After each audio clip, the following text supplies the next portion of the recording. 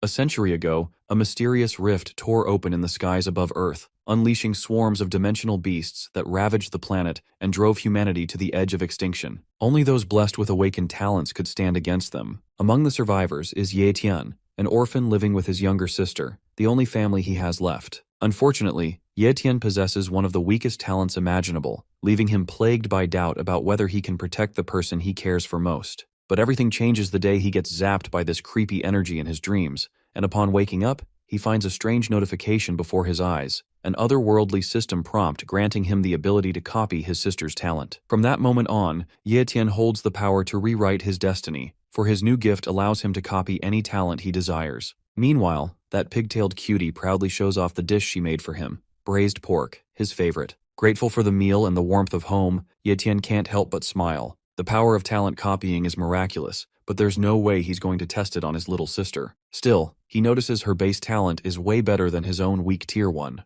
Ye Yu's frost talent is extremely rare, and once it awakens, he's sure she'll absolutely dominate her opponents. He silently hopes their parents can rest easy now. Later, Ye Tian throws on a hoodie and heads out for a walk, ready to test his new ability. Activating his talent sensor, he finds the range is only about 3 meters for now. In a crowd full of low-tier talents, that tiny radius feels frustrating. He's hoping to spot at least a mid-tier talent, but all he's picking up are unimpressive ones. Still, he's also considering checking out the academy soon. Even if he awakened with a low-tier talent, this copying ability might completely change the game for him. One thing's for sure, Ye Tian is set on joining an academy that doesn't judge students based on talent evaluations. That thought sparks an idea, and he decides to apply to Linhai Best 5th Academy. As he walks toward the campus, he sees plenty of students with mid-tier talents passing by, all belonging to this very academy. But Ye Tian doesn't feel discouraged. Deep down, he's confident that his copy talent will take him to heights they haven't even dreamed of achieving. He knows he's going to get stronger, way stronger, in the days to come. 10 days later, at Linhai Base 5th Academy, inside Martial Stadium No. 3,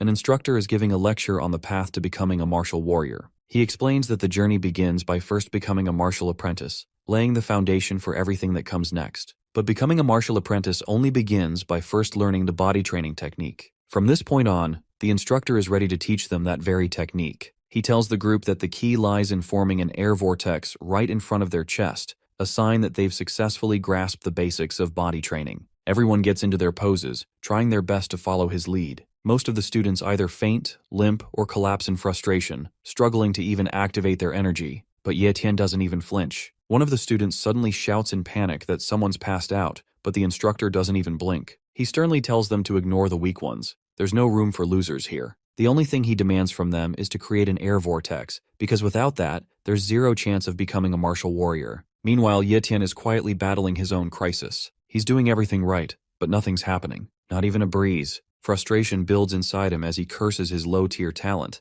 blaming it for his failure to produce even a puff of air. Just as the instructor's patience wears thin, he snaps and calls this class the worst he's ever taught. Everyone's collapsed on the ground, everyone except Ye Tian, who's still standing, even if barely. The instructor scoffs and says he hopes these losers start following the example of Chen Dong and crank up their motivation instead of acting like a bunch of lazy idiots. Later, Ye Tian turns to Zhang Bao and asks who this Chen Dong guy is. Zhang grins and spills the details. Chen Dong is the real deal, not your average student. It took him only half a month to earn his spot as a martial apprentice, and he was so impressive that even the principal took him in for personal discipline. Ye Tian figures Chen Dong must have a way higher tier talent. Then Zhang proudly shows off Chen Dong's autograph, saying that when Chen Dong hits the top, that signature alone could pay his rent for a few months. Ye Tian is left speechless while Pigface stands there puffing out his chest with pride. Suddenly, a wave of excitement breaks out as every student around starts jumping with joy, thrilled to see Chen Dong walking this way. Now the whole crowd is dying for his autograph, and Zhang bolts ahead at full speed, ready to shove everyone out of the way just to score another one.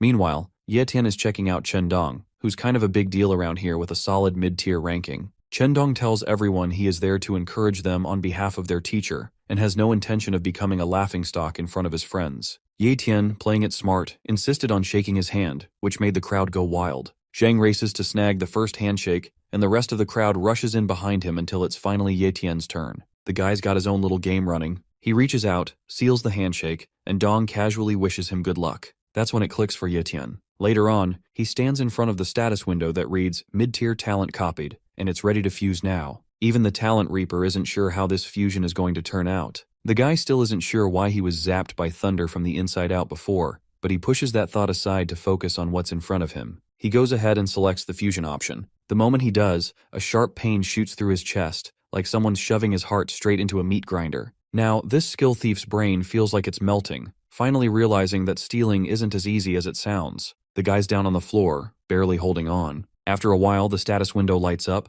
confirming that his cultivation talent has successfully upgraded to mid-tier. Painful as it was, the Reaper figures it's worth it, trading all that agony for a fresh start and a brand new version of himself. Also, the copy talent cooldown is just 30 days. He figures he can keep copying talents again once the time's up, which works out perfectly for him. Now he shifts gears to try out the body training technique. After getting into position, he gives it another go, and right in front of his eyes, a tiny tornado starts to form. Everything flows so smoothly now that he's rocking a mid-tier talent. With this, he starts to see the bigger picture, and becoming an elite martial warrior doesn't seem so far-fetched anymore. In fact, reaching the level of a great martial warrior actually feels possible. A month later, under the light of the moon, a vicious wolf is leaping from rooftop to rooftop. At the same time, a father and daughter are out making dinner plans. Meanwhile, Ye Tian is now a martial apprentice with a long road ahead before he can call himself a true martial warrior. With Chen Dong getting personal training from the principal, Ye Tian figures that guy must be leveling up way faster than he is. In the blink of an eye, the lantern the father is carrying crashes to the ground as the savage wolf pounces on him and kills him instantly. The little girl's cry cuts straight through the silence,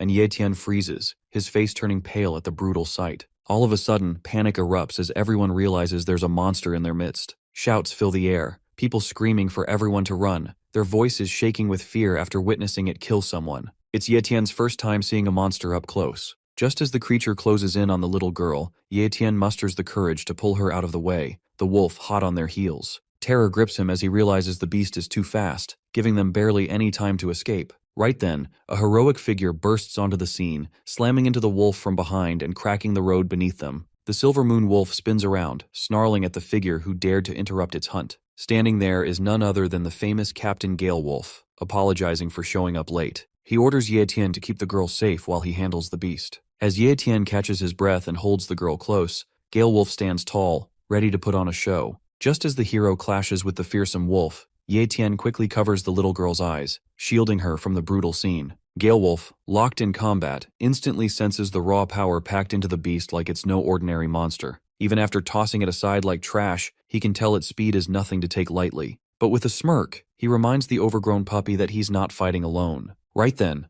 3 of his teammates drop out of the sky like thunder, landing beside him, ready to finish what he started. As Gale Wolf makes his move, his teammates charge in to back him up, striking the beast deep with their blades. For a moment, they wonder if the pup's finally down for good. But then, the monster lets out a bone-chilling scream, a red aura oozing from its body like steam off boiling blood. One look and the guy knows what's coming. It's entering bloodburst mode. He warns the others to stay sharp because things are about to get a whole lot worse. One of his lackeys rushes over to check on the captain, who's holding up just fine for now. But then, they all spot Wolfie trying to make a break for it, slipping into the shadows. Gale Wolf narrows his eyes, already on the move. There's no way he's letting this pup walk out of here alive. Out of the blue, a surge of purple mana floods the air as a girl drops in right on time, her bow already drawn. Gale Wolf flashes a grin. He'd been waiting for this pretty archer to show up. Then, she loses her arrow, and it whistles through the air, landing clean in the Silver Moon Wolf's neck. Just like that, the beast collapses to the ground, dead on the spot. Gale Wolf laughs out loud, saying the beast is still way too weak to pick a fight with their squad.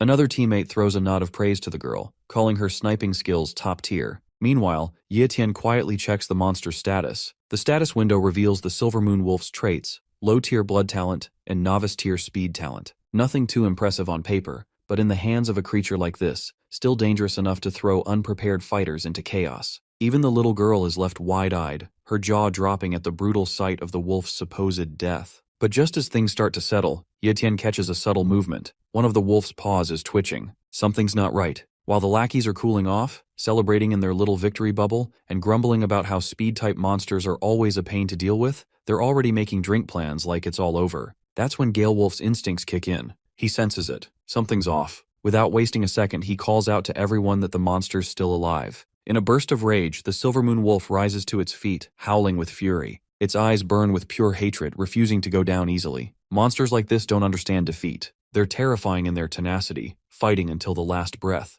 Gale Wolf's team stands ready, waiting for orders, but the captain steps forward. He tells them to stand down. This weak puppy is his to finish. Right then, the big guy turns to Ye Tian and warns him to clear out, saying the area is still dangerous. But Ye Tian's too spaced out to react. Gale Wolf shouts at him to get the heck out, but the Talent Reaper sees this as the perfect chance to give his power a real test drive. Without hesitation, he marches straight toward the beast, ignoring every warning. He slams his fist into the Silver Moon Wolf, and in the next second, the status window pops up, saying talent copied. Ye Tian leaps back, only to land right on the wolf's body. The window keeps flashing over and over, repeating the same message. With both hands, this skill thief presses into the monster, sending shockwaves of energy through it, lighting the beast up from the inside. As he keeps copying its talents, Ye Tian starts to enjoy the slaughter, throwing punch after punch into the corpse. Finally, Gale Wolf steps in and snaps him out of it, reminding him that the beast's already long dead. Ye Tian, still gripping the wolf, knows for sure the creature is dead. But what matters most to him is that the talent has been successfully copied. Just then, Gale Wolf steps up and begins assigning cleanup duties to his team. He orders 3 of his subordinates to handle the removal of both the fallen man and the Silver Moon Wolf's corpse, while the archer is tasked with looking after the little girl. As they prepare to leave, Gale Wolf turns to Ye Tian and tells him he hopes to see him again, as a member of his squad, once Ye Tian reaches the rank of martial warrior. The thought fills Ye Tian with excitement, already looking forward to the day he's strong enough to earn that spot. Later, when he gets home, the first thing he does is wash the blood off his face, careful not to let his sister see any signs of what happened. If Ye Yu saw him like that, she'd probably worry herself sick. After cleaning up, he steps out of the bathroom and walks through the quiet house, only to find Ye Yu fast asleep on her bed, snoring softly like a baby. In her sleep, she mumbles, "Big bro," and it brings a quiet smile to his face. Then, stepping outside into the calm night, Ye Tian finally lets the weight of the day settle in. It hits him that this is the first day he has ever faced a real monster. Not to mention, the beast wasn't just a little stronger, it was 100 times more powerful and terrifying than the monsters from the stories he grew up hearing. As he gently tucks Ye Yu in, making sure she's warm and safe, a quiet resolve builds inside him. He knows he has to reach the status of martial warrior soon, because one day, he might be the only one standing between his sister and a nightmare like that. Now, his mind starts spinning with a wild thought, wondering if it's possible to merge monster talents into a human body. On the bed, he stares at the status window hovering in front of him, eyes locked on the details of the monster's talents. He knows deep down this fusion could be life-threatening, maybe even more painful than the last one. But the need to grow stronger burns brighter than any fear. If it means protecting the ones he holds dear, especially his sister, then he's ready to face whatever it takes, no matter how brutal the path gets. For the speed talent, Ye Tian braces himself. He shoves a cloth into his mouth, ready to bite down and endure whatever pain comes with it. As soon as he initiates the fusion process, the agony hits like a storm. It floods through his body, sharp and relentless, each wave feeling like his muscles and bones are being torn apart piece by piece. He grits his teeth, holding on, as if his very being is on the verge of shattering. In the middle of this brutal fusion process, a sharp crack echoes through the room, and his leg fractures instantly. The pain shoots up like fire. He stares at his leg, panic creeping in. He questions whether the talent copying failed. Doubt hits him hard, and for a second, he wonders if pushing his limits was a mistake after all. His head spins and his body feels like it's slipping away. This skill thief knows he's done for. The thought of calling out to Ye Yu crosses his mind, but before he can even speak, the darkness swallows him whole. The next morning he wakes with a jolt, heart pounding, still shaken to the core. The first thing he does is check his leg and sees no fractures or bruises. Everything looks perfectly fine. He has no idea what happened during the night, but whatever it was, it gave him a serious upgrade. His body feels lighter. He quickly pulls up the status window. It confirms everything. Ye Tian, holding a mid-tier cultivation talent, now also has a novice-tier speed talent. The talent copying was a success. Later, in a grove at the 5th Academy, Ye Tian is all smiles, bounding through the forest like Tarzan, jumping off trees and landing with ease. He's bursting with energy, feeling like a brand new version of himself. As he tests out his new talent, a single leaf drifts down through the air, and with perfect timing, Ye Tian catches it without even trying. No doubt the swiftness of a Silver Moon Wolf is just awesome. After that, Ye Tian gets into a position to practice the body training technique. He figures his speed now might be on par with that of a martial warrior, but his overall strength is still seriously lacking. It would be great if he could find a way to boost his cultivation speed. Out of nowhere, Zhang calls out to him, spotting Ye Tian training in the grove. He walks over, pats this talent reaper on the shoulder, and immediately notices the difference. Ye Tian feels solid now, like a pretty sturdy guy. Zhang bets he's already broken through the martial apprentice stage. Then he gets bold and asks if Ye Tian's looking for a way to get even stronger, suggesting he try drinking monster blood. This weirdo casually admits that he started improving way faster than before after doing it himself. At first, Ye Tian doesn't believe a word of it, but now he's genuinely shocked to hear that monster blood actually holds that much power. Tian feels a bit bitter about missing the chance to get the Silver Moon Wolf's blood when he had it right in front of him. But then, the weirdo Zhang grins and says he might know a way to get his hands on some monster blood, if Tian's interested. Of course, Tian wouldn't mind hearing more. That's when Zhang spills the details. Apparently, the higher-ups at their Linhai base have opened a new wild zone just outside the city. It's been set up as an exam area for the 5 major academies, and the prize for passing the exam is none other than monster blood. Tian asks about the danger level of this wild zone, and Zhang casually says it's pretty low. Most of the monsters have already been cleared out, except for a few leftover descendants, the weaker ones. Tian figures it's worth a try. Zhang immediately tries to rope Tian into joining his squad for the exam. Tian's face goes blank, practically frozen, like he's been hit with a facial paralysis spell, clearly having a hard time accepting the offer. Zhang whines that he only shared this top-secret info because they're good friends.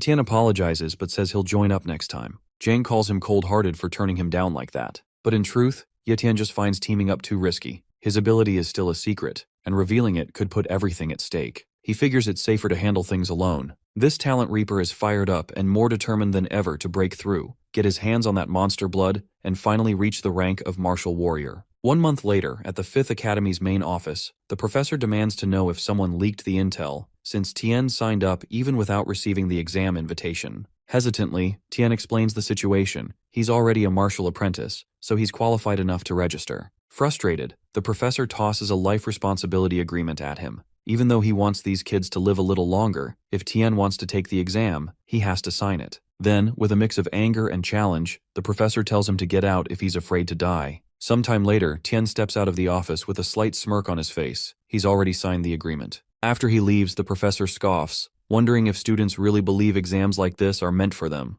With a smirk of his own, he mutters that Tian will come to regret this. The next morning, Yu wakes up and calls out for her brother, but the smell of delicious food pulls her toward the breakfast table, where everything's already prepared. She finds a note from Tian saying he'll be back in 3 days because his school has an event. Reading it, Yu wonders what kind of event takes that long and silently hopes for her brother's safety. When Tian arrives at the location, the students from the 5th Academy are buzzing with excitement. There are so many students from all 5 major academies. Meanwhile, Mo Xiaobei, flanked by his bodyguard from the 1st Academy, throws a disdainful glance at the 5th Academy students, calling them scum from the Garbage Academy. His bodyguard playfully suggests he should hunt the monsters and the humans too, just to wipe out the weaklings. Zhang Bao points at Mo Xiaobei and tells Tian that he's one of the strongest from the younger generation of the Mo family. Knowing how arrogant political families can be, Tian quickly figures out that Xiaobei is just another ego-driven guy. Suddenly, a guy with his sword still sheathed walks straight into the 1st Academy's camp, eyes locked on Mo Xiaobei with fierce determination.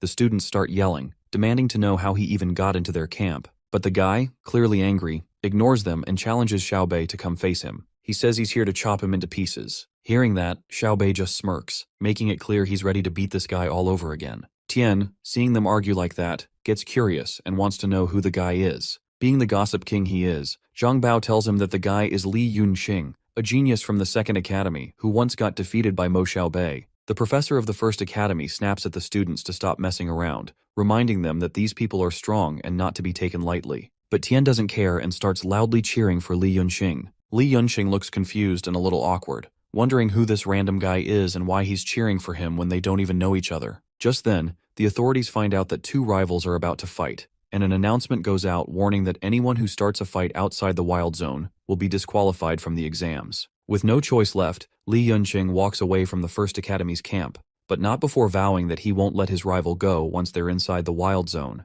Xiaobei just laughs and says nothing, clearly amused. On the other hand, Li Yunxing walks up to Tian, praising him for having the guts to cheer him on and asking for his name. When Tian introduces himself, he also takes the chance to observe Li Yunxing's talents, noticing that he has a low-tier cultivation talent and a mid-tier sword talent, which Tian finds pretty decent. Tian, extending his hand, offers a friendly gesture of support, encouraging Li Yunxing to give it his all and aim to surpass Mo Xiaobei in the upcoming Wild Zone exam. Li Yunxing, surprised, shakes his hand and wishes him luck too. What Li Yunxing doesn't know is that it was actually a clever move by Tian, who used the handshake to secretly copy Li Yunxing's sword talent. The moment the announcement is made that the exam has started, the students from the 1st Academy are called to enter the Wild Zone. Without hesitation, they all rush in. Meanwhile, Li Yunxing heads off to find his team, annoyed that the students have to enter based on their academy's order. As soon as he leaves, Tian hurries to a hidden spot where he can safely fuse the copied talent. When he begins the fusion, a powerful surge of energy runs through his body, causing intense pain. Even though he's gone through this 2 or 3 times before, he's still not completely used to it, though he's getting better at handling the pain. Once the sword talent is fully fused, a strong electric wave bursts out around him. To test the new power, Tien slashes at the nearby trees that have been growing for years, and with a single strike, he cuts them down, leaving him stunned and amazed. His status window updates right after, now showing a mid-tier cultivation talent, a novice-tier speed talent, and a mid-tier sword talent. After a while, an announcement is made that the first 4 academies have entered the Wild Zone, and finally, it's time for the 5th Academy. The students of the 5th Academy, including Zhang Bao and Tian, step forward with confidence, ready to face whatever comes next. Upon entering the Wild Zone, all the students scatter in different directions. Tian moves alone along a path, staying alert and cautious. Suddenly, he senses something trailing behind him. Without wasting a second, he spins around and sees a giant snake rushing toward him. Tian leaps high into the air and in the blink of an eye, strikes the monster down with his sword. The snake crashes to the ground lifeless.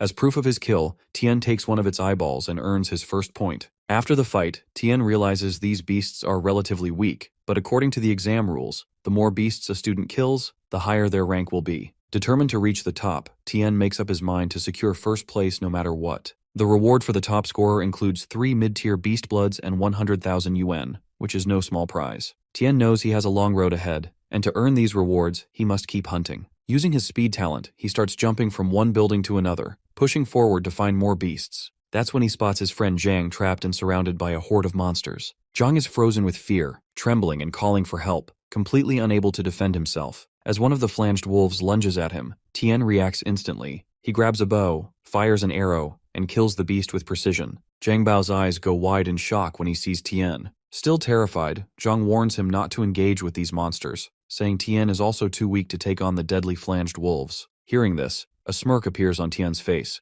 and with the combined force of his speed and sword talents, he moves like a blur around the beasts, slicing them in half within seconds. Once all the monsters are down, Tian stands calmly in the middle of their lifeless bodies, unfazed. Meanwhile, Zhang stands frozen, too stunned to say a word, struggling to believe what he just witnessed. Everything feels unreal to him. After finishing off the monsters, Tian uses his sword to pull out the fang of the flanged wolf, then glances at Zhang to see if he's okay with him keeping it. But Zhang has no say in it. Tian's the one who killed them, so it's only fair he keeps the reward. Noticing how exhausted Zhang looks, Tian asks if he's really planning to keep going in this condition. But Zhang has already made up his mind. He's done with the exam, saying it's way too dangerous, and he's just lucky to have survived without getting hurt. All his teammates are badly injured, so his priority now is to get them out safely. Before Tian takes off again, Zhang warns him about a rumor going around, the presence of a pseudo-beast in the Wild Zone. Tian doesn't know anything about it, so Zhang explains that he heard a group from the First Academy is hunting a giant spotted snake over 10 meters long.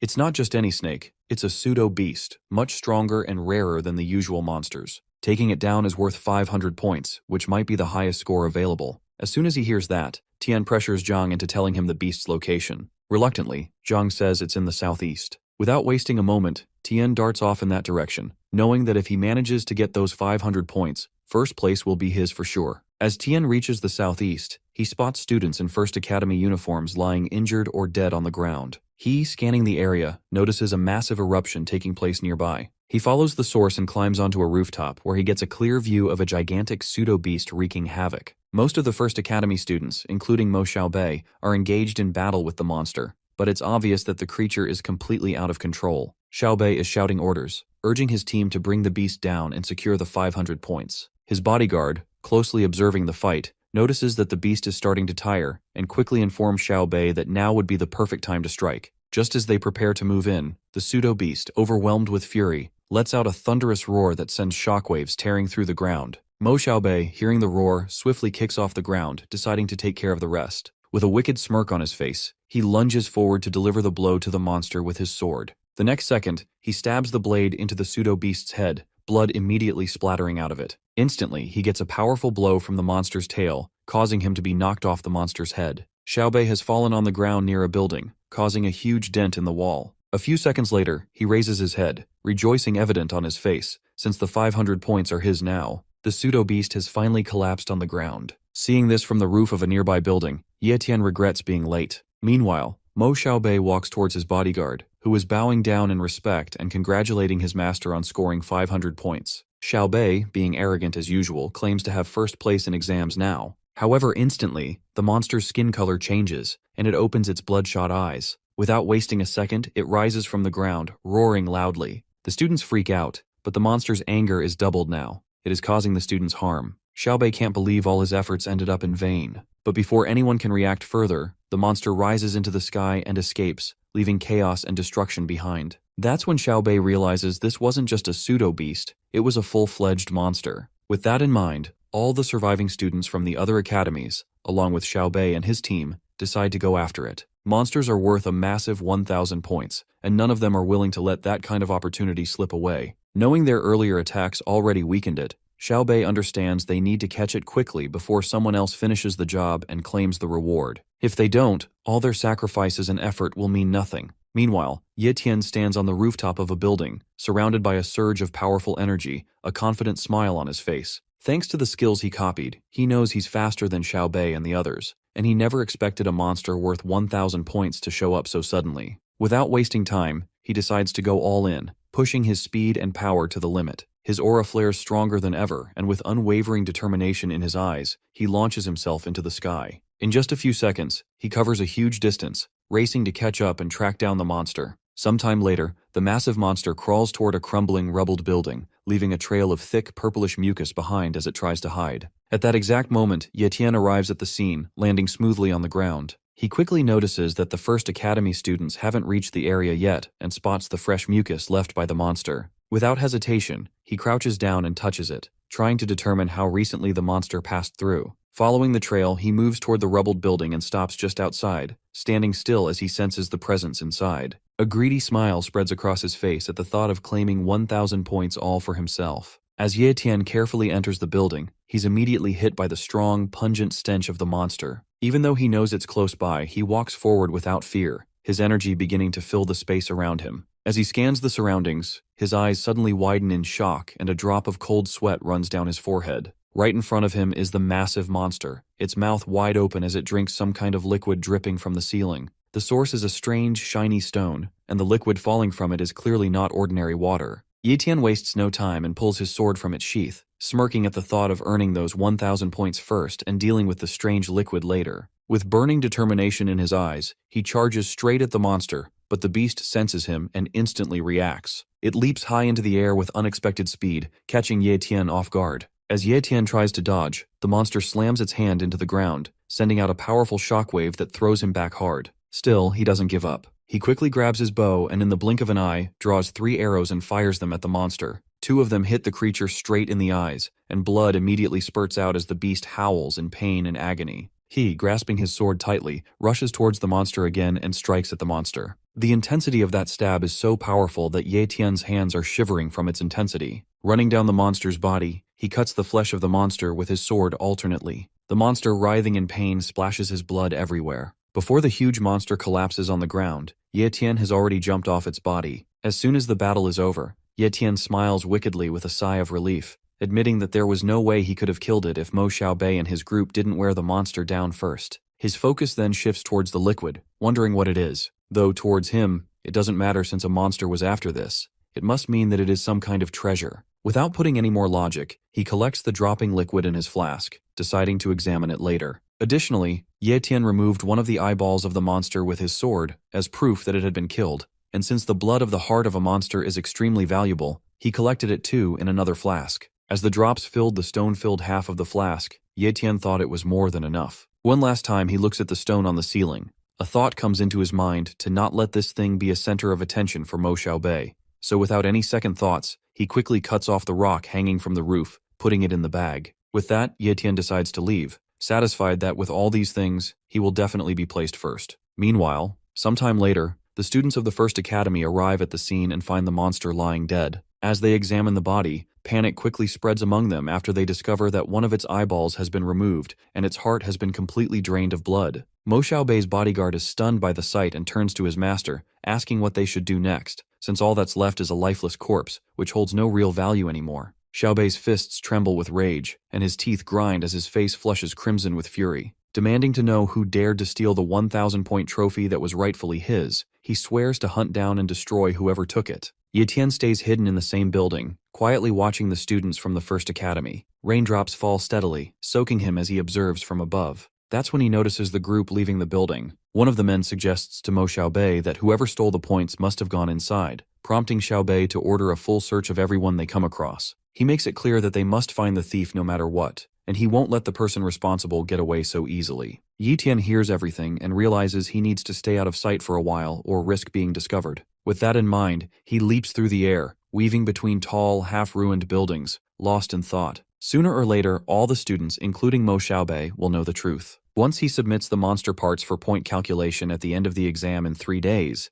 it will be clear that he was the one who defeated the monster worth 1,000 points. Until then, he decides to stay low and focus on getting even stronger. Just then, Ye Tian spots a place that looks safer for shelter and lands there. He opens his bag and studies the monster's blood, wondering how much stronger he might become by drinking it. Without a second thought, he gulps it down. The taste is absolutely disgusting, but for Ye Tian, gaining strength to protect his sister is worth any price. As he thinks about her, far away at her school, Ye Yu wonders how her brother is doing. Back with Ye Tian, a powerful surge of energy surrounds him, and his cultivation speed begins to rise almost 4 times faster than normal. That's when he realizes why Chendong and the others were growing stronger so quickly. With just 2.5 days left, he knows he must cultivate as hard as he can. 3 days later, the examiner from the academy starts recording everyone's points. Li Yunxing steps up confidently, a proud look on his face, and asks the examiner to announce his score. He has 195 points, which he considers a solid result. Many students are impressed, nodding in approval, until Mo Xiaobei and his bodyguard arrive. With a smug grin, Xiaobei mocks the others for celebrating such low scores. Then, with a wicked smile, he hands his bag to the examiner. The entire arena erupts in chaos when the examiner announces his total 427 points. Lin Yunxing, filled with jealousy, accuses Mo Xiaobei of stealing points, but the other students are clearly impressed and begin congratulating him for having the highest score so far. However, Xiaobei's expression darkens as he admits that the true highest score should be 1,000. Since no one else has shown up with that number, the examiner concludes that anyone who hasn't returned by now is most likely dead, and based on that, Mo Xiaobei should be awarded first place in the exam. Just as the decision seems final, a sound of footsteps echoes through the area, catching everyone's attention. The students and the examiner all turn toward the source, and from a distance they spot a shadowy figure approaching. Curiosity fills the air as they watch closely, eager to find out who this mysterious student really is. The student turns out to be none other than Ye Tian. He walks up confidently to the examiner and hands over his bag, which contains the monster's eyeballs. The examiner, clearly stunned, loudly announces Ye Tian's score, 1,163, declaring him the top scorer in this year's practical exam. His rewards include 3 bottles of monster blood and 100,000 wen in cash. Ye Tian's friends cheer for him with excitement, while Li Yunxing stands there in disbelief, wondering how this kid managed to pull off such a victory. Meanwhile, Mo Xiaobei grits his teeth, realizing he has been publicly overshadowed. What stings even more is finding out the person who beat him is from the 5th Academy. With quiet fury in his eyes, he signals his bodyguard to dig up everything there is to know about Ye Tian. Despite the tension, Zhang Bao beams with pride, flexing in front of the 1st Academy students and bragging that his friend just did something legendary. On the other hand, the professor of the 5th Academy doesn't share the same joy. He looks concerned, knowing Ye Tian has now offended a family as powerful as the Mo clan, and fears that this victory might cost him his life. Later on, the top 3 participants, Ye Tian, Xiaobei, and Lin Yunxing, finish getting their photos taken, officially marking the end of the practical examination, followed by the prize distribution. As they stand together on the podium, Xiaobei throws a backhanded compliment at Ye Tian, praising him for having the guts to steal from him. But before the tension escalates, Lin Yunxing steps in and defends Ye Tian, pointing out that just like Xiaobei, Ye Tian earned his points through his own skill. Still clinging to his pride, Xiaobei claims he's the strongest, prompting Ye Tian to challenge him right then and there to a fight whenever he's ready, so they can settle who truly deserves that title. Ye Tian knows that once you're targeted by someone powerful or politically connected, there's no running away. The only option is to become strong enough that they won't dare challenge you again. Fast forward 3 days, Ye Tian finally returns home. Ye Yu immediately rushes to hug him and checks if he's hurt. She's relieved to see he's okay. Ye Tian then surprises her with a large sum of money, telling her it's for her education and living expenses. Their playful moment is interrupted when he pulls out a mysterious book, the Illustrated Book of Treasures. Ye Yu eagerly sits beside him as they flip through its pages together, and that's when Ye Tian spots an image of the very same stone he saw on the ceiling during his hunt. It's called the Terracore Elixir, a rare substance known to boost a person's natural talent for cultivation, though it only works for those with low or mid-level abilities. Interestingly, the book also mentions that even rarer terramordial stones, which can enhance high-level talents as well, are sometimes found nearby. This makes Ye Tian realize that the monster must have used the terracore elixir to grow stronger, and now he's accidentally taken this incredibly rare treasure without even knowing its true value. His thoughts are interrupted when Ye Yu hands him the terracore elixir, now stored in a small flask. But Ye Tian no longer needs it, so he simply smirks and tells Ye Yu to drink it instead, saying it's her turn to become stronger. Ye Yu is completely shocked. Both siblings are sitting in the lounge, but none of this makes sense to her. She refuses to drink the elixir, arguing that she hasn't even awakened her talent yet, and it might end up being wasted. When they check her status window, it shows cultivation talent as low tier, and her first talent as novice tier, still unawakened. Since her talent is low tier, there should definitely be some improvement after drinking the terracore elixir, though Ye Tian has no idea how big that improvement might be. Still, Ye Yu suggests they sell it instead, saying that something this valuable would fetch a huge price. Ignoring what he calls her dumb suggestion,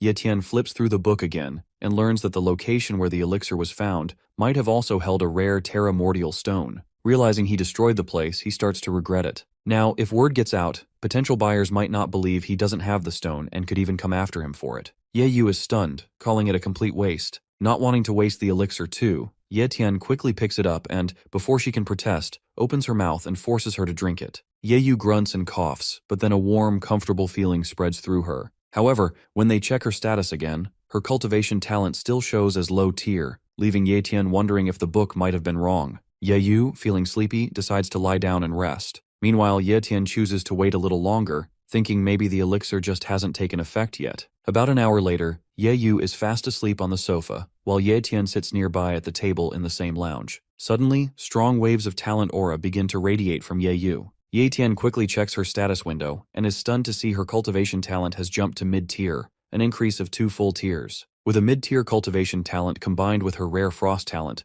Ye Tian is certain that Ye Yu has the potential to become a top-ranking martial warrior in the future. That realization sharpens his own determination. Thinking of Xiao Bei, he silently dares him to bring it on, because Ye Tian refuses to ever lose to him. Later, back in his room, Ye Tian is drinking the monster's blood again, which tastes worse than anything he's ever had. Worse than shit, even. But to offset the horrible flavor, he munches on peanuts while wondering just how much this will improve his cultivation speed. To his surprise, the speed is now increasing at 8 times the normal rate. He's amazed at how effective mid-rank monster blood really is. If he had enough of it, he's confident he could break through to the martial warrior realm within a month. Unfortunately, he only has 2 bottles left, which leaves him wondering what his next move should be. 10 days later, deep in the woods of the 5th Academy, Ye Tian is calmly meditating, his powers quietly circulating, when Zhang Bao comes rushing toward him in a panic. Out of breath and full of fear, Zhang tells him that Mo Xiaobei has gone into seclusion and is trying to break through to the martial warrior realm. Zhang is shocked to see that Ye Tian doesn't even flinch. Instead of being worried,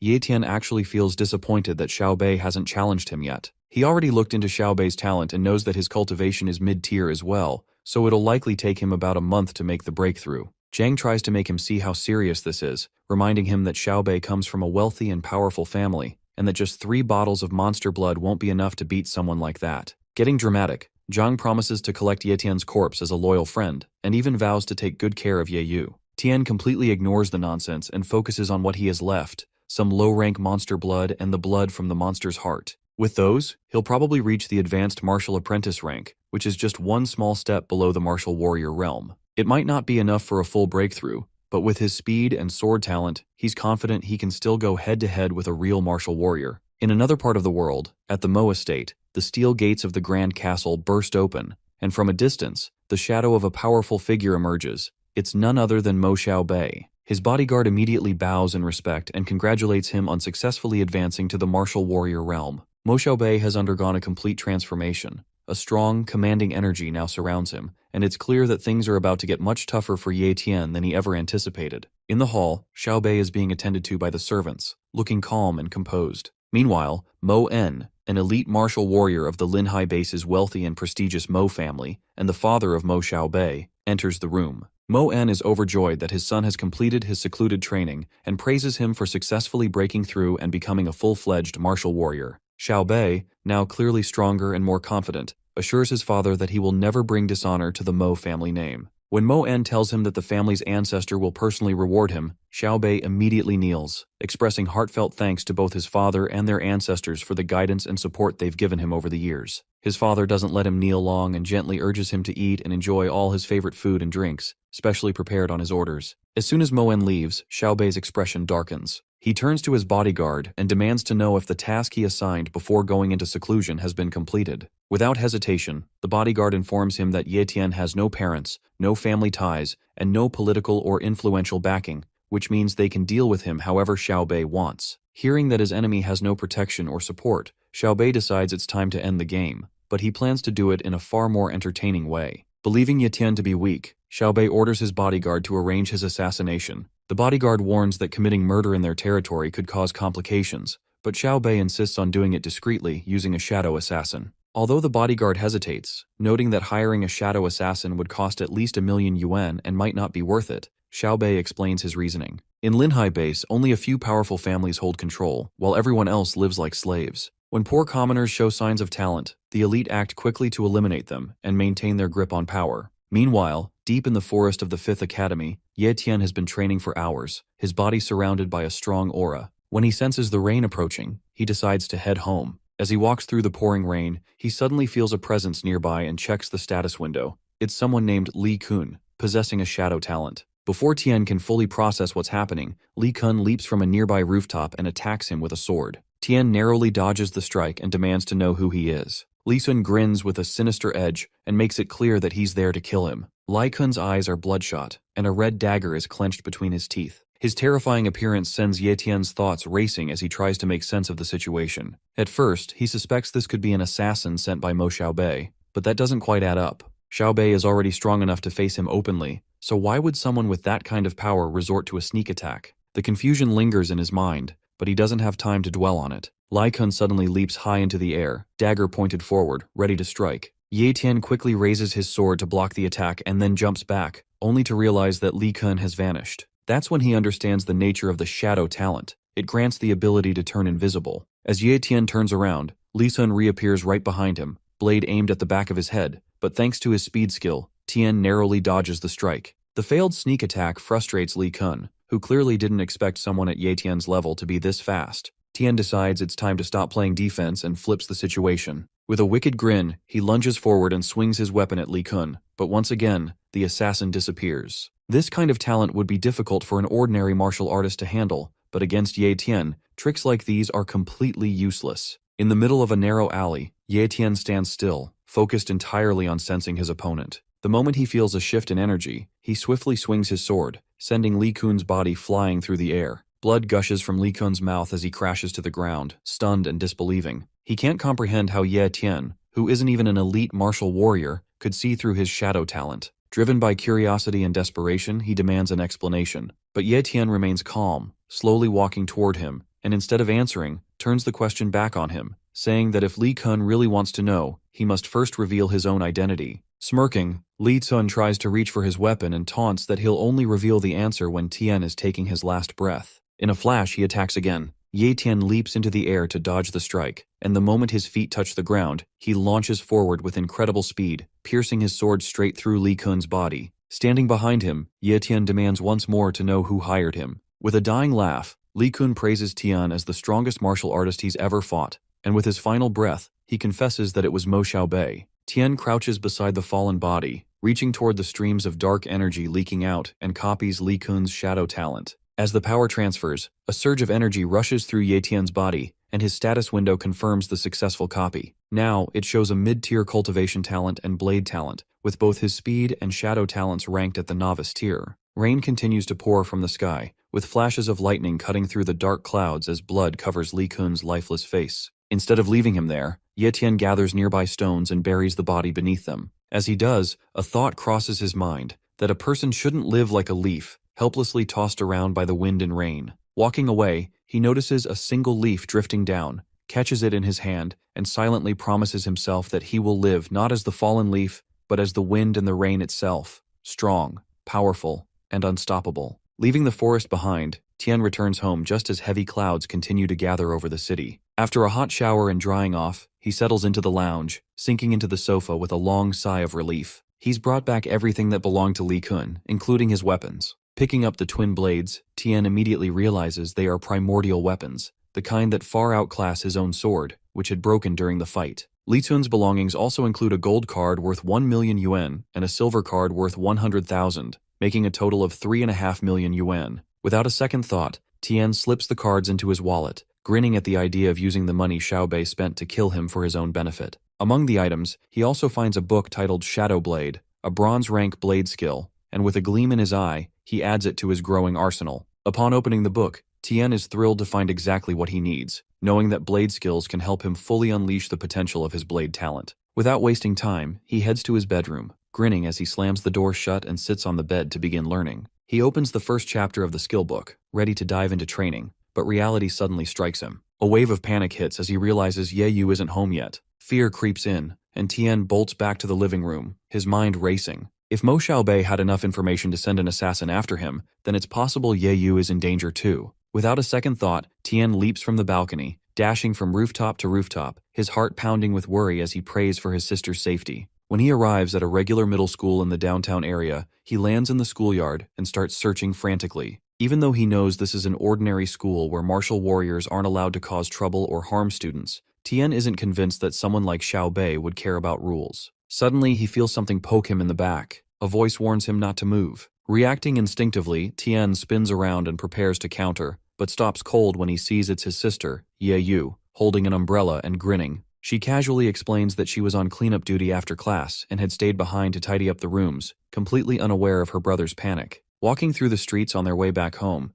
Ye Yu notices her brother completely soaked, barefoot, and without an umbrella. Concerned, she asks him what happened, but instead of telling her the truth, Tian brushes it off with a vague excuse. As they continue walking along the sidewalk, a sleek black-tinted car idles by the roadside. Inside, Mo Xiaobei sits silently, gritting his teeth in frustration, his eyes locked on Tian. He can't understand why his target is still alive and unharmed, and the sight of Ye Tian walking casually beside his sister only fuels his rage. On their way back home, the siblings stop by a sausage shop, and as soon as their order is ready, they enjoy the weather while strolling along the busy street. Tian casually asks Ye Yu what she'd like for dinner, mentioning that he'll be cooking tonight. After thinking for a moment, she requests his signature dish, boiled meat slices. Meanwhile, the same black-tinted car from earlier is still following them, but this time Tian notices it and realizes they're being stalked. Without letting Ye Yu suspect anything, they safely return to their apartment, though Tian keeps an eye on the car still parked outside. Inside, Ye Yu calls him to help set the table for dinner. 3 days pass, the sky's clear, but the stalking continues. Ye Yu is back in class, fully focused on her studies, while Tian watches over her from a nearby rooftop, determined to protect her. That same black-tinted car is parked outside her school, and the thought of his enemy targeting his sister fills him with anger.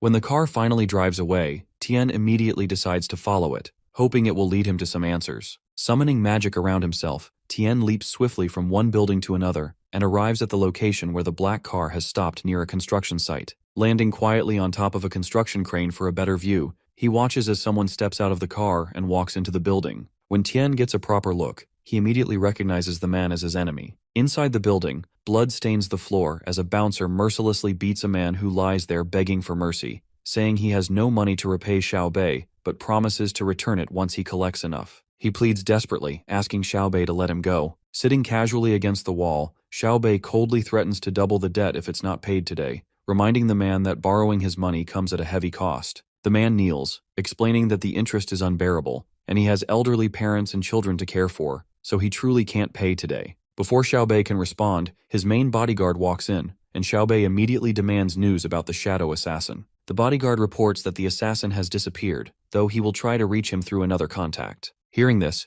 Tian now has full confirmation that Xiao Bei was behind the assassination attempt. Meanwhile, Xiao Bei's frustration boils over, and he kicks the poor man until he dies. Showing no remorse, he orders one of his men to dispose of the body. He then asks his bodyguard if he has figured out how to deal with Tian's sister. Bowing his head slightly, the bodyguard informs him that he plans to hand the task to a friend who has just been released from prison. As Xiao Bei walks toward the bodyguard, his frustration boils over. He admits that trusting others was his mistake, and now he'll handle everything himself. Without another word, he throws a punch that knocks the bodyguard to the ground instantly, coldly calling it punishment for failing his duty. Seizing the moment, Tian summons his primordial weapon and launches himself forward to strike Xiao Bei from behind. Just in time, Xiao Bei turns around, and for a split second, fear flashes across his face. A streak of the blade slices through the air. Although Xiaobei dodges slightly to the side, blood bursts from the cut as Tian's blade finds its mark. Tian stands firm, a wicked grin stretching across his face. The body hits the ground, and the remaining guards gather around in shock, realizing their master has been killed. Frowning, Xiaobei's closest bodyguard assumes the killer used the shadow assassin's skill to hide the body and suspects it might be Li Kun.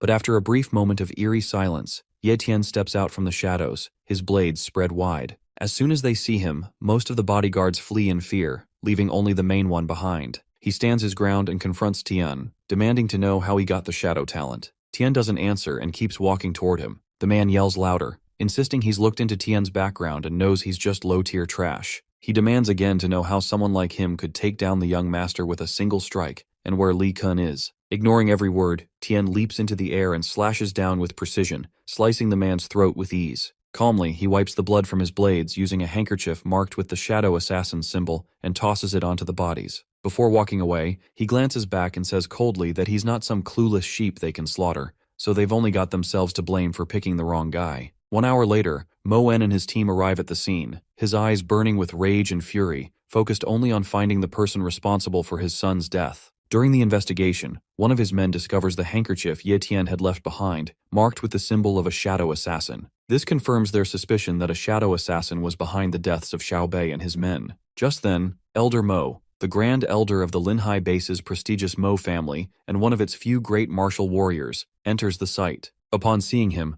Mo En falls to his knees, sobbing and wailing over the loss of his son, the prodigy of the Mo family. In contrast, Elder Mo remains calm and composed, asking Mo En to stand and speak properly. But Mo En, overwhelmed by grief, continues crying, unable to compose himself. He mourns that his son had the potential to become a truly great martial warrior, perhaps the one who would have elevated their family to a new level of greatness. Struggling through his sorrow, he informs the Grand Elder that Xiaobei had just broken through to the martial warrior realm and recently attended his celebratory banquet, only to meet such a brutal end. The Grand Elder agrees that Xiaobei had immense potential and could have become the second great martial warrior in the family after him, acknowledging that this tragedy has completely shifted the course of their family's future. That being said, Mo En hands the Grand Elder the handkerchief found at the crime scene, begging him not to let his son's murder go in vain and to avenge Xiaobei. As the Grand Elder examines the handkerchief, he immediately recognizes that it belongs to a shadow assassin and assumes that one of the families who hold grudges against them must be behind it, as only they would have the means and motive to discreetly hire such a dangerous killer to eliminate someone so influential. However, as he lifts the handkerchief for a closer look, his eyes narrow in surprise, he spots faint traces of iron fang, a detail that instantly startles him. Back at school, Zhang Bao is ranting to Tian about the strength of the Iron Fang base, which is evidently stronger than their Linhai base. He briefly explains that the Mo family's Grand Elder suspects there are families in the Linhai base secretly colluding with the Iron Fang base, possibly aiming to eliminate the younger generation's elites, and then take over the entire Linhai base. Lowering his voice, Zhang Bao adds that he even heard Mo Xiaobei was killed right after breaking through to the martial warrior realm. Hearing this, Tian keeps a calm expression, hiding the grin that threatens to appear, relieved that no one is suspecting him of the crime. At the same time, Zhang calls Tian lucky for not getting killed, since Xiaobei had planned to take care of him once he became a martial warrior. Silently listening, Tian falls into thought, remembering that he was the one who planted Li Kun's handkerchief at the crime scene, the one marked with the word shadow, to steer suspicion away from himself. But he never expected the Grand Elder to find the Iron Fang base's symbol on that same piece of cloth. Now Tian isn't sure if he accidentally exposed a hidden plot from Iron Fang or if the old man is twisting things for his own political gain. The next morning at 4, Tian wakes up and gets ready for training. Just as he's about to leave, his sister Ye Yu stops him, worried and asking where he's going so early. Tian tells her he's heading to the Wild Zone to train. He needs to grow stronger as quickly as possible. Ye Yu frowns, upset that he just returned a few days ago and is already leaving again. Before he can step out, she runs up and hugs him from behind, and Tian gently promises that he'll be back soon. Upon arriving at the Wild Zone, Tian scans the area carefully. Rumors say that high-level monsters roam here, but with his current strength, he knows better than to venture too deep. For now, he sticks to the outer edge, where the lower-level monsters lurk, playing it safe while still pushing himself to grow stronger. With a determined grin, Tian tells himself that this time, he'll become a martial warrior no matter what. Just as he begins his hunt, the ground suddenly starts to shake,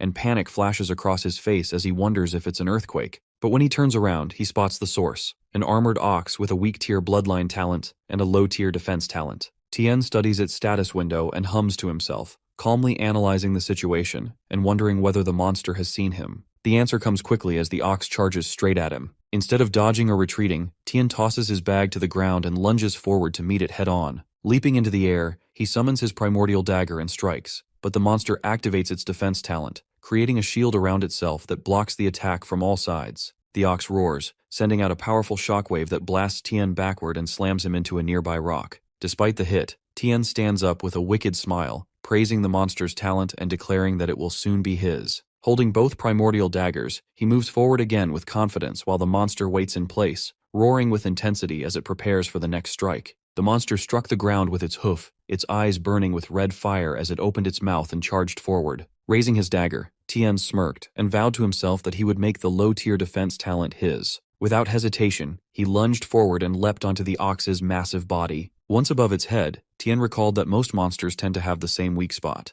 Gripping his weapons tightly, he drove the daggers into the protective field around the ox. He poured all his strength into breaking through, but the barrier held firm. Then, his dagger struck the same point again, and a crack appeared in the shield, but the dagger shattered in the process. Tian hadn't expected a monster with a low-tier defense talent to be this tough. Just as he refocused on the ox, it swung its fist and sent him flying. Gritting his teeth, Tian tried to regain control, but he was hurled into a cluster of rocks, raising a cloud of dust around him. Still, he refused to give up. Clutching his other dagger, he stood up with even more determination to claim the talent. The more pain he felt, the more he desired the ability. Suddenly, a notification popped up in front of him, revealing that the talent copying cooldown was 16 days. Ignoring the detail for now, Tian picked up one of the broken daggers and reflected. Judging by its abilities, the armored ox should fall somewhere between the silver moon wolf and the viper. Since the ox had a large body, if he could pinpoint its weak spot and launch precise surprise attacks, he knew he still had a real shot at victory. Using the shadow talent, Tian darts forward, circling the monster several times. The tip of his dagger strikes the protective barrier repeatedly, but it still can't pierce through.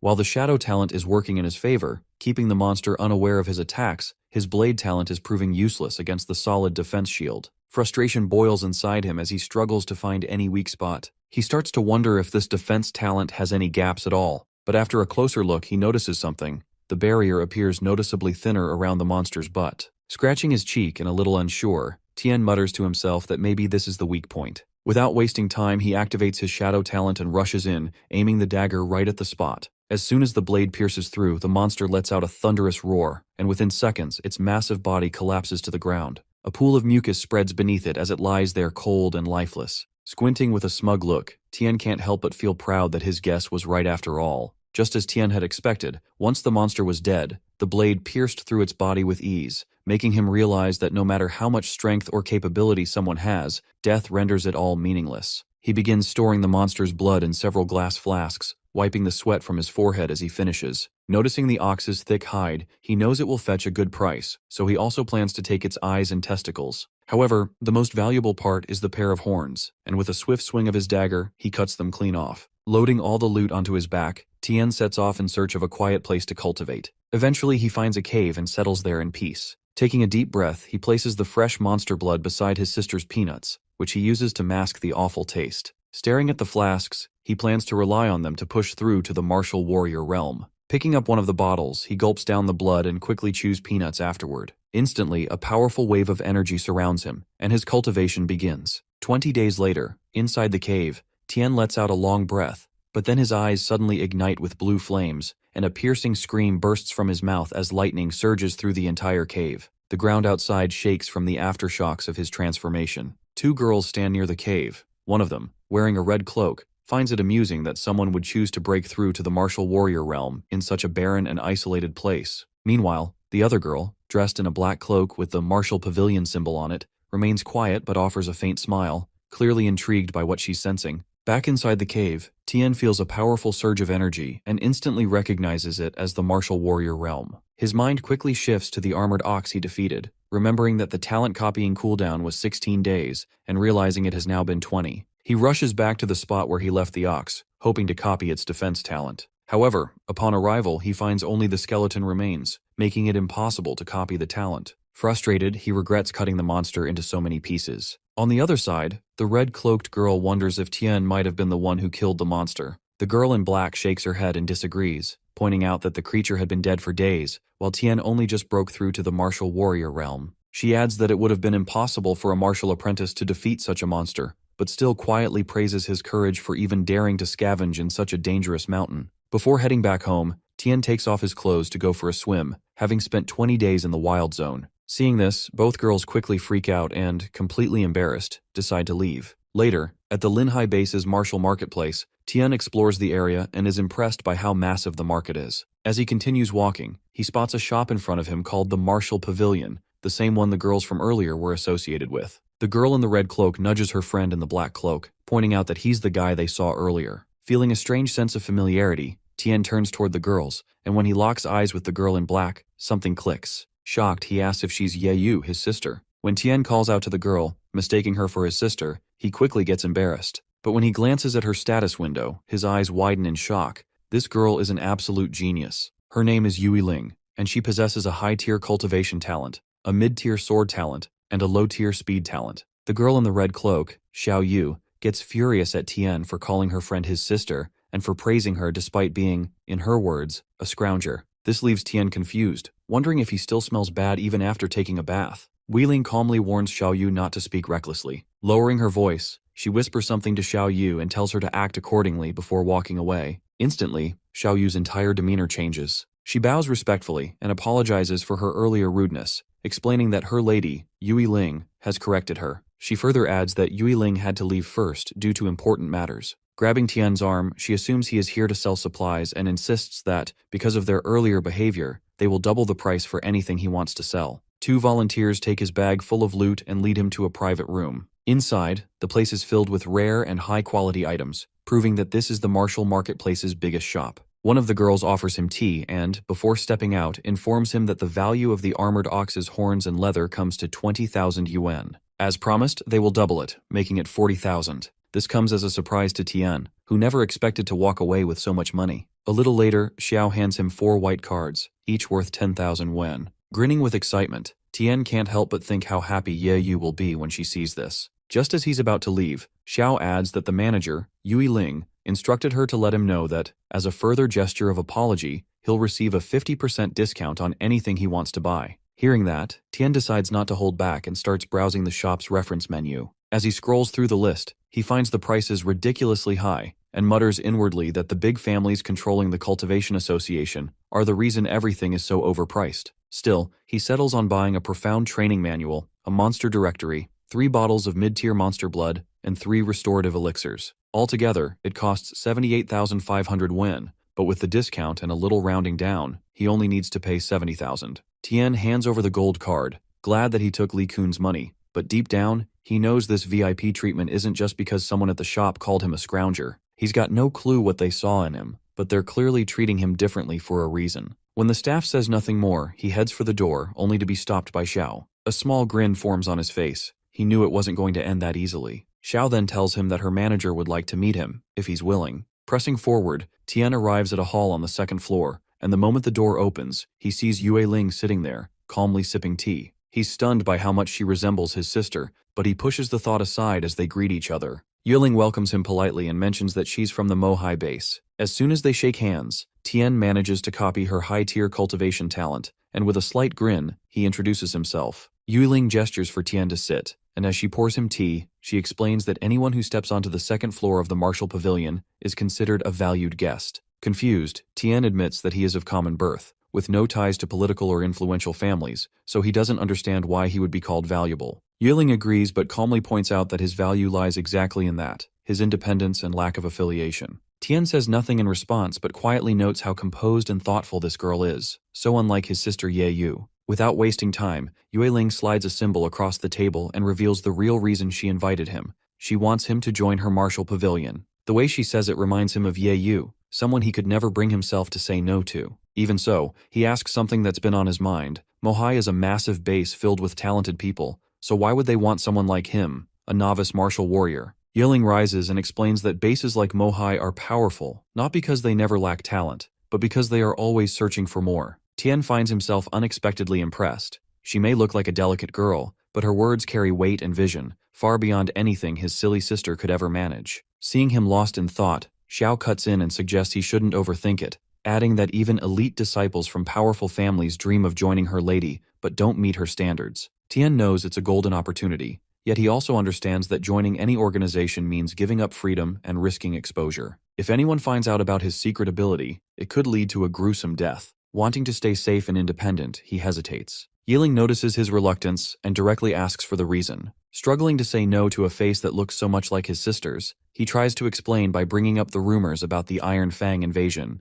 He says the incident created chaos among many political families, but ironically, it gave him peace. That's why he doesn't want to live like them or serve people like them. Yiling is slightly offended by the comparison but keeps her composure and offers him time to observe them first, saying she has more than enough patience. As Tien walks out of the martial pavilion, his thoughts spiral. He questions what it truly means to be a martial warrior and what talent really is. He's furious that those meant to protect the people are instead abusing their power, making life even harder for ordinary folks who already live in constant fear of beasts. On top of that, he feels weak, and in that moment, he swears to grow stronger and rise even higher. Just then, a status window pops up, notifying him that he has successfully copied a high-tier cultivation talent. Seeing the notification, Tien doesn't hesitate. He immediately fuses it. After so many days, Ye Tian is finally back home. The moment Ye Yu sees him, she runs straight into his arms, hugging him tightly. She playfully teases him about how much tougher he looks after being gone for 20 days. Tien doesn't hold back and proudly tells her that her brother is now a martial warrior. Hearing that, Ye Yu jumps with joy,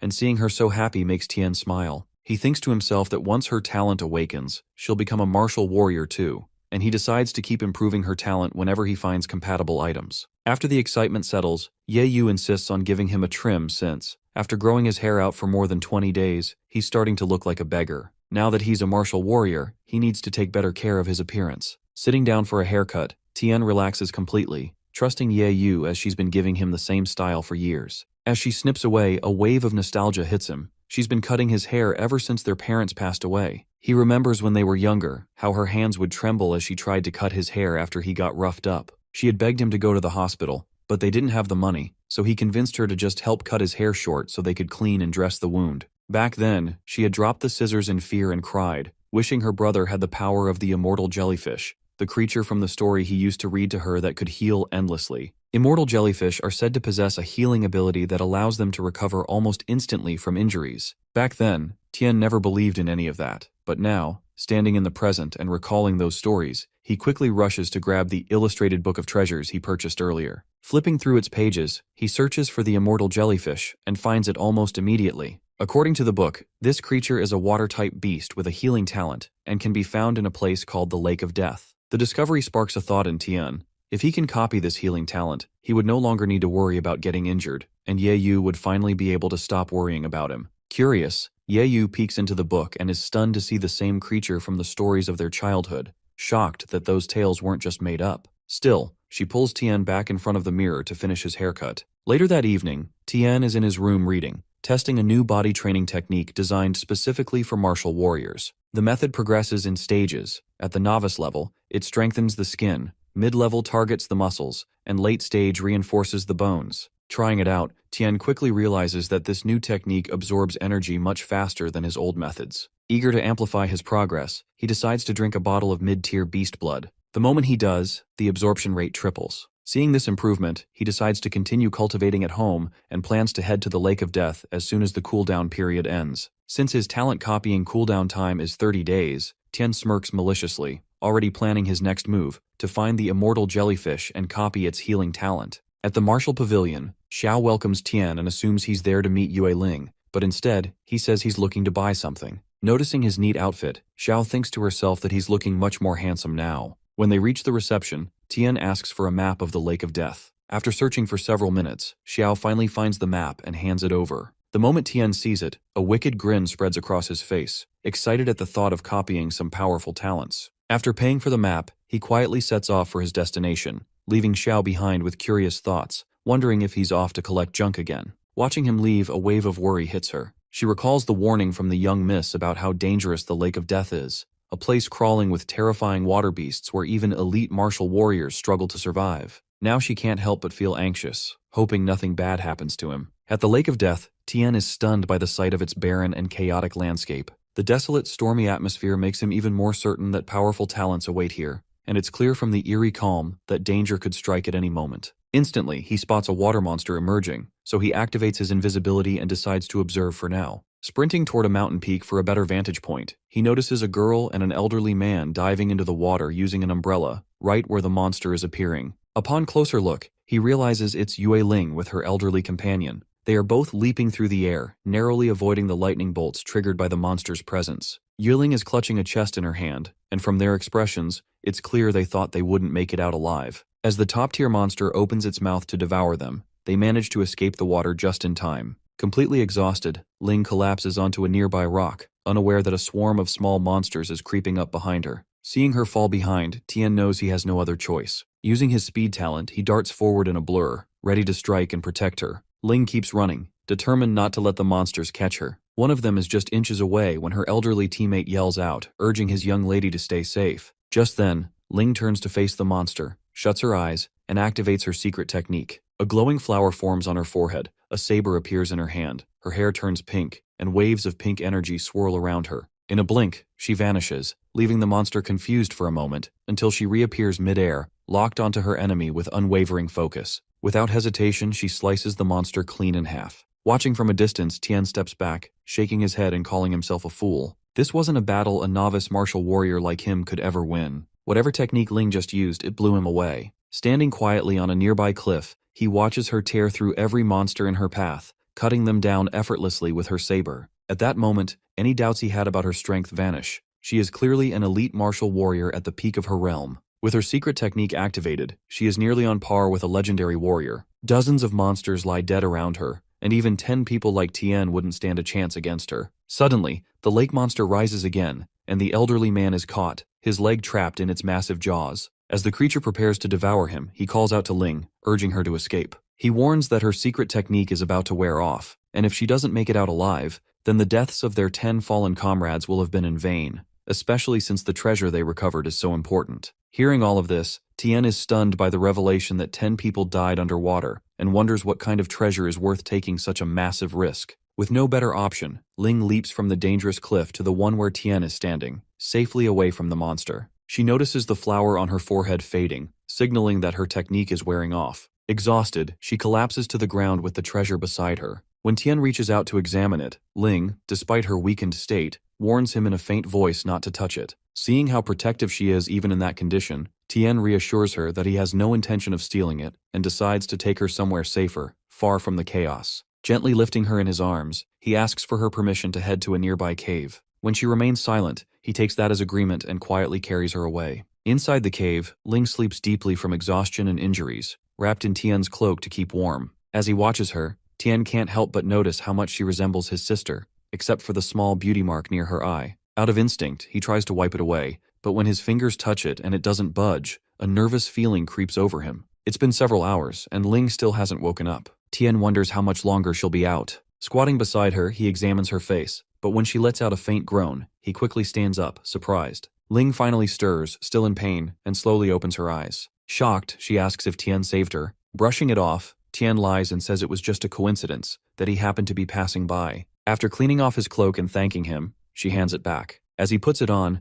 Ling compliments his guts for daring to come to the Lake of Death alone and makes a silent vow to recruit him into the martial pavilion no matter what. Suddenly, without warning, she summons a glowing orb that startles Tien. Ling grins at his reaction and explains it's called a light stone, a tool that stores and emits light. Tien is stunned by how she made it appear so effortlessly. Ling finds his curiosity amusing and promises to explain everything once she finishes drinking her healing potion. As she quietly waits for it to take effect, Tien drifts into thought, wondering if this could be some kind of space-type talent. But he recalls none of her listed talents included anything related to space. Once her healing is complete, she suddenly kicks Tien lightly on the leg and tells him to get up, reminding him he wanted to know where the items came from. Alternatively, she picks up the bronze chest in one hand and a small pouch in the other, and to Tien's surprise, the pouch absorbs the entire chest in an instant. That's when it clicks for him. It's not a space talent, but a space-type treasure. She, casually adjusting her hair, offers to teach him how to use it if he agrees to join the martial pavilion. But before she can even finish, Tien rolls over and pretends to sleep the moment she mentions joining,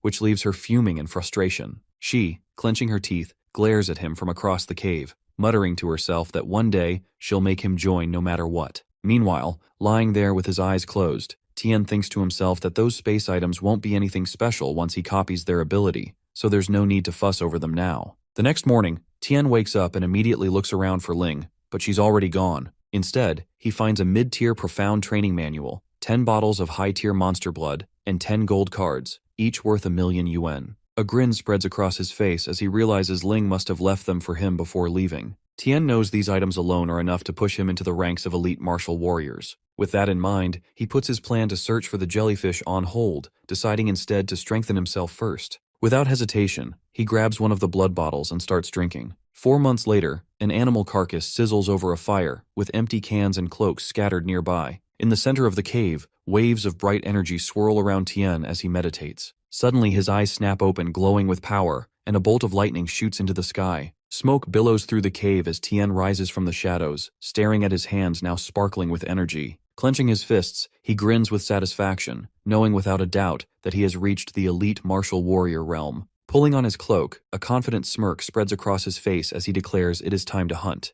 It has been raining for a long time now. After stepping out of the cave, Tian notices 11 newly constructed graves and instantly understands that Ling must have made them. Standing in front of one, he reflects that with the number of monsters in the lake, not even bones would have remained. Yet despite that, Ling had the kindness to mark their deaths with graves. His eyes then catch sight of an umbrella, the same one Ling and her elderly teammate, now dead, used to dive with. Curiously, he opens it and is amazed to find it creates a waterproof bubble. As he studies it more, he realizes the bubbles fully surround him, allowing him to dive into water without trouble. Excited by the discovery, he combines it with his shadow talent to remain undetected by monsters and plunges into the lake of death. As he dives deeper, something massive catches his attention. At first, he can't tell what it is, but soon recognizes it as a tiger claw fish with a mid-tier innate talent. The creature is so large that Tian nearly panics, afraid it has spotted him, but he holds his nerve and keeps descending. Eventually, he reaches the deepest part of the lake and begins to wonder if the immortal jellyfish is really down there. Suddenly, he senses something suspicious following him, and when he turns, a set of tentacles crashes into the ground, sending him tumbling through the water. Alarmed, he scans the area and then sees the opponent's status window. His eyes go wide in disbelief.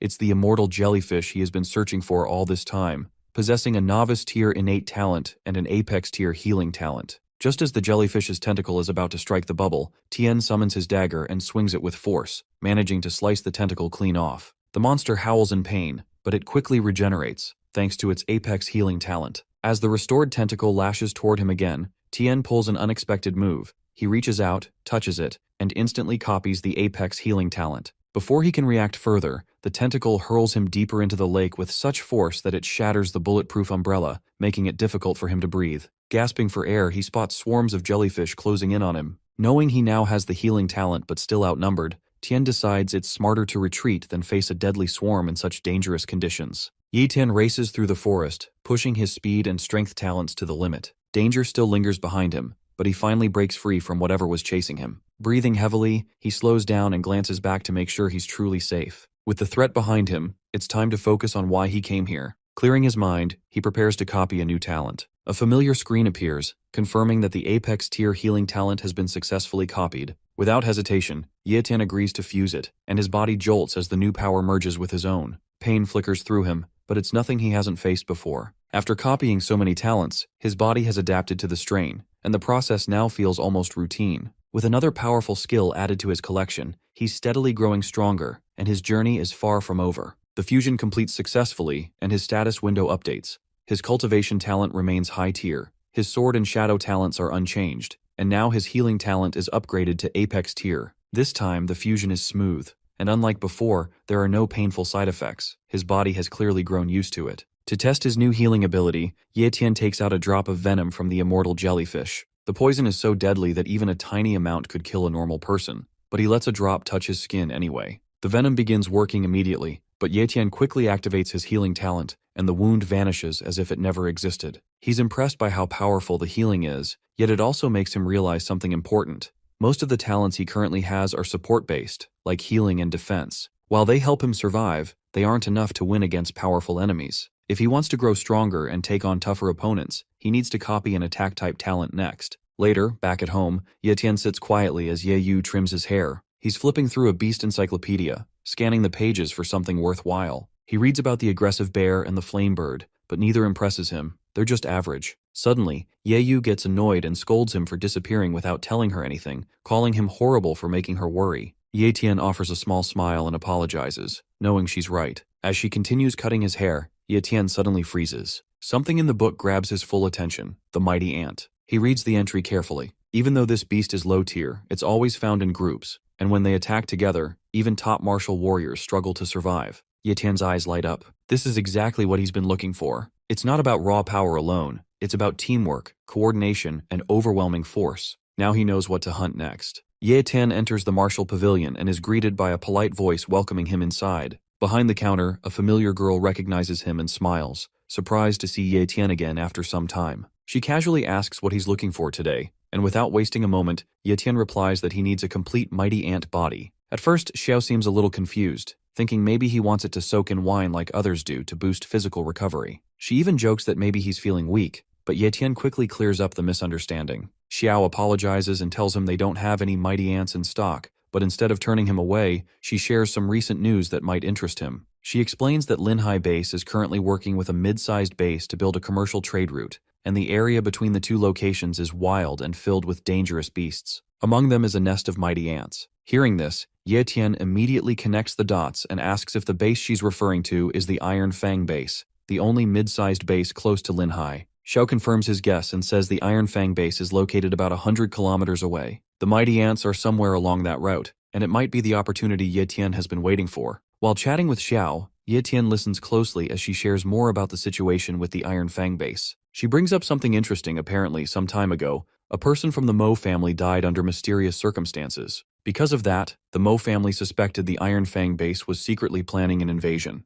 Ye Tian raises an eyebrow, but Xiao continues and explains that the Mo family went to investigate the matter directly. Surprisingly, the Iron Fang Base managed to resolve the misunderstanding peacefully, at least on the surface. In fact, it was only because of the Mo family's involvement that the Iron Fang Base and the Lin family were able to reach an agreement to build a commercial trade route. That bit of information gets Ye Tian thinking, if the Mo family had a hand in this, then there's a good chance they were involved in something shady, because the timing and connections feel off. Ye Tian doesn't say much, but it's clear that suspicion is building in his mind. Just then, Xiao finds what she's been looking for and hands Ye Tian a small item. It's a token. She explains that the token is required to participate in special events, and it was originally meant for their young miss, but apparently, plans must have changed. Before Ye Tian can ask more, Xiao adds with a proud smirk that their martial pavilion is part of a large base, and they have no plans to lower themselves by working under a mid-sized base like the Iron Fang, clearly unimpressed by the Iron Fang's ambitions. The two bases are working together to build a trade route, but the path is filled with dangerous beasts, so they've decided to send out a team of martial warriors to clear the area. For Ye Tian, this is the perfect opportunity because he's been looking for a mighty ant, and joining this mission might help him find one. In the Linhai base, the Lin family holds absolute power, and even the once powerful Mo family is now treated like nothing more than loyal subjects.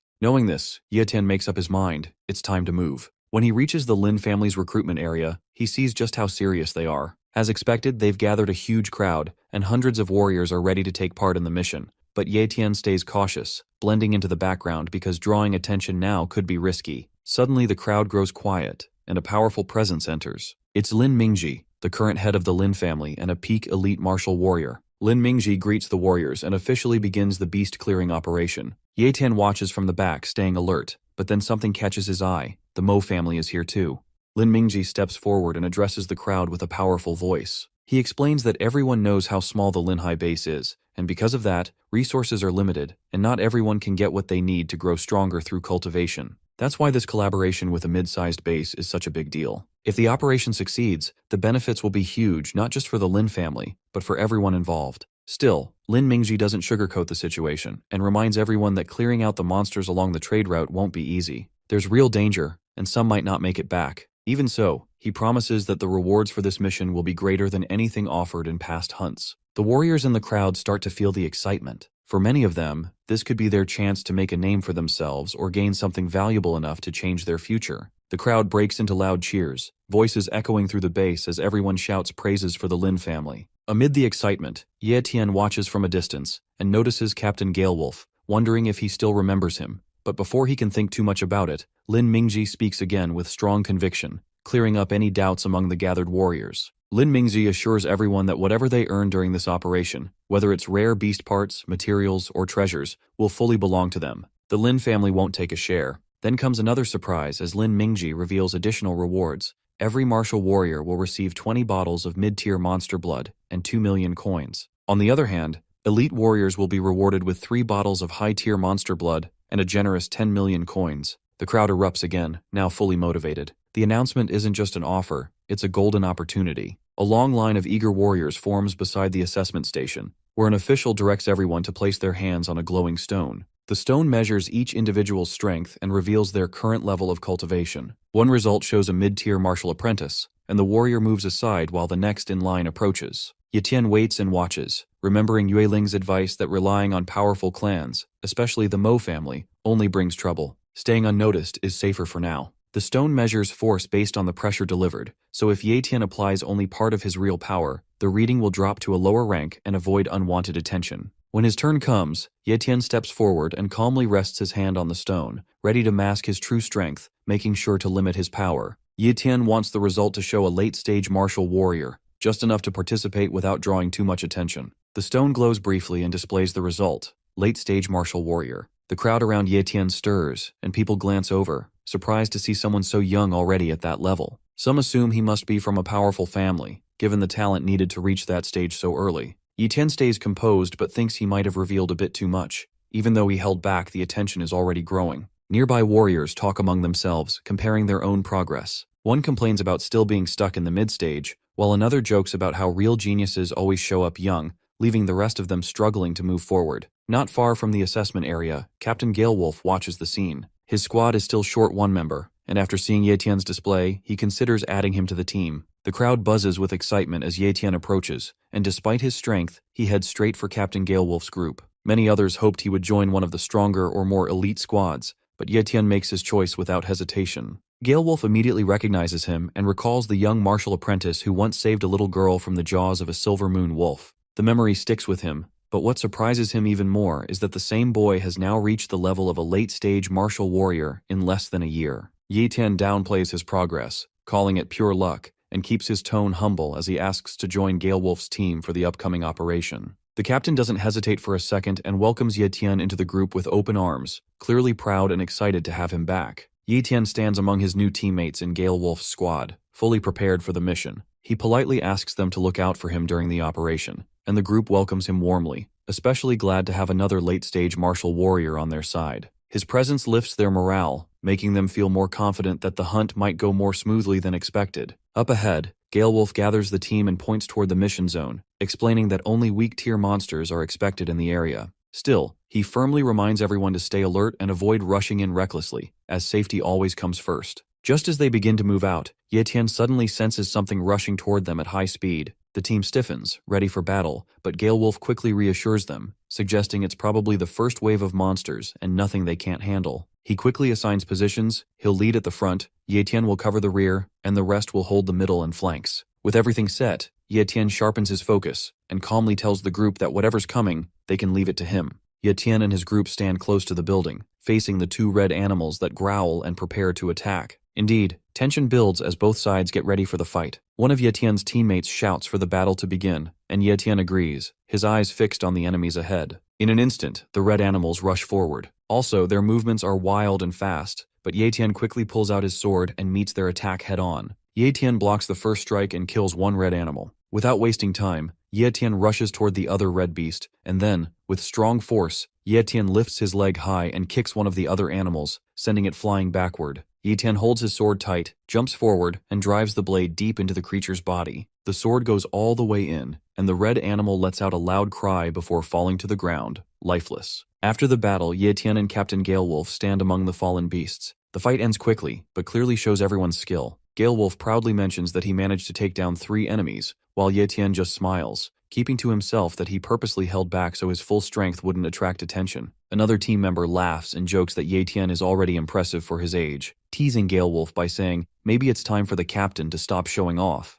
Galewolf plays along, pretending to be offended before laughing with the group. Then, someone brings up a more serious observation that the wolves didn't wait to ambush them inside the valley, which would have trapped the team and given the wolves a much better chance at winning. The group goes quiet, sensing something's not right, because if the wolves didn't follow their usual strategy, maybe they were rushed or forced into the fight. After that, one of the members takes a careful look around and suddenly realizes something important, that the wolves may have intended to attack in the valley, but something else might have stopped them. Moreover, he suggests that this might not actually be wolf territory, and that stronger beasts in the area could have driven them out. Hearing this, the team starts to grasp the real danger, and a younger member nervously points out that there are only 5 of them deep in this city, but one of the team members quickly steps in to reassure everyone and reminds them that they have a solid team made up of 3 mid-stage and 2 late-stage martial warriors, which is more than enough to stay confident and hold their ground. To ease the tension, Gale Wolf reveals a small device about the Lin family's walkie-talkie and explains that each captain has been given one in case of emergencies. If something goes wrong, Gale Wolf can quickly call for backup. With that assurance, the team regains their confidence. As they carefully move forward through the city, Captain Gale Wolf suddenly raises his hand, signaling everyone to stop because he senses movement. Something is right above them, to which Ye Tian quickly checks its identity using his talent window and sees it's a fire-breathing lizard, a low-tier beast with a novice-level innate talent, and low-tier fire talent starts bursting flames towards the group.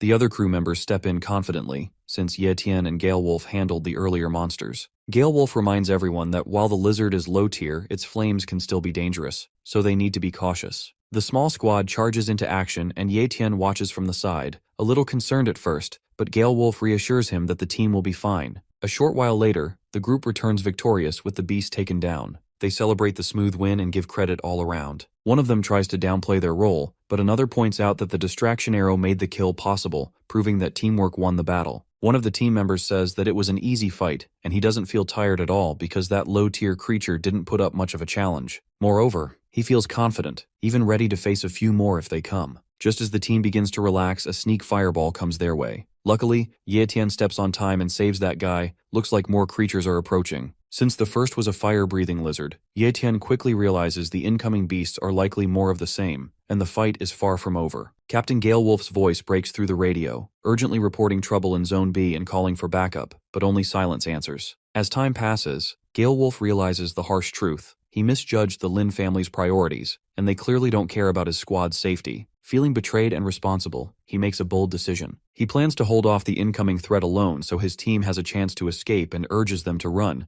but his comrades refuse. They call themselves brothers and stand their ground, unwilling to leave him behind. Despite their loyalty, Gale Wolf insists and orders them to go for their own safety. He yells at them to escape, calling them foolish for standing still when danger is closing in, fully aware that staying could get them all killed. One man panics and bolts off on his own. Another crew member notices and clenches his fists, silently vowing that if he survives this, he'll make that coward pay. Gale Wolf then turns to Ye Tian, recognizing his potential and strength. He tells Ye Tian to take the 2 younger teammates and get out while they still have a chance, saying that losing someone as gifted as Ye Tian would be a waste. The rest of the team agrees and urges him not to throw away his future by staying behind in a fight that can't be won. Ye Tian quietly pretends he's going to follow their advice, but instead of running away, he suddenly charges forward, and a burst of powerful aura explodes from him, freezing everyone in shock. That strength, the unmistakable aura of an elite martial warrior, leaves the team stunned. No one expected that Ye Tian had been hiding his true power all along. Deep down, Ye Tian knows he never intended to show his full strength, but if he kept it hidden now, the entire Gale Wolf team could die. Gale Wolf could easily escape alone if he wanted to, but he's choosing to stay and protect everyone else. Witnessing that courage, Ye Tian realizes he can't turn his back. He steps forward, not to escape but to fight. As he looks ahead, Ye Tian questions whether hiding his strength and staying silent makes him any better than the selfish people in the Mo family. But there's no time to dwell on that. Even if exposing his true power causes trouble later, it's a risk he's willing to take. He believes in Captain Gale Wolf's sense of fairness and trusts the captain won't treat him poorly for stepping up when it truly matters. As Ye Tian fully unleashes his strength, a wave of raw power rushes through the air. Gale Wolf watches in disbelief. What Ye Tian shows is the kind of speed and power only an elite martial warrior can possess. It's not just impressive, it shakes everyone who sees it. Without hesitation, Ye Tian activates his Shadow Blade skill, and enemies fall one after another. It becomes crystal clear to everyone there that Ye Tian isn't just strong, he's one of the top fighters in the entire Linhai base. While the team is still recovering from the shock of Ye Tian's strength, a sudden scream comes from behind. It's the same guy who ran off earlier, now trapped and begging for help. One of the teammates notices and hesitates, unsure whether to intervene, but Captain Gale Wolf doesn't even glance back. He reminds them all that the man made his choice when he abandoned the team in a moment of crisis, thinking he could survive alone, and now he's dealing with the consequences. Meanwhile, Ye Tian clears the path ahead and calmly turns to face the others, asking if they want to move forward with him or stay behind. Without a moment of doubt, Gale Wolf answers for the entire squad, declaring that they're the Gale Wolf team and they stick together no matter what. With that, they regroup and follow Ye Tian into the next battle, ready to face whatever comes. The team takes a break after a tough battle, and one of the younger members groans in pain while another jokes about how ridiculous he looks compared to Ye Tian, who's calm and barely scratched. Everyone turns to Ye Tian with admiration. Captain Galewolf thanks him sincerely for leading them to safety, but Ye Tian brushes it off casually, saying it was nothing. Then he surprises them by announcing he won't be heading back with the group because there's something deeper in the danger zone that he wants to try. Galewolf is taken aback and asks if Ye Tian really plans to go further alone. Given the risks, it doesn't seem like the smartest move, but Ye Tian gives a confident smile and insists he'll be fine. One teammate tries to convince him to stay, but Galewolf steps in and tells the others there's no use following him because they'll just slow him down. With the strength Ye Tian has shown, he's more than capable of going solo. Ye Tian knows that before he faces stronger families or greater threats, he needs to fully understand his healing talent. Deep down, he feels the urge to test its true limits, not in theory, but in real battle. As he moves deeper into the wild zone, the air grows thick with a sharp, unpleasant. He frowns, realizing he's probably reached a beast's nest. Stepping forward, Ye Tian feels like something is off. That's where the ground starts to shiver, and suddenly a hand pops out of a monster that punches Ye Tian, but he immediately gets a hold of himself. It appears Ye Tian has spotted the King of Lizards, exactly what he was hoping for. A perfect challenge to push his healing powers to the edge and see how they hold up in a real fight. The lizard immediately breathes fire, and it burns Ye Tian or his shirt, at least as he seems rather excited for this opportunity. Meanwhile, not far behind, the Galewolf team catches sight of the battle. Captain Galewolf spots the familiar figure going head-to-head with a massive creature. It's Ye Tian. Facing the fire-breathing King of Lizards without hesitation, Ye Tian charges forward with calm determination. He knows this isn't just a fight, it's a chance to truly test the limits of his body and healing talent. Instead of ending it quickly, Ye Tian deliberately stretches the battle, choosing to withstand constant damage to see if the beast's flames can break him or if his healing will outlast the assault. Explosions of fire rage across the battlefield, lighting up the area in relentless bursts for nearly an hour. From a distance, the Galewolf team watches anxiously. One of the members quietly wonders if Ye Tian is even alive. Captain Galewolf, though clearly worried, admits there's nothing they can do. The intensity of the fight is far beyond their level. Finally, as the flames begin to fade, Ye Tian walks out from the scorched ground, calm and steady, standing over the fallen beast. He looks down at the creature and quietly mutters to himself that he's won this gamble, and more importantly, his healing talent has passed the test.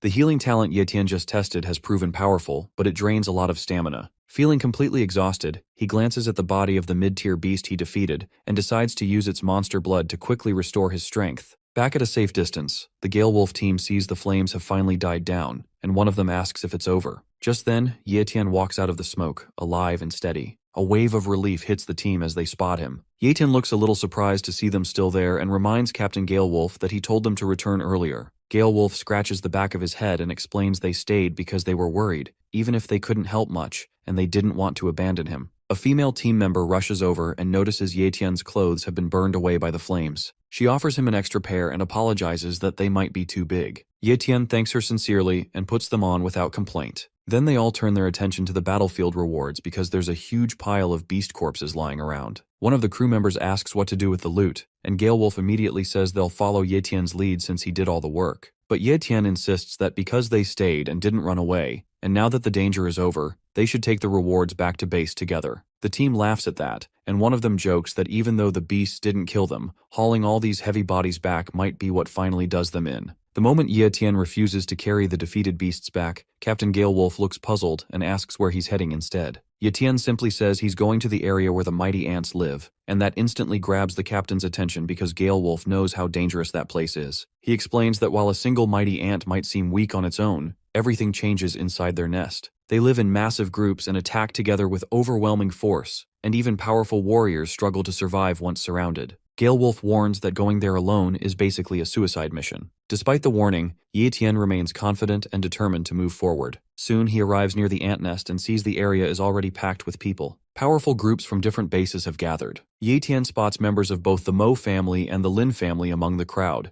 and then his eyes land on an old man standing with a strong presence. Ye Tian wonders which family the man belongs to, and it turns out he's Elder Qing, a respected warrior from the Iron Fang base. Seeing so many powerful figures gathered in one place, Ye Tian realizes that this mighty ant mission isn't just dangerous, it's become a major event, drawing serious attention. Now, it's his turn to step into the mix and make his move. Elder Qing's sharp senses quickly pick up that someone is watching from nearby, and his tone shifts as he commands his men to capture the spy. Ye Tian, hiding in the shadows, doesn't flinch. He already knows that sooner or later, he'll have to get involved with these powerful groups, and getting caught might even help him gather more information. The guards rush forward and surround him. Elder Qing steps forward, demanding to know who Ye Tian is and why he was watching from a distance. Without showing any fear, Ye Tian calmly explains that he's from Linhai Base, and came because he heard there was an important mission and wanted to help. Impressed but still cautious, Elder Qing tells his men to stand down. Confusion spreads among the gathered warriors as none of the powerful families recognize him. One after another, they all deny knowing Ye Tian or claiming him as their own, which only deepens the mystery. Elder Qing studies him more carefully, realizing that it's rare to find a young elite warrior with such talent and no powerful family name backing him. His abilities are clear, but his unknown background raises even more questions. As Elder Qing begins questioning Ye Tian's identity, the Lin family's leader quickly steps in and confidently claims that Ye Tian is one of their own, brushing off all doubts. It's a clever move, seeing the strength Ye Tian displayed, and he clearly doesn't want to risk letting such talent slip away. Ye Tian watches the scene unfold without surprise, having already expected that once they realized he was an elite martial warrior, someone would try to recruit him on the spot. The Lin family just happened to be the fastest to act. Without making a scene, Ye Tian plays along and blends into the group, keeping things simple. The Lin family head looks pleased with himself, thinking he got lucky by gaining a powerful new ally without having to lift a finger. To him, this is a win. Meanwhile, high above the scene, two girls are watching from a hidden spot. Xiao is clearly annoyed and finds it amusing that the Lin family is trying to claim Ye Tian as some prize. Beside her, Yue Ling agrees, feeling that Ye Tian doesn't belong in a second-rate clan like the Lin family. In her eyes, someone with Ye Tian's potential should be standing at the top, somewhere like the martial pavilion. Now that Ye Tian's identity as an elite martial warrior is out in the open, he knows things won't be as simple going forward since hiding his true power is no longer an option. Still, with the strength he currently holds, Ye Tian isn't worried because he's confident he can handle whatever comes his way. Just then, a voice calls out to halt, and one of the martial warriors reports to Elder Qing that the formation is complete and everything is ready for the operation. Elder Qing turns his gaze toward the distance, his eyes settling on a cluster of rough, raised soil peaks, and he immediately recognizes them as the entrance to the mighty ant's nest. Yuten watches in silence, knowing this is exactly what he came for, and now he's finally standing at the place he's been chasing all this time. Elder Qing tells the warrior to return to his position, and without hesitation, the man obeys. Without wasting another moment, Elder Qing raises his hand and orders everyone to move back. The warriors quickly retreat, unsure of what he's about to do. With sharp focus, Elder Qing activates the formation, and a powerful surge of energy explodes outward as he commands it to break. Suddenly, flames pour down from the sky in a fierce and deadly attack known as Flame Shower. The scene is intense as massive bursts of fire crash down like a storm, engulfing the entire nest in flames. From a distance, one of the warriors watches in awe,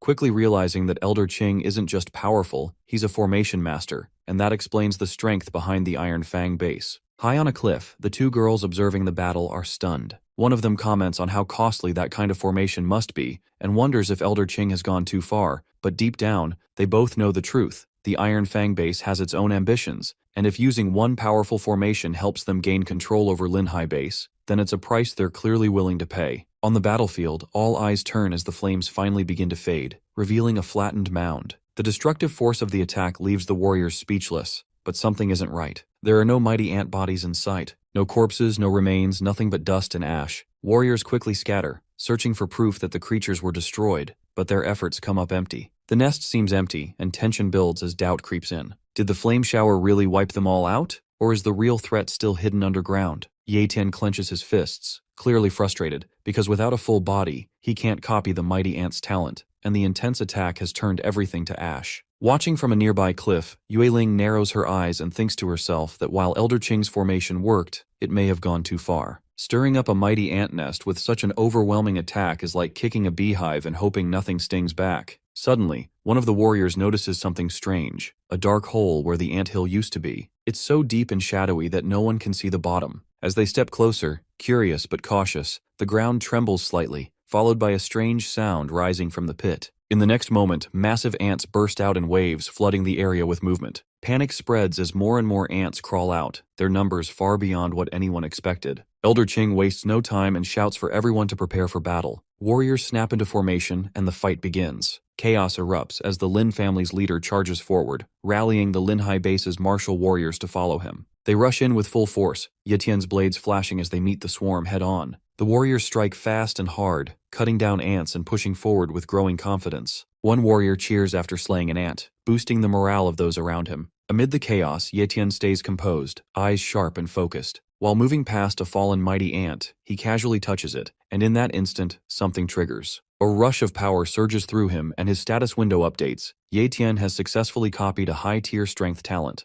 Feeling the difference in his body, stronger and sharper, amid the chaos of battle, Ye Tian copies the high-tier strength talent. A message appears in his mind, asking if he wants to fuse it. But with enemies all around and danger closing in, Ye Tian knows this isn't the right moment. Fusing a talent requires full concentration, and the battlefield is anything but safe. Without hesitation, he activates his speed talent, and his body becomes a blur. His sword darkens with energy as he channels Shadow Blade, then unleashes his next move, Shadow Assassin. He vanishes into near invisibility, cutting through enemies with silent precision. One by one, the mighty ants drop before they can even react. Suddenly, the air shifts as a heavy pressure settles over the battlefield. It's thick and suffocating, shaking the ground beneath everyone's feet. All eyes turn to the center, where a massive high-tier mighty ant appears. Its terrifying aura spreads in every direction, freezing even the bravest warriors in place. Fear begins to ripple through the crowd, and commands to retreat echo across the battlefield. Some warriors don't hesitate. They turn and run, shouting for others to follow. The scene quickly descends into chaos as footsteps thunder and weapons are abandoned, while others in the distance struggle to catch up, yelling desperately not to be left behind. Above them, Yue Ling watches from a higher point and scoffs at how quickly everyone is fleeing, calling them a bunch of losers. She stays calm and composed, clearly unimpressed. While her companion Xiao worries about Ye Tian still being inside, Yue Ling remains confident and reminds her that Ye Tian will be fine because she believes in him. The battlefield sinks into panic as warriors start blaming each other, their frustration growing louder with every second. They expected someone strong to step up against the high-tier monster, but no one did.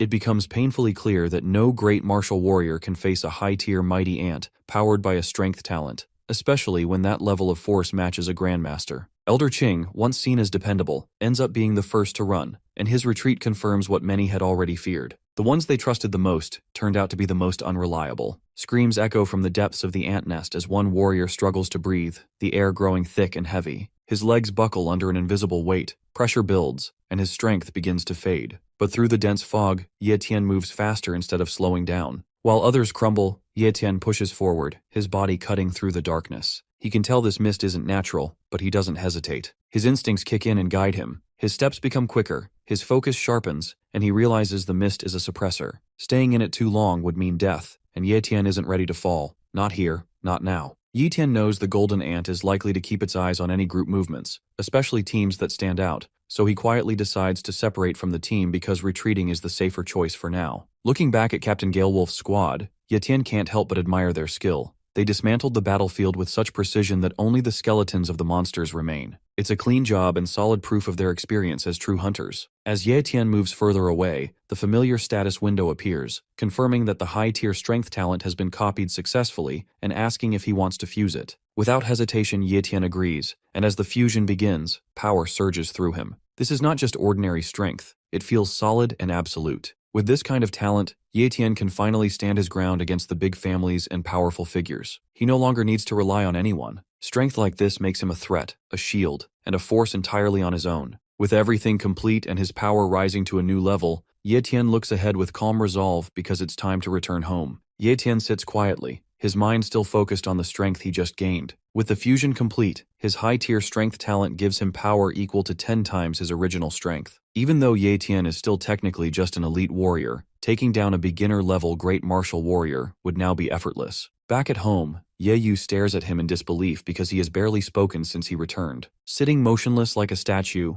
Ye Tian looks more like some wise ancient master than her own brother. Ye Yu starts talking to him, trying to get a reaction. First, she accuses him of acting distant, then teases him for pretending to be deaf and mute. When none of that works, she decides to get even. With a mischievous smirk, Ye Yu adds an unreasonable amount of salt to the food she prepares for Ye Tian, declaring that he asked for it. Moments later, she calls out that dinner is ready, and Ye Tian finally snaps out of his thoughts and walks over. He sees the table covered with a surprising variety of dishes, and Ye Yu proudly tells him she made it all just for her brother because he's been working hard and deserves a feast. Ye Tian smiles and promises to eat everything she made. He's just about to enjoy his meal when there's a knock at the door. Before he can react, Ye Yu grumbles from behind, telling him to at least try the food before rushing off. But Ye Tian heads to the door and opens it, surprised to see Captain Galewolf standing outside. Galewolf greets him casually and steps inside, explaining that he's come to deliver Ye Tian's share of the mission rewards. He pulls out a thick bundle, showing just how much Ye Tian earned, but when Ye Tian tries to politely refuse, saying it wasn't necessary, Gale Wolf shakes his head and insists, because everyone's getting their share, and Ye Tian deserves just as much. Accepting it, Ye Tian steps aside and invites the captain to stay for a meal. Gale Wolf's eyes light up at the sight of the dishes, and without hesitation, he agrees. He sits down, and his expression turns to pure joy as he admits between bites that it's been ages since he had such tasty homemade food. Meanwhile,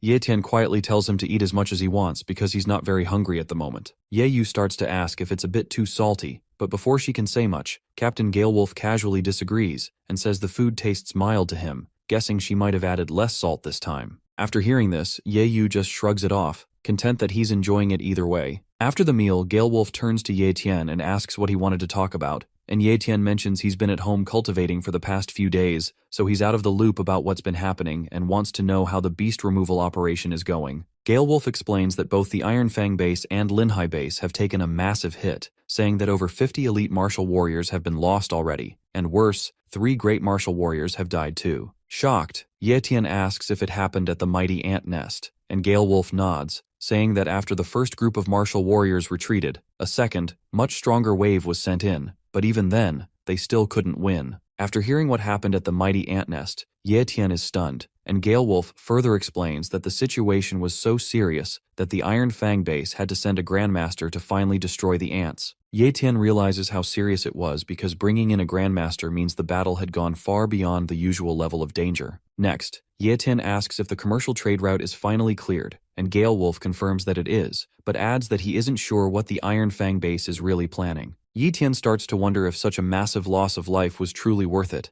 and the name Iron Fang base lingers in his thoughts. After a few final words and thanks, Gale Wolf prepares to leave. Ye Tian tells him goodbye, and Gale Wolf reassures him they'll see each other again soon. Just as Gale Wolf steps out, another visitor arrives at Ye Tian's door. A man introduces himself politely as Mo Yuan, the butler of the Mo family, and hands over an invitation, saying the family head wishes to treat Ye Tian to a meal. Ye Tian is surprised at the sudden invitation and hesitates. Without much thought, he tells Mo Yuan that he's not really in the mood to go out lately. Mo Yuan reacts harshly to Ye Tian's refusal, his voice rising with arrogance because no one has ever dared to turn down an invitation from the Mo family. Gale Wolf steps in to calm things down and suggests they talk peacefully, but Mo Yuan dismisses him and warns Ye Tian to obey if he knows what's good for him. Gale Wolf tries once more to stop Ye Tian from making things worse, but the situation escalates anyway. As Mo Yuan places his hand on Ye Tian's shoulder, the hero immediately pulls Mo closer and slashes his face to the ground, which ends up breaking his arm. The difference in power is clear, and Ye Tian stays calm, almost surprised by how strong his new talent truly is. He tells Gale Wolf not to worry and brushes the situation off, while Mo Yuan runs back to his base, overwhelmed with anger and humiliation, vows revenge. His pride is shattered as he storms off, muttering threats under his breath. At the Mo family estate, Mo Yuan kneels before the family head, pleading for justice. His face is filled with pain and humiliation as he calls out to the patriarch, begging to be avenged. Mo Changsheng,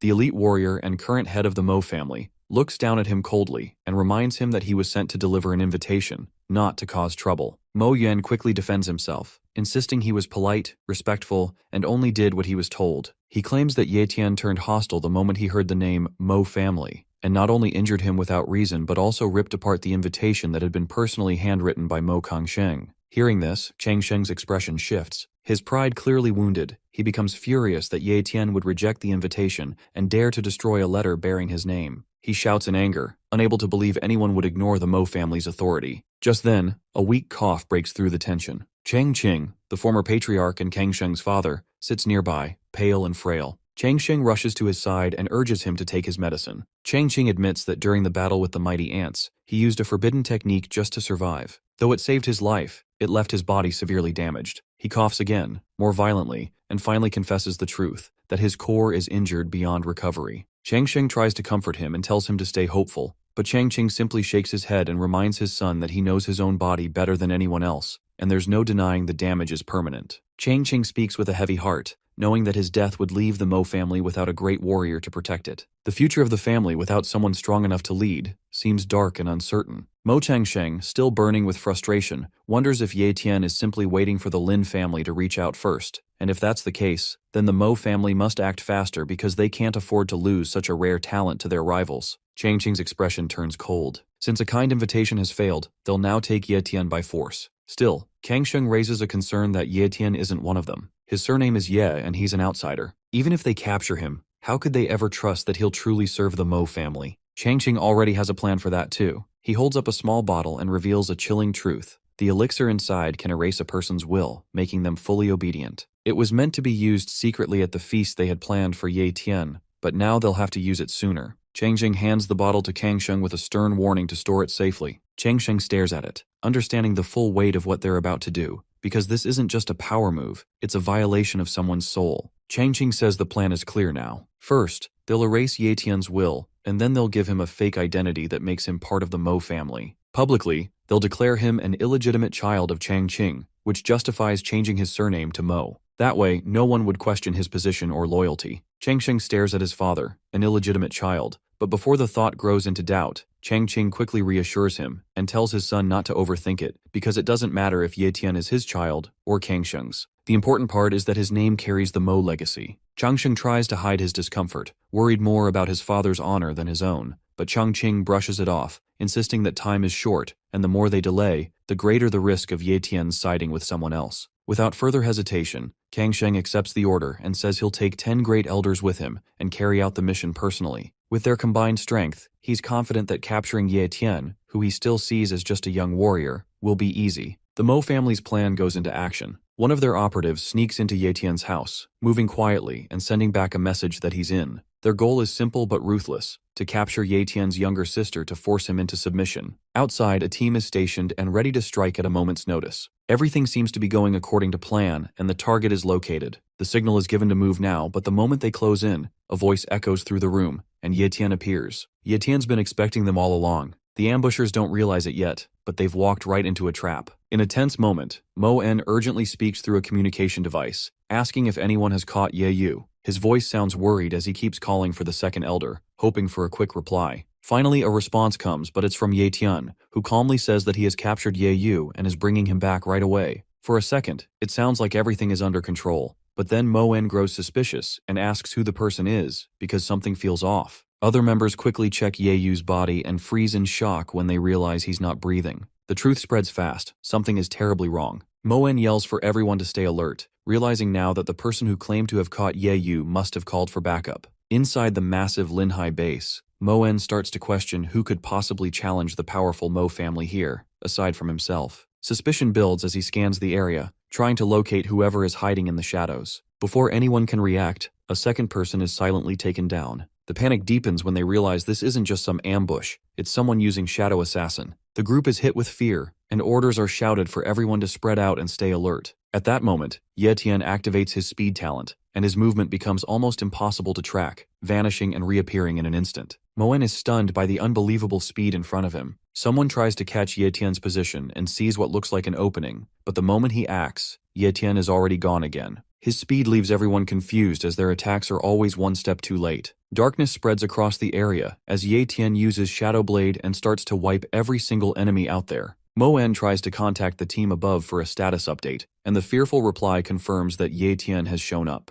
Hearing this, Mo En becomes furious and orders everyone to capture him. As the guards rush in, Ye Tian doesn't step back. Instead, he activates his strength talent. Two enemies attack at once, but Ye Tian blocks both without effort. Everyone around him freezes in shock, and Mo En can't believe Ye Tian took both attacks so easily. To him, Ye Tian was supposed to be just an elite-level martial warrior, but what he's seeing now proves otherwise. Ye Tian is clearly hiding his true power, and this isn't someone Mo En can handle easily. Ye Tian then stands calmly in front of Mo En and confirms his identity, fully aware that he's facing Mo Xiaobei's father. Mo En tries to stay composed, forcing a smile and offering peace, saying they can settle things without bloodshed if Ye Tian lets him live. But Ye Tian isn't interested in negotiations. Instead, he coldly reveals that he's the one who killed Mo Xiaobei. Mo En doesn't explode with anger. Instead, he bows his head and agrees, calling his own son unfilial and saying Xiaobei must have offended Ye Tian, so his death was deserved. Desperation creeps into Mo En's voice as he begins begging, promising money, power, anything Ye Tian wants, just to be spared. But Ye Tian isn't moved. He calmly steps forward, eyes locked on his target, and says he prefers to end problems before they grow, then finishes him right there. Ye Tian never waits to take revenge. If someone hurts his sister, he doesn't forgive and always makes sure they pay. This time, Ye Tian promises to wipe out the entire family. Far away, inside a grand castle-like house, An elder wonders why the 10 great elders haven't returned yet. His son tries to comfort him, saying there's no need to worry because with the 10 elders guarding the Linhai base, nothing bad should happen. But just then, the sky flashes and a glowing sword flies toward their home. Ye Tian has arrived, and he's not here to talk. Guards panic and shout, demanding to know who dares to attack their base. Ye Tian appears through the smoke and reminds them with cold clarity that they're the ones who sent people to take his life,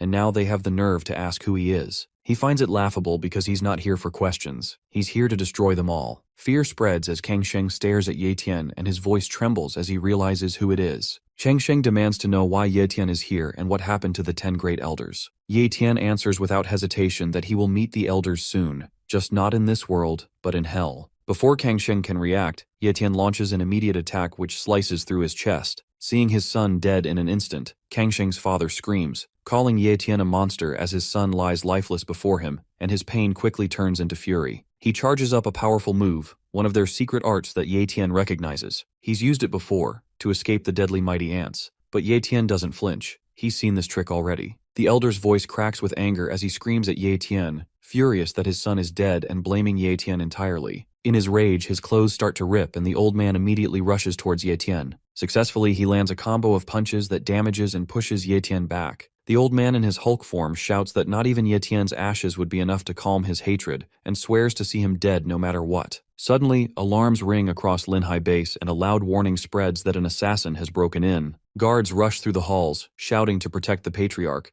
but Ye Tian remains calm, finding it amusing that they're only reacting now, after he's already killed the family head. He mocks the Mo family, calling them clueless and slow, then watches as the command is given to kill him immediately. A wave of guards charges in, but before they can attack, a dark figure cuts through the crowd, a shadow assassin appears, and panic spreads fast as the guards get knocked within seconds. The elder stares in disbelief, shocked that Ye Tian is fighting like a top-level warrior and struggling to understand how someone so young could hold this much power. Meanwhile, Ye Tian keeps his focus locked on the elder, studying the hidden technique he's using and wondering how long it can keep him alive. The elder's fury grows with each passing second, and a battle continues with swords. But far from the battlefield, another young leader watches the fight quietly. Seeing Ye Tian's strength, he wonders if the Mo family brought in outside help. His guard Elder Z offers to step in, but the young master shakes his head. He prefers to wait and watch how this plays out on its own. Chang Qing shouts in frustration, shocked by Ye Tian's incredible speed, because every strike he throws is blocked with ease. Ye Tian dodges again, and Chang Qing starts to realize this fight isn't going his way. The old man begins to panic as maintaining the secret art is draining his energy fast, while Ye Tian doesn't even look tired. As the pressure builds, Chang Qing considers calling for help from the Lin family while his technique still holds. Ye Tian stays calm, mocking him and urging him to keep going. In desperation, Chang Qing throws a smoke bomb and disappears into the haze, hoping to buy time or escape, but Ye Tian stays right on his tail. No matter how fast the old man moves, he can't shake him off, because Ye Tian's high-tier speed talent keeps him close and matching every step. Chang Qing curses under his breath, realizing he hasn't made any distance at all. With no choice left, he turns to face Ye Tian again. Ye Tian smirks and steps forward, ready to continue the fight, because whether the old man runs or turns back, Ye Tian is more than happy to keep going and finish what was started. Chang Qing feels his strength fading as his secret art reaches its limit as he trips and falls down. He knows this is the end for him and for the Mo family. Ye Tian prepares to strike the final blow, declaring it is time for him to meet his end. Desperate, Chang Qing drops to his knees and begs for his life, offering Ye Tian a priceless treasure and claiming it is the most valuable thing he owns. Even though Ye Tian gets the deja vu vibe, he is half amused and half suspicious, so he agrees to take a look. Chang Qing spawns some sort of magic ball and asks him to accept it, but as he smirks, Ye Tian immediately falls back. That's when the ball explodes and launches poisonous needles towards Ye Tian. Even though he manages to dodge it, Ye Tian still ends up making a minor cut on his face. The poison hidden within the item reveals just how far the Mo family is willing to go. As Chang Qing laughs, thinking he has finally won and the lethal poison will kill him, Ye Tian calmly activates his healing talent and recovers instantly. Chang Qing stares in disbelief, unable to understand how Ye Tian has so many powerful abilities. Ye Tian simply smirks and sends him off with a cold farewell by shooting the same needle right through the old man's chest, leaving the old man to meet his end in the afterlife. Ye Yu wonders why her brother hasn't returned yet, while Captain Gale Wolf grumbles about feeling like her babysitter. Just then, Ye Tian shows up, catching the captain mid-complaint. The moment Gale Wolf sees him, his face lights up with relief. Ye Tian thanks him for looking after his sister, and the captain curiously asks if everything has been handled. With a calm nod, Ye Tian confirms that it's done, and that from this moment on, the Mo family no longer exists in the Linhai base. Gale Wolf reacts with surprise at how ruthless that sounds, though he's clearly impressed. Ye Tian checks to make sure Ye Yu is safe and that no assassins have gotten to her, and he's relieved to hear she's resting peacefully after being given a tranquilizer. With that settled, they decide to leave the cold rooftop and head back inside. As they walk, Ye Tian shares that he wants Ye Yu to begin cultivating. The idea catches Gale Wolf off guard, but Ye Tian asks if there's any way for regular people to improve their strength quickly. Gale Wolf laughs a little and explains that there's no shortcut like that. Real improvement only comes through heavy financial investment, which is exactly what powerful families rely on. Ye Tian is surprised by how simple the truth is. Before parting ways, the captain suggests Ye Tian go check on Ye Yu, who's resting in the bedroom upstairs. Ye Tian nods and heads up to see her. The moment she sees him, Ye Yu runs into his arms, overwhelmed with relief. She had been terrified he might not return, but now that he's back, she clings to him, her emotions pouring out. Ye Tian gently assures her there's nothing to fear and promises he'll always stay by her side. Though still emotional, Ye Yu questions whether he means it, but he gives her his word without hesitation. Meanwhile, whispers begin to spread about what happened. News of the powerful Mo family being completely wiped out shocks everyone nearby. People start to wonder just how strong Ye Tian really is, realizing he's far more powerful than they ever imagined. Excitement stirs as the Lin family arrives. Lin Mingji, the young master, walks in confidently beside the powerful warrior Lin Zhe, and their presence draws immediate attention. A servant rushes off to inform a lady about the guests, while others whisper about the Mo family's downfall. Quiet talk circulates about how unexpected the Mo patriarch's death was. He had once been feared and respected, yet his end came so suddenly. The conversation then shifts to the Mo family's most dangerous weapon, the Iron Pearl. This hidden treasure was known for its sinister power, capable of changing the outcome of any battle. Its range was wide, its damage deadly, and it was only ever used as a last resort for survival. Yet despite unleashing it, the Mo family failed. Not only did their opponent Ye Tian survive, but he also turned the Iron Pearl's own gold needle against them, using it to strike down Mo Changqing. What was meant to be their secret trump card became the very weapon that led to their downfall. Rumors begin to spread after the fall of the Mo family. From the mouths of shaken survivors, one thing becomes clear. The destruction was caused by a single person. Judging by the level of devastation, his strength likely matches that of a peak great warrior, and there's little doubt about it. What unsettles everyone even more is that this powerful individual doesn't seem to belong to the Linhai base. Some begin to suspect the Iron Fang base. It's possible they orchestrated this attack on the Mo family as a show of force. The theory gains traction as a deeper concern surfaces. Earlier, the Iron Fang base proposed building a commercial trade route, but information from a spy reveals something more troubling. Near their base, a massive monster is reportedly close to evolving into a king-level threat, a creature so dangerous even the strongest warriors would fear it. If that happens, the Iron Fang base may not survive. That means this so-called trade route could just be a disguised migration path, an escape plan in case their base falls. If both bases, Linhai and Iron Fang, end up merging, it won't be a simple union. Leadership and influence will likely split between two factions, one representing the old power structure and the other bringing in new strength. At that point, even the Lin family won't be able to fully speak for itself. It will just become a symbol controlled by whichever side takes the lead. Seeing an opportunity in the Iron Fang base's sudden show of force, the Lin family decides to act swiftly and use the situation to their advantage. Orders are issued, and Elder Z is quick to respond. He plans to personally deliver letters to all major families, inviting them to claim and make use of the Mo family's abandoned resources. Meanwhile, Ye Tian reveals a large stash of powerful elixirs. The sheer number shocks everyone, and Captain Gale Wolf believes they are worth more than entire estates. Ye Yu, overwhelmed by the value, questions her brother's decision and urges him to return them before getting scammed,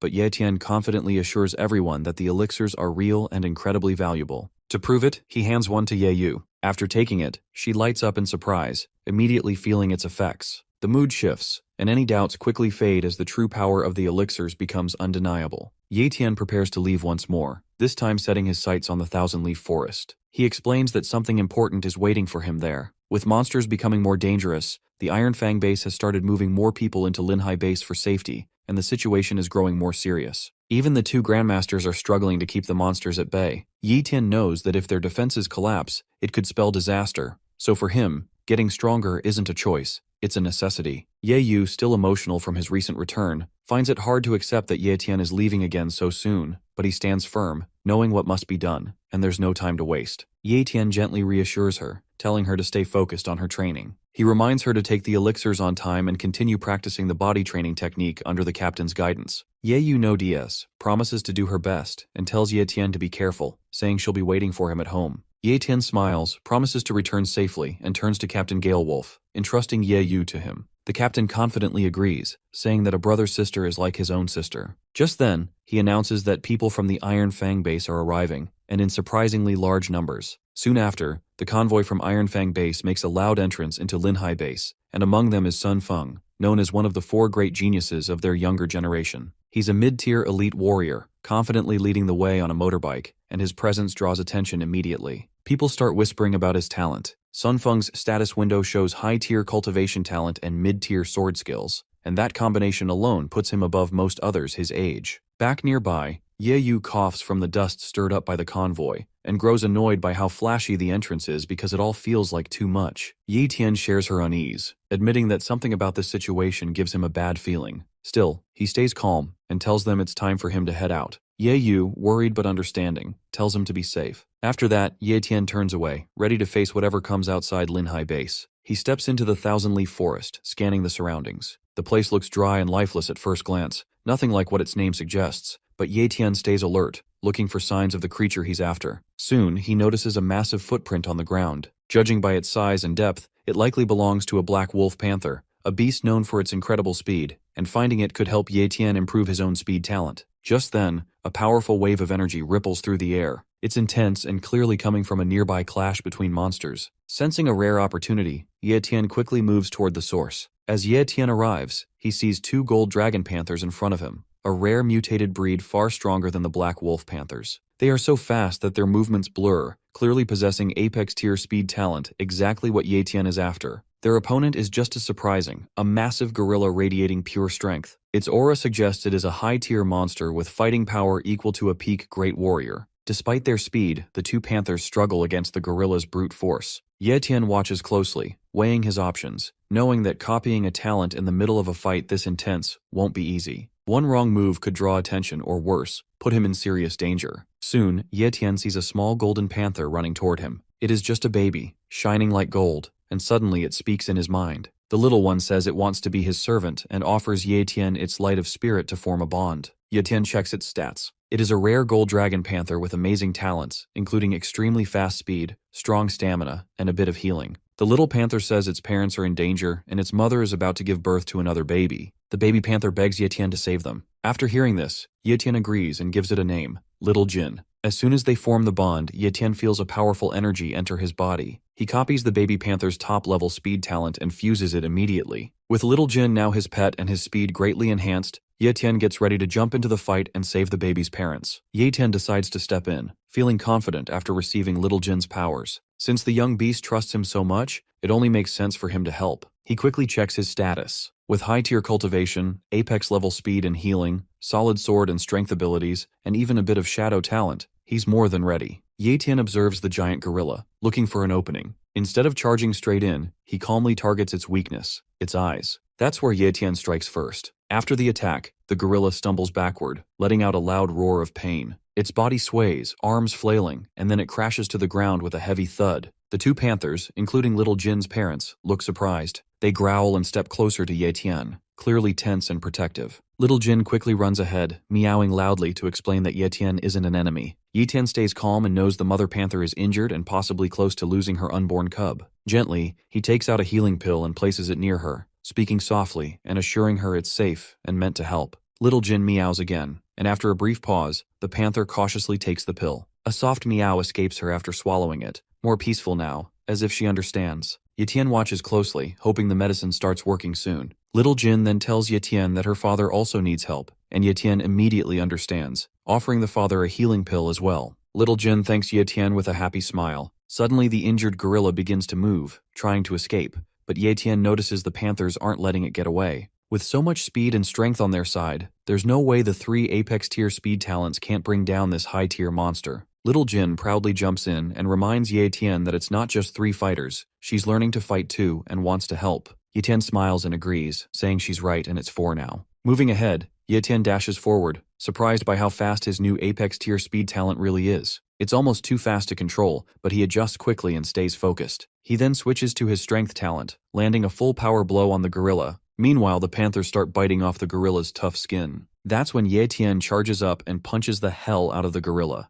Surprisingly, the gorilla immediately stands firm and tries to attack Ye Tian, but he dodges. Even with that powerful hit, the beast doesn't die because its body is incredibly tough. There, we see little Jin in his insane mode. The kid immediately charges up and launches himself towards the gorilla, aiming at his head. Impressively, that attack beheads the giant gorilla. Little Jin then runs up beside Ye Tian and looks around with wide eyes, asking if they've won. Ye Tian nods and says they did because the gorilla is finally down. He then glances at the two panthers, a bit amazed, because he never thought he'd be fighting side by side with magical beasts. But before he can relax, he notices something worrying. The female dragon panther is hurt. Little Jin rushes to his mother in a panic. The intense battle must have hurt her internally, and she's clearly in pain. Jin calls out to her again and again, worried and unsure of what to do. Ye Tian quickly kneels beside them. Thankfully, he always carries healing medicine for emergencies like this, and without wasting any time, he takes out a special pill meant to heal internal injuries and gently offers it to the dragon panther mother. She hesitates for a moment but then swallows it. A few seconds later, her breathing eases, and her eyes soften. Little Jin turns to Ye Tian with relief, saying that her mom is already feeling much better, and Ye Tian smiles, glad she's safe for now. Just as the tension fades, Little Jin warns Ye Tian that danger is coming.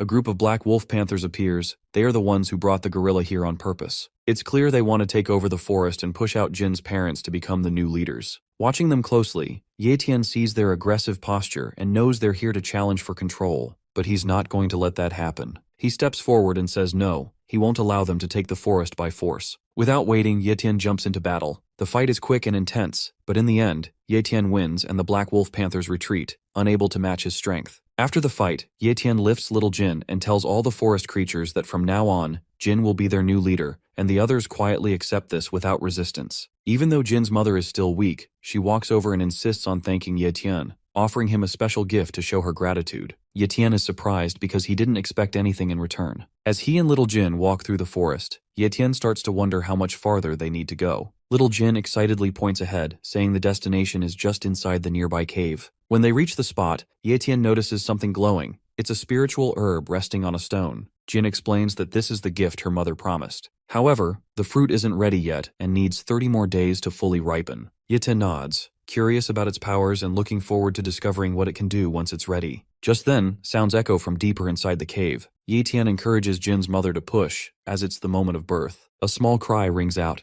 and the baby panther is born, healthy and strong. Seeing this, Ye Tian beams with pride and declares that a new ruler has just been born into their forest. A month passes, and the moment Ye Tian has been waiting for finally arrives. As he approaches the spiritual herb, a sweet, rich scent fills the air. He can tell right away that it's ripe. Excited, Little Jin urges him to eat it quickly, jumping around with anticipation. Ye Tian laughs, amused by Jin's energy, and takes a bite of the glowing fruit. Suddenly, something strange happens. Ye Tian starts to feel weird and he immediately passes out. Later as he wakes up, Ye Tian's head hurts, and a surge of power rushes in. He grabs his head, feeling a strange new awareness growing inside him. It's not just any power. Ye Tian realizes he's gained a mental ability, a skill usually only accessible to powerful martial warriors. Yet here he is, still at elite warrior level, and already able to control it with ease. Ye Tian closes his eyes for a moment, focusing as his talent detection range expands instantly, allowing him to sense talents from up to 50 meters away. Even more shocking, he discovers that he can now copy talents without even touching anyone.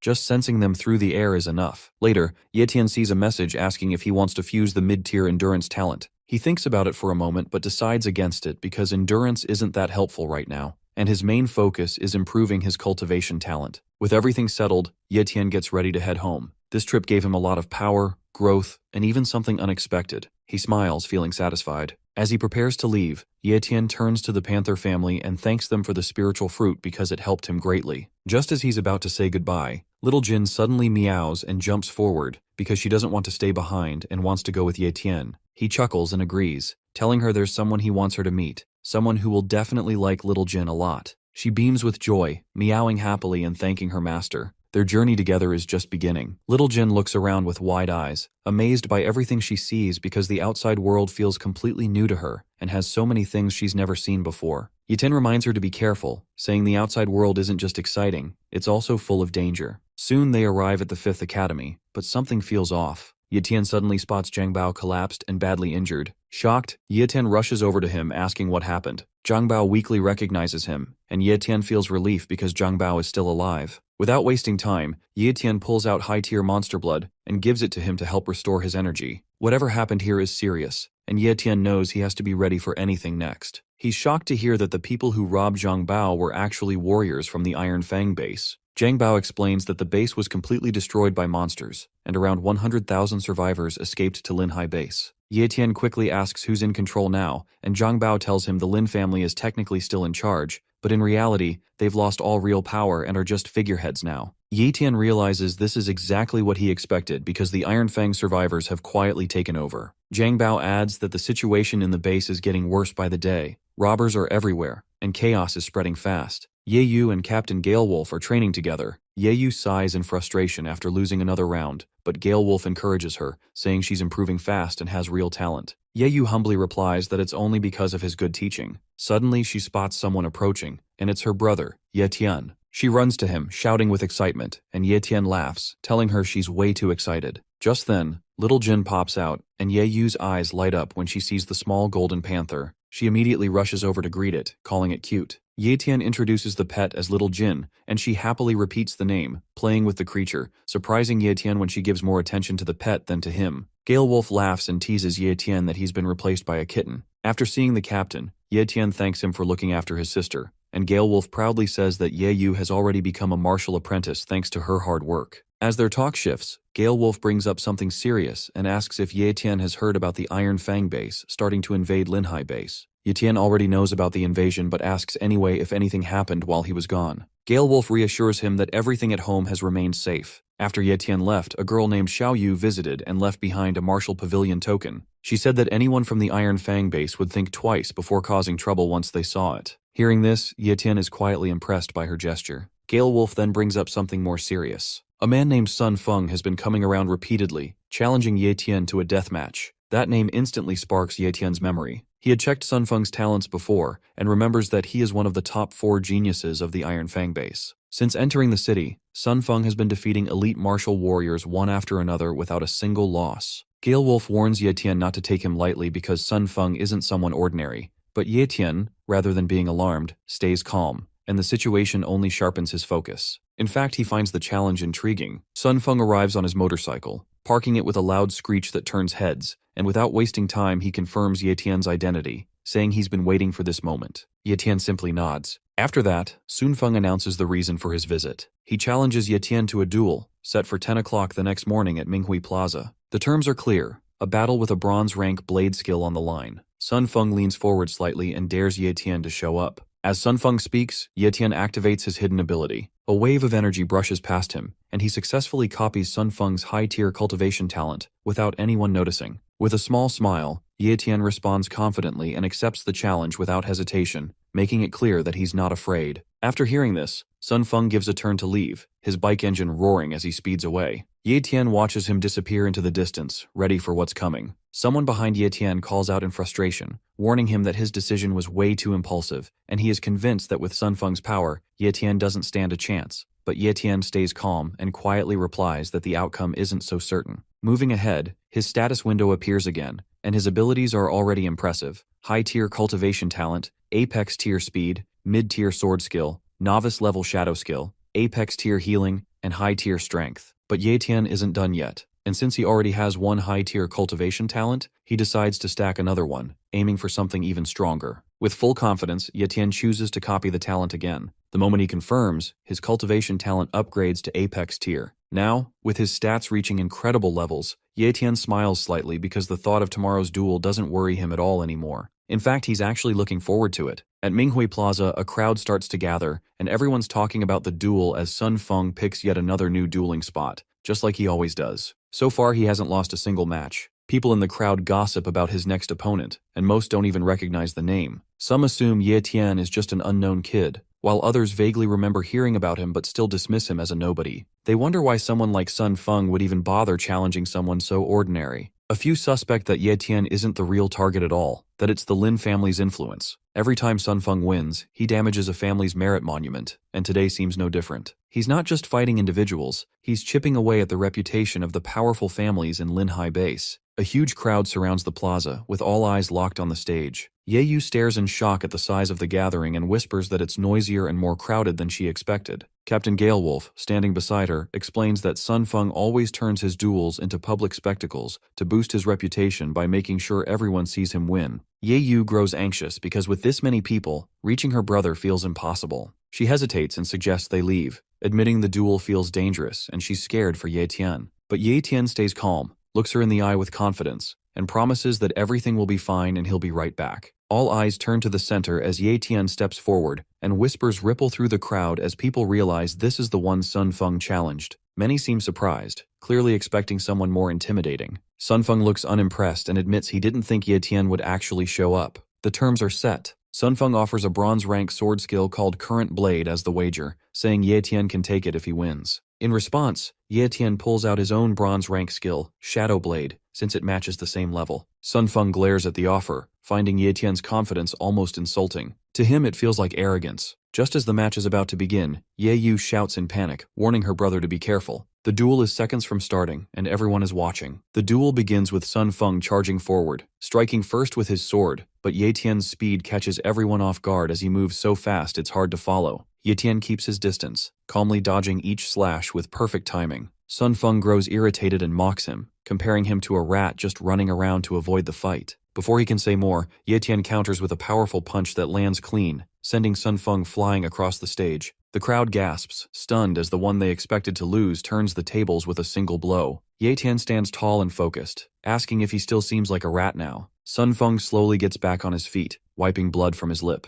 The smirk fades from his face, replaced by determination, and he admits Ye Tian is stronger than expected, but promises that this time he won't hold back and the real fight starts now. As the crowd watches in silence, Sun Feng roars with anger and unleashes Wind Slash, a fast and powerful sword move aimed straight at Ye Tian, also slicing a portion of the Lin family's merit monument in the background. Shocked voices rise from the crowd, outraged that he dared to damage a symbol of honor just to win. But Ye Tian doesn't flinch. With incredible precision, he dodges the incoming attack with ease, and his calm expression never changes. Seeing this, Sun Feng's frustration grows as he struggles to understand how Ye Tian is still completely untouched. Then Ye Tian casually admits something that makes the entire crowd stir. He wasn't even taking the duel seriously. He reveals that he dragged out the fight just to observe and learn Wind Slash, and that was all he wanted. Ye Tian makes it clear that Sun Feng was never seen as a real threat, just a stepping stone to gain something useful. For Ye Tian, the duel wasn't a test of strength, but a simple demonstration. Furious, Sun Feng charges forward with one final desperate strike, but in a flash, Ye Tian ends the battle with a single clean move. He basically breaks his sword with a mere punch and slashes Sun Feng's face to the ground, and it's over. Ye Tian turns away without another word, because to him, the fight wasn't even worth the effort. The crowd erupts into cheers the moment Sun Feng hits the ground.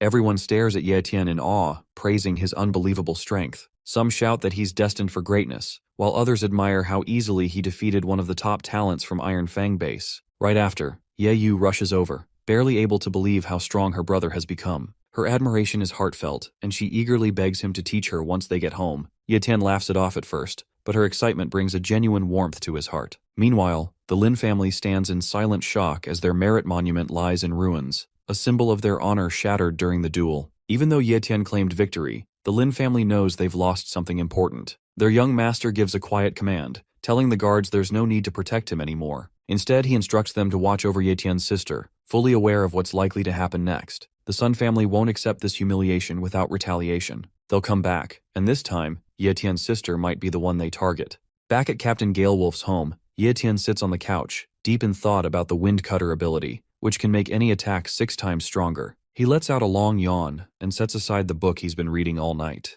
Getting up, he walks over to the window and opens his status window, only to realize that there are still 30 days left before he can copy another ability. Ye Tian mutters a curse under his breath but quickly calms himself, knowing there's no choice but to wait out the cooldown. Once it's over, he can move forward with his plan to copy Sun Feng's superior-level swordsmanship talent. Doing so would instantly boost him by 2 levels, pushing him into the Grandmaster rank. Ye Tian nods to himself, reminding that any martial artist aiming to stay on top needs that level of power. Meanwhile, in a quiet back alley, Ye Yu is practicing her swordsmanship against a training dummy, her strikes sharp and focused. Captain Galewolf stands at a distance, watching in silence. He's lost in thought, worried that even though the competition is over, the Sun family, with all their influence, won't let things slide. If they do seek revenge, he fears for Ye Yu's safety. After a while, Ye Yu, tired and breathless, stops and takes a long drink from her water bottle. She notices the captain staring and asks why he's looking at her like that. Snapped out of his thoughts, Galewolf blushes slightly, realizing he was lost in his worries, and tells her to come over.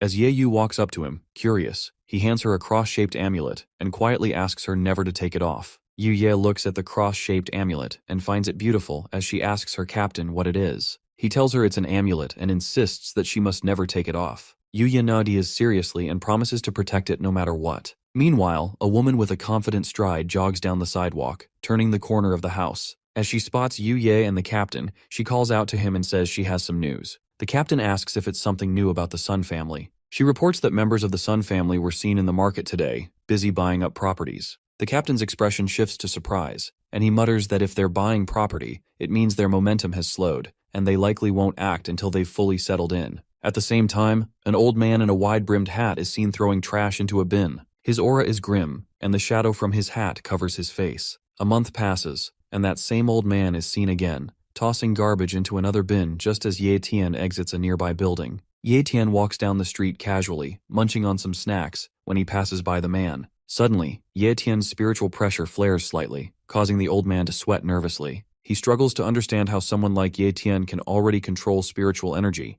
something typically only accessible to top-tier martial artists. Ye Tian calmly pulls up his hoodie, covering his face as he thinks to himself that having a martial spy stationed outside his place proves that the Lin family is paying far too much attention to him. Eventually, he reaches the martial market and quietly reflects on the Sun family. They have long practiced inbreeding across generations to preserve the purity of their swordsmanship talent, and any babies born with conditions like dementia or other disabilities were quietly eliminated in secret. This shows just how twisted the Sun family truly is. Ye Tian arrives at a store owned by the Sun family, where Mr. Sun is present, cheerfully announcing that to celebrate their grand opening, they're offering a 50% discount to all customers today. A gentleman steps forward to congratulate Mr. Sun and offers his blessings, wishing for the business to flourish. The people entering the store thank Mr. Sun warmly and share in the celebration. But then Ye Tian comes around the corner with a cold expression, and as he walks forward, his hand begins to spark with energy. Purple electricity crackles around his fingers and spreads outward, surrounding him with a fierce aura. He offers his own kind of congratulations, not for the store's opening, but for what he calls Mr. Sun's last day to live. Without hesitation, Ye Tian copies Mr. Sun's ability, and in that moment, his swordsmanship talent upgrades to the superior level. After absorbing Mr. Sun's ability, Ye Tian heads to the graveyard where his parents are buried. He brings a bouquet of flowers and sits quietly at their graves, speaking to them with a gentle tone. He tells them that he and his sister Ye-Yu will soon be leaving the seaward base, and before departing, he wanted to visit them one last time to say goodbye. With a small smile, he adds that they would be proud of him if they could see how far he's come. Suddenly, he senses something rapidly approaching. In a flash, a figure appears, standing silently on a nearby tombstone. It's an assassin, clearly sent to kill him, and his killing intent fills the air. Ye Tian instantly reacts, summoning his blade and turning to meet the threat. The assassin lunges with his own weapon, and their blades clash in a shower of sparks. The assassin remarks that Ye Tian must really be something if he managed to defeat Sun Feng. Ye Tian, irritated, realizes who he's facing. It's one of the Sun family's lapdogs. He tells the man that he's been expecting him for some time.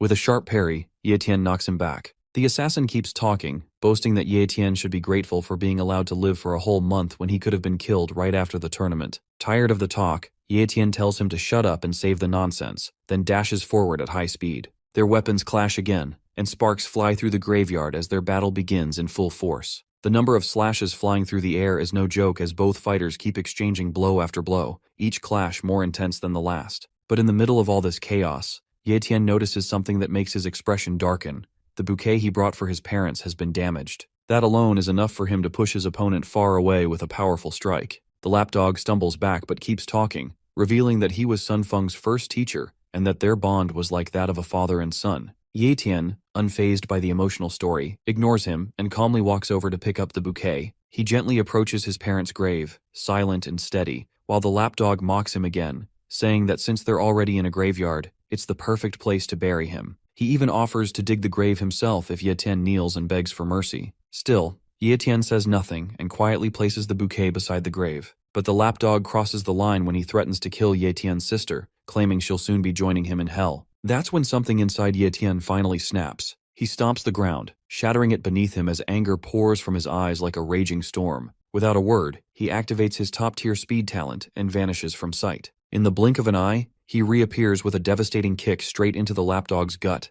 sending him flying. Ye Tian doesn't stop there. He dashes forward, grabs the man midair by his hoodie, and hurls him toward a nearby mountain. The lapdog crashes violently, the impact kicking up dust and rocks as his body lies motionless, barely able to grip his weapon. He hears footsteps drawing closer, his blurred vision catching Ye Tian's figure approaching. In that moment, he finally understands that Ye Tian is already at the level of a grandmaster, though his pride still struggles to accept it. But none of it matters now, as his eyes close for the last time and his story ends right there. Ye Tian sits beside the lifeless body, his expression calm as he picks up the weapon known as Sword Veil, a rare swordsmanship manual hidden within the lapdog's blade. As he examines the weapon, he quickly notices that its stats far surpass those of the sword he had been using. Without hesitation, he switches them out, securing the stronger weapon for himself. Looking around, Ye Tian realizes that night has fallen, and the sky is already cloaked in darkness. Knowing he's stayed out too long, he quickly makes his way down the mountain, fully aware that if he's late again, he'll be facing a battle he can't win, his sister, waiting at home with questions and complaints that no sword can parry. Ye Tian returns to the city and encounters the old man again, who is sweeping the street.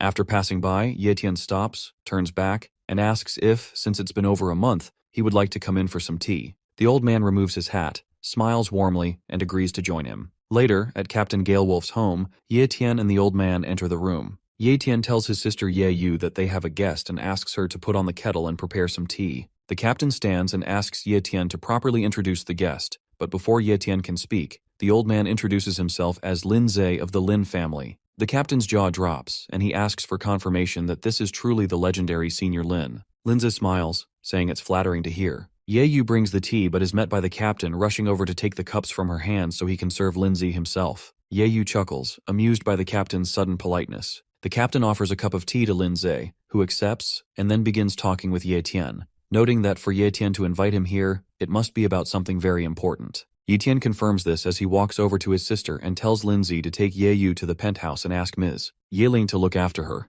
Lin Zhe sips his tea, thinking to himself that he hadn't expected Ye Tian to have any connection to the penthouse. He notices the amulet Ye Yu is wearing, given to her by the captain, and recognizes it as a token of the penthouse. Lin Zhe sets his cup down and responds, promising to take Ye Yu to Ms. Yu. Ye Tian glances at the captain, considering how to repay him before leaving the seaward base. The captain jokes that it seems Lin Zhe didn't like the tea, so he'll make him a fresh cup. Meanwhile, Ye Tian introduces the captain to Lin Zhe, explaining that his name is Zhang Feng, a close and loyal friend of his who is brave and has great potential if he works for the Lin family. The captain is shocked to hear Zhang Feng will be working for the Lin family, finding it hard to believe. However, Lin Zhe agrees and tells Ye Tian that the Lin family is open to any outstanding person, and starting today, Zhang Feng will become his disciple. Ye Tian gently nudges Zhang Feng and tells him to meet his new master. Zhang Feng falls to his knees and bows deeply to Lin Zhe, thanking him for accepting him as a disciple. Lin Zhe tells him to get up, thinking to himself that doing these two small favors will help him build a good relationship with Ye Tian, which will be great for his family. Meanwhile, Ye Yu grows suspicious of Ye Tian and asks about his true goal, since he keeps asking others to look after her. Ye Tian replies that he has some things to handle, nothing serious. But Ye Yu, sharp as a knife, calls him out for lying and says it's more than just some stuff, and he can't hide it from her. Ye Tian nervously insists it really is just some things he needs to deal with, and promises he'll join her as soon as it's done. In the meantime, Xiao Jin will protect her, the same cat who is living the best time of his life. Ye Yu finally gives up and says she understands that he won't listen, so she won't waste her time. She tells Ye Tian to stay safe and not take on things beyond his level. Ye Tian smiles and accepts her advice. Meanwhile, two guards stand outside a building, talking quietly to each other. They talk about how pointless it is to have guards outside the Sun Group at night, since no one has the guts to attack them. But this turns out to be a bad night for those two guards when Ye Tian appears from a distance and heads straight toward them. One guard tells Ye Tian to leave because he's not welcome here, but Ye Tian keeps coming, lightning crackling around him. In an instant, he thrusts both guards along with the door into the building. One guard, barely conscious, asks Ye Tian what he's doing there, and Ye Tian coolly replies that he's there to get rid of some garbage. Meanwhile, a scared henchman runs back to his boss, telling him someone has broken into the group and beaten up their men. The boss grins and says he thought only cowards filled the seaward base, but it seems someone with a death wish has finally shown up. A group of henchmen rush toward Ye Tian, ready to take him down, but Ye Tian quickly demonstrates his power by kicking one of them so hard that he crashes into the others, knocking them over like bowling pins. With lightning-fast speed, Ye Tian dashes forward and eliminates the remaining henchmen with such ease that they seem like nothing. Meanwhile, the boss begins to walk slowly toward him. As everyone else lies defeated, the room falls silent, with only the sound of the boss's footsteps echoing across the floor. The boss breaks the silence and asks Ye Tian for his name, impressed that someone dared to take out so many of his men. Ye Tian replies while holding one of the henchmen by the collar, pointing straight at the boss, making it clear he's next. The boss lets out a cold sigh and says Ye Tian has some nerve walking into his place, then gives a command for the elders to kill him. Suddenly, a group of people leap down from above and ambush Ye Tian. Just as Ye Tian pulls out his newly acquired knife, one elder uses a control talent to bind his hands behind his back, instantly immobilizing him. The others step forward and surround him. Now facing 5 elders, Ye Tian meets Scarface, Eye Patch, Redhead, Jason, and the 5th unnamed one. Scarface speaks up first, saying they had waited for days expecting a real threat, only to be disappointed that a boy was the one who dared to attack them. The elder who used his technique to bind Ye Tian speaks up, saying he has no interest in wasting energy on a commoner, but Ye Tian should feel honored to die inside his escape-proof net array. The boss thanks the elders for their efforts in capturing Ye Tian and tells them they can take anything of value from him as a reward. Suddenly, Scarface's expression changes as he notices the blade Ye Tian is holding and instantly recognizes it as belonging to the lapdog. He slaps Ye Tian across the face, grabs him by the hair, and demands to know what happened to Elder Qingho. He adds that Qingho was supposed to be with Mr. Sun Feng and demands to know what Ye Tian did to both of them. Annoyed by Ye Tian's silence, Scarface grabs him by the shirt and shouts at him to spill the truth, but Ye Tian simply chuckles and tells him to take a guess. Meanwhile, the boss orders one of his henchmen to head back to the store and find out where their young master has gone. Scarface then asks the boss how they should deal with Ye Tian, and the boss coldly replies that they should cut off his feet and throw him into the dungeon. Scarface grabs Ye Tian by the neck and orders him to move faster, but in an instant, Ye Tian breaks free from the elder's ability and with lightning-fast speed slashes Scarface's neck, killing him on the spot. As the remaining elders and the boss witness Ye Tian's overwhelming strength, the boss quickly orders everyone to stay back, realizing Ye Tian is far stronger than they had imagined. The elders leap backward, putting distance between themselves and Ye Tian. Eye Patch stares at him and sees the deadly aura surrounding Ye Tian forming into the shape of a demonic being. Without wasting a second, Ye Tian locks eyes on the boss, who now stands alone with no protection. Ye Tian charges at him, and though the boss powers up and lets out a beastly roar, it proves useless. Ye Tian lands a brutal punch straight into the boss's gut, forcing blood to burst from his mouth. He follows it up with a fierce kick to the face that sends the boss crashing into a wall. The wall shakes from the impact as the boss struggles to his feet, coughing blood, and realizing he can't face Ye Tian alone, he yells for the elders to attack together. Jason is the first to respond, confident that his massive muscular frame can overpower Ye Tian. He locks hands with him, and the two begin pushing against each other, the pressure creating a crater beneath them as lightning crackles in every direction. Thinking Ye Tian is immobilized again, the elder with the chain ability moves in for a sneak attack from behind, but Ye Tian senses his presence, and without wasting even a split second, kicks both Jason and the elder in the face, sending them flying and shattering the elder's teeth. Standing tall at the center, Ye Tian calmly tells the elder that using the same trick twice won't work. However, the elder proves to be cunning, having planted a trap under Ye Tian's feet, which suddenly locks him in place. This gives Eye Patch the perfect opening as she begins gathering the souls of the fallen henchmen and summons 2 vicious dark dragons. Despite his power, Ye Tian immediately senses that the spell is a serious threat. He breaks free from the trap and bolts, but the dragons are far faster than he expected and appear right in front of him. Caught off guard by their speed, Ye Tian stares in disbelief as one of the dragons opens its massive mouth and swallows him whole. The attack escalates into a devastating blast known as the Death Aura Explosion. Miss Yue watches the huge explosion in the distance, wondering who could be causing such chaos. Just then, her maid interrupts and tells her that Lin Zi from the Lin family has arrived to see her. Yueling asks what he wants this time and tells the maid to send him away, but the maid explains that he's here with Ye Tian's sister for some reason. This piques Yueling's curiosity. Meanwhile, Ye Yu and Lin Zi wait somewhere as a lady offers them tea, and Lin Zi thanks her politely. Back at the fight, as the smoke clears from the explosion, Ye Tian's body falls from the sky, crashing into the ground and creating a crater, looking lifeless. The elder praises Eye Patch's ability, claiming that not even a grandmaster could survive her Death Aura explosion. The boss appears, coughing, and thanks Eye Patch, which makes her grin arrogantly as she stands by the crater. The elder asks the boss what to do next since Ye Tian is barely alive and badly wounded, and the boss orders them to kill him immediately. Suddenly, a blade flies through the air, stabbing the elder near his heart and pinning him against the wall. Ye Tian regains consciousness, smiles, and uses healing magic to mend all his wounds while Eye Patch, Jason, and the boss watch in shock as the elder's lifeless body swings against the wall. Everyone is shocked, unable to grasp what just happened.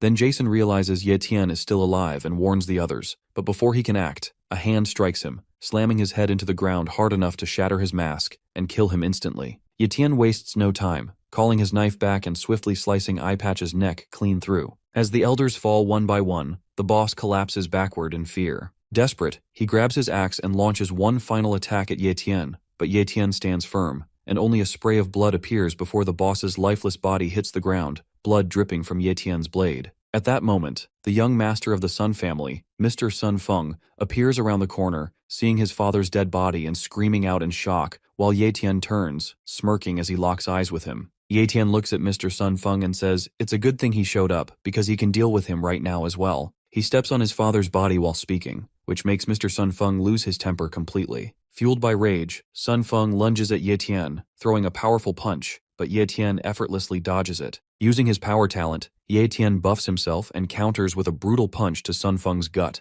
causing him to drop to his hands and tremble in pain. Sun Feng slams his hand on the ground in frustration, realizing Ye Tian is far stronger than him, almost like a monster. His fighting spirit breaks, and he apologizes to his father for being weak. Ye Tian grabs him by the hair, warning that if he's already given up, he'll send him straight to hell. Just as Ye Tian readies his knife to end Sun Feng's miserable life, a thunderbolt crashes down nearby. Ye Tian jumps back onto a pole, narrowly dodging the strike. A mysterious figure appears, floating in the stormy sky amidst roaring clouds and fierce lightning. Ye Tian senses the immense power radiating from this figure and rates it at Grandmaster level. The newcomer is revealed to be none other than Grandmaster Mr. Yao Ye. Yao Ye tells Ye Tian that it is cruel to have killed so many of them. Sun Feng, seeing this Grandmaster of his family appear before him, starts pleading with Yao Ye, begging him to kill Ye Tian and bring him to justice for killing his father. Ye Tian, now furious, looks down at Sun Feng and thinks he should have taken the chance to finish him off when he had it. After hearing Sun Feng's complaints, Yao Ye launches an attack on Ye Tian, throwing lightning at the pole where Ye Tian stands, but Ye Tian dodges and leaps onto a building. Yao Ye continues to unleash lightning attacks, but Ye Tian keeps evading them. Confident in his power, Yao Ye tells Ye Tian to give up because he is no match for a Grandmaster. Sun Feng realizes the destructive power of a Grandmaster is no joke and could destroy the whole city, so he plans to escape to somewhere safe. However, Ye Tian blocks his path with a menacing smile and rushes toward him. At that moment, Yao Ye hurls another lightning bolt. Ye Tian dodges it, but it strikes Sun Feng, almost turning him to ash. Luckily, Sun Feng survives and shouts at Yao Ye that he is not his enemy. Yao Ye jokes that after all these years his eyesight must have gotten weak. While they argue, Ye Tian suddenly appears above Yao Ye and delivers a heavy punch, but Yao Ye is protected by a powerful ability called Elemental Energy Shield, and the punch doesn't even land. Yao Ye electrifies the surroundings, sending multiple lightning bolts that shock Ye Tian and knock him to the ground. Despite the barrage, Ye Tian manages to get back up, laughing as he praises his opponent's power, saying it's time to get serious because if he wants to win, he'll need his full strength. The two stand face to face, their powers clashing fiercely. Ye Tian opens his status window to check Yao Ye's skill set and notices he has only one skill. He chuckles and calls him an ordinary Grandmaster, warning that if he gets hurt in this battle, he won't be held responsible. Sun Feng, hearing this, complains again to Yao Ye about Ye Tian's arrogance and how he's humiliating their base, urging Yao Ye to kill him. Ye Tian thinks to himself that he should have killed Sun Feng already to stop the nuisance. Yao Ye agrees with Sun Feng and suddenly attacks Ye Tian, who barely dodges with a backflip. Yao Ye compliments Ye Tian's agility, saying it's rare to see someone dodge his sudden strike. Ye Tian appears behind him, teasing that Yao Ye is flattering him, then delivers a kick to Yao's cheek from the side. At first it seems to have no effect and Yao Ye calls him weak. But when Ye Tian activates his power talent, that kick becomes so strong it sends Yao Ye flying into a building. Surprised, Yao Ye asks how Ye Tian got so powerful in such a short time. As he gets up, he admits Ye Tian isn't just any martial artist. Just as Yao Ye is about to leave the hole in the building, Ye Tian throws a car in his path. Yao Ye dodges it and uses his spiritual power to stagger Ye Tian, landing a hard blow to his face. He then grabs Ye Tian by the foot and slams him into the ground. Building up energy, Yao Ye powers up his fierce skill, Thunder Kindling, unleashing it on Ye Tian. The attack is so intense that the whole area and sky fill with lightning bolts and thunder. The blast of lightning leaves a huge crater on the ground. Standing inside the crater is Yao Ye, while Ye Tian lies unconscious on the ground. Yao Ye looks down and says it seems like it's over now. Sun Feng laughs with joy and runs over to congratulate Yao Ye, but the battle has clearly taken its toll on Yao Ye, who suddenly pukes blood, realizing he's injured as well. He tells Sun Feng that he's leaving things in his hands and will go see a nurse to get checked. He pushes Sun Feng aside, who can only mutter "yes, sir," trembling with fear of the Grandmaster. Yet, once Yao Ye is out of sight, Sun Feng gets cocky again. He spits on Ye Tian and stomps his body repeatedly, ranting that Ye Tian used to claim he was number one but lost to them. He threatens to chop up Ye Tian's corpse and feed it to the dogs. But just then, Ye Tian regains consciousness, grabs Sun Feng by the neck, and lifts him up, daring him to repeat those words, though Sun Feng is too scared to say a thing. Just then, Ye Tian calls his blade back to him. Sun Feng, realizing his end is near, screams for help one last time, but it's too late. Ye Tian cuts open his neck, putting an end to his miserable life. The scream catches the attention of Grandmaster Yao Ye, who looks back to see Ye Tian using his healing talent. One by one, Ye Tian's wounds start to close, and soon his body is as good as new. Yao Ye is left in disbelief, wondering how Ye Tian's wounds healed so quickly, like the penthouse jellyfish, and demands to know what he really is. Ye Tian shrugs it off, calling himself nothing more than an ordinary guy with a low-level talent. He then activates his wind slashes and unleashes a barrage of slashing orbs toward Yao Ye. Yao Ye recognizes the skill as belonging to the Sun family, but the sheer number of orbs overwhelms him. Every attack hits hard, damaging his body and tearing off his shirt. Clearly furious, Yao Ye calls Ye Tian a bastard and swears to kill him even if it costs his life. But before he can act, Ye Tian delivers a powerful punch to the back of his head, slamming him into the ground. Ye Tian says he's just paying Yao Ye back for what he did earlier. Now trembling from Ye Tian's strength, Yao Ye struggles to get up from the ground.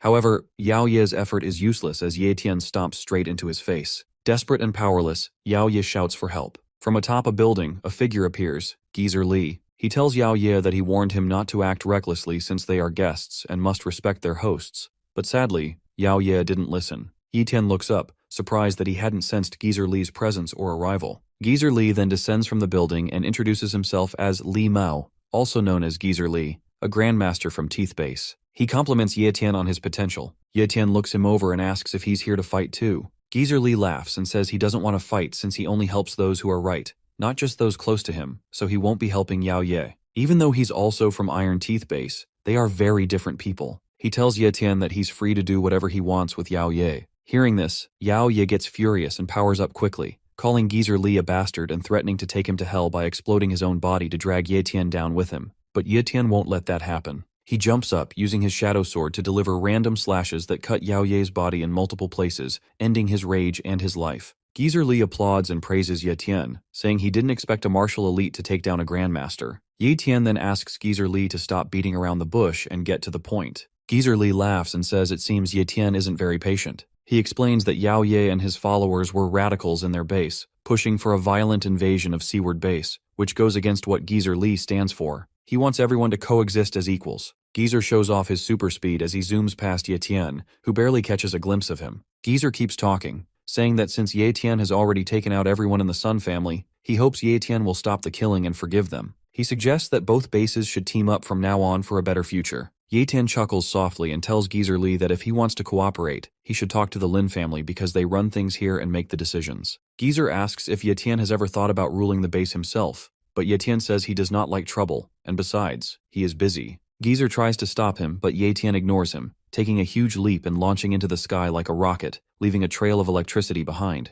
Geezer smiles as he watches Ye Tian disappear into the sky and says he is going to accomplish a lot. Meanwhile, at Lin's villa, Lin Wanli, leader of the Lin family, is sitting and shaping a small tree in his palace. Just then, the door opens, and his son, Lin Mingzi, comes in to inform him about a massive explosion that happened overnight in downtown. He explains that it took place at the Sun family's company, and that both their company and family have now been wiped out. Lin Wanli refuses to believe it, saying it's impossible because the Sun family has a grandmaster. Lin Mingzi reminds his father about Ye Tian, the martial artist he had mentioned before. He tells him that Ye Tian is the one who killed everyone in the Sun family, including their grandmaster Yao Ye. This shocks Lin Wanli so much that he drops the scissors he was using to trim the tree. Lin Wanli says he never expected the struggle between the hardliners and moderates of the Iron Teeth base to end at the hands of a young man named Ye Tian. He gets up and starts walking as he continues, saying that by doing this, Ye Tian has managed to secure the Seaward and the base, as well as the safety of the Lin family. His son Lin Mingzi follows him, and says there is one more thing he wants to tell him.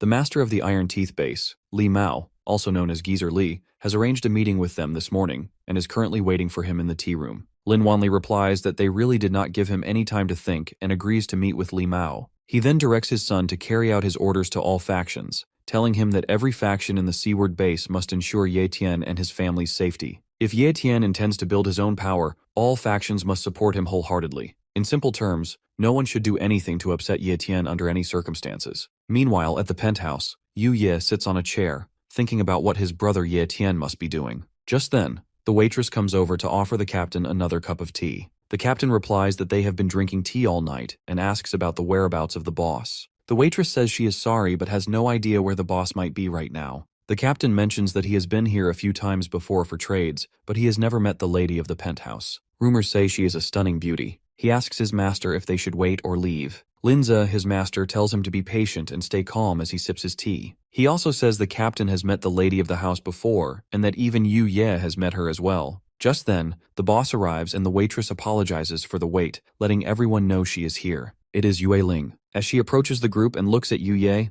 she is shocked. The captain is even more shocked as he looks from Yu Ye to Yue Ling and realizes they look exactly the same. The waitress also looks confused, wondering if they really are twins. Linza says it has been a long time since he last saw Miss Yue and then introduces Yu Ye to her. He tells her that Yu Ye is Ye Tian's sister and that Ye Tian asked him to bring her to the penthouse for refuge. Yue Ling interrupts and says she already knows what happened last night at the seaward base. She looks at Yu Ye and thinks to herself that Ye Tian's sister looks exactly like her. She remembers how Ye Tian used to save her all the time and hopes he doesn't see her as his sister. An embarrassing moment flashes through her mind when Ye Tian hugged her, and she feels awkward realizing she looks just like his sister. She then walks over to Yu Ye and says she can be her big sister. Later at the market, Ye Tian returns and spots Yue Ling standing there waiting for him. He asks what she is doing there, and she replies that she is waiting for his grand arrival since he is now the big shot at the seaward base, and she wouldn't dare to ignore him. Ye Tian uses his ability to assess Yue Ling's powers, and discovers she has been promoted from high level to top level. He guesses it must have something to do with the treasure in the Death Lake. He keeps looking at her with a smile on his face. Feeling embarrassed by Ye Tian's constant staring,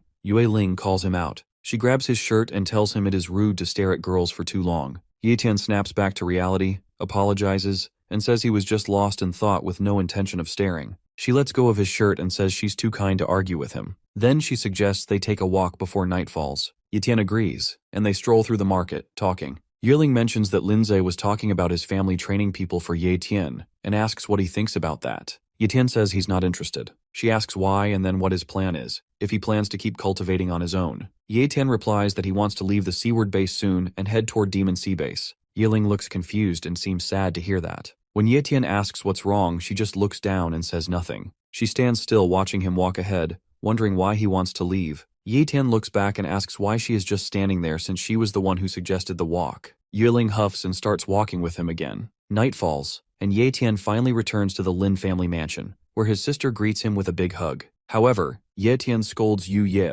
telling her to behave more like a lady since she's no longer a child. She feels embarrassed and says she just missed her brother so much. Ye Tian thanks everyone for taking care of his sister while he was away. Linzi tells him it was no big deal and that he is welcome. Yue Ling, standing a little distance away by the door, tells her maid to go fetch Elder Yue because she needs to talk to him about something. She speaks with Elder Yue in a separate room. Elder Yue asks if she has really made up her mind, and she confirms that she has, and that now she will leave everything in his hands. The next morning, Ye Tian is ready to leave with his sister. They stand by a car as Lindsay asks if he is really going to give up the chance to build his own team if he stays here. Ye Tian chuckles and says yes, he is going, and thanks Lindsay for the car. Linzo says young men should always aim high, and that if he were a bit younger, he would definitely tag along with Ye Tian. The captain looks around and asks about Miss Yue since she is a good friend of Ye Tian's, but is nowhere to be found. Ye Tian looks around but doesn't see her anywhere, then says he doesn't have time to wait for her to say goodbye. He prepares to leave and says his goodbyes, while the captain tells Ye Yu to keep cultivating and not to slack off. Just then, Yue Ling arrives and tells them to stop. She and her maid head toward the car. She sits in the front seat and tells Ye Tian to get in already. Ye Tian asks if they are both coming, and Yue Ling replies, "Isn't it obvious? Why else would they be sitting inside the car?" Ye Tian asks Ye Yu to sit in the back seat and then turns to Yue Ling, asking why she suddenly decided to come along. She replies that she just wanted to. Ye Tian smiles and says she can simply admit that she wanted to go out with him to train. There's no need for an excuse. Yue Ling blushes and says she just happens to be going to the same place and only needs a ride, so that's why she's coming with him. Then, they start driving away, bidding farewell to the seaward base. They continue riding in the car while the maid calls the cat naughty for not coming to her. Ye Yu explains that the cat just met her and doesn't know her yet. Yue Ling then tells Ye Tian there will be a test in the secret land of the Demon Sea Base and asks if he is interested. Ye Tian says he doesn't know about the secret land and asks her to explain. The maid chimes in, surprised that he became a martial master without knowing about it. She explains that the secret land is a subspace on Earth that came into existence during the catastrophe 100 years ago. Martial artists often enter the secret land through space cracks to hunt for treasures, and it's considered the most effective way to level up. Ye Tian asks if anyone can enter the secret land, and Yue Ling says it has different levels, allowing only people who meet the required level to enter. For example, one portal opens every 3 months, and only martial masters are allowed in. If someone below or above the required level tries to break in, they will be turned to ashes. Ye Tian says it's the first time he's heard of it as he shifts gears and speeds up the car. Yue Ling tells him that not many people earn the chance to go to the secret land, and if she allows him to go, one of her family members will lose the opportunity to participate. She explains it's a rare chance and asks him again if he's interested. Ye Tian says it sounds troublesome and that he'll pass because he hates causing trouble for others. This makes Yue Ling annoyed but amused as she grabs the steering wheel and yells at him to act like a man and stop hesitating. After a while, they arrive at an abandoned campsite and decide to spend the night there. Ye Tian washes his face, breathing in the cool air, then goes back to check if everyone has dinner ready. But Yue Ling stops him and asks once more if he really isn't going to the secret land. She stresses that it's a very rare opportunity, and he needs to be sure of his decision since no one knows when the secret land will open again. Opportunities like this are crucial for martial artists to grow stronger, so he should think carefully. Ye Tian coughs to cover his words and says he does want to go, but this is the first time he and Ye Yu have left the seaward base, and he can't leave his sister alone for so long. Yue Ling laughs at his reason for turning down the chance and tells him he doesn't really know what her family is up to. She explains that her family has multiple penthouse branches at the Demon Sea base, so he doesn't need to worry about Ye Yu because her family will take care of her. She gives him a confident smile and a cheerful wink. After hearing this, Ye Tian says he is ready to go to the secret land with her. Yue Ling agrees and tells him it's a deal, warning him not to change his mind again as she clenches her fist and looks at him. Ye Tian thinks this is a good way to save a lot of money. The maid asks everyone for their opinion and explains that the Demon Sea base is about 1,860 miles away, so they can either get there as soon as possible or take a slower route and enjoy the scenery. Yue Ling and Ye Tian answer at the same time that both options are fine. The maid is amazed and asks how they managed to say the same thing at once, which makes both of them blush as they look away in opposite directions. Ye Yu says she prefers the slower option because she wants to see more of the outside world. They all agree to her request and head to sleep. The next morning they continue their journey and encounter giant monsters along the way, like a giant and a giant octopus. After 3 months of travel, they finally arrive at the Demon Sea base. The captain of the ship announces that they have finally arrived at the Demon Sea base and asks the passengers to disembark in an orderly manner. The group gets off the ship and heads into the bustling market. Ye Tian remarks that this base is several times larger than the seaward base. Yue Ling agrees, saying it is indeed much bigger and even divided into different areas because of its size. Suddenly, a car screeches to a halt right in front of Ye Tian and Yue Ling. The driver steps out, opens the back door, introduces himself, and says he is from the penthouse branch at the Demon Sea base, welcoming Miss Yue Ling. Ye Tian looks amazed that this base even has drivers, which tells him they must be filthy rich. Yue Ling asks the maid to take Ye Yu to the penthouse so she can rest, and both of them get into the car. Ye Tian bids his sister goodbye and tells her to take care, promising to meet her at the penthouse. The driver then drives off with the maid and Ye Yu, leaving Ye Tian and Yue Ling behind. Yue Ling ties her hair back and says it's time to carry out their plan. They head toward a place where a huge crowd has gathered, and a chopper flies overhead. They see many common martial artists, most there just for fun since there aren't enough martial masters. Suddenly, an old man notices a space crack appearing in the sky and shouts about it as a small hole opens up overhead. Ye Tian looks at the hole in the sky and says it's too tiny for any human to fit through. Yue Ling tells him to be patient because someone will arrive soon to expand it. After a while, a man floats down from the sky, causing everyone's jaws to drop. It's Emperor Yun Ho, a powerful emperor-level martial artist from the Yun family of the Demon Sea base. Yue Ling explains to Ye Tian that he is an emperor level, which means he has the power to levitate in midair. Ye Tian thinks to himself that an emperor level must be any rank beyond a grandmaster. It surprises him to see an emperor-level martial artist here at the Demon Sea base. Curious, he wonders how Yun Ho will expand the tiny hole in the sky. Yun Ho pulls his hand out of his pocket and smiles menacingly as his finger begins to spark with electricity. Suddenly, a huge flaming finger appears above Yun Ho as he pushes it right into the center of the tiny hole in the sky.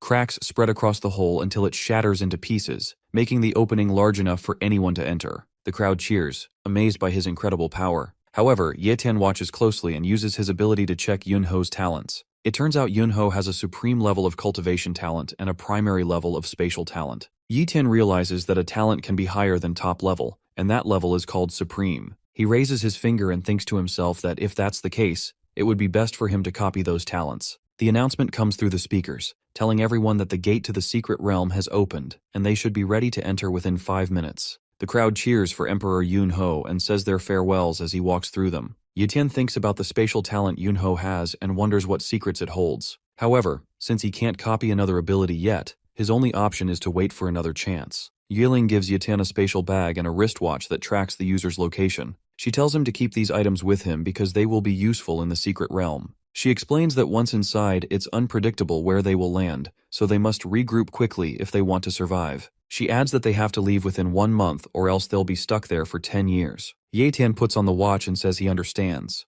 Just then, Yue Chao approaches from behind and mocks Ye-tian, calling him the weakling sister Ling invited to the secret realm. He tells Yue Ling that Ye-tian doesn't seem strong enough to be a martial master and might be tricking her. Yue Ling tells Yue Chao to show some respect since Ye-tian is her friend, but Yue Chao says this nobody from a small place took away his brother's spot, so he can't respect him. Ye Chao taps Ye-tian on the back, calls him a wimp, and walks away after warning him not to cross paths with him in the secret realm. Ye-tian, with a poker face, asks Yue Ling if Yue Chao has always been this bold. The announcer then declares the gate officially open and wishes everyone a fruitful journey. Multiple martial artists leap into the hole, and Yue Ling and Ye-tian get ready and follow. As they travel through the gate, Ye-tian's sister silently prays for his safe return. Once inside the secret realm, only Ye-tian is visible because, as Yue Ling said, they have spawned in different locations. Ye-tian falls to the ground after landing but quickly gets up, taking in the eerie blood moon and strange atmosphere around him. He begins walking toward a castle ahead and steps on a flower. He picks it up and realizes it's a 100-year ginseng.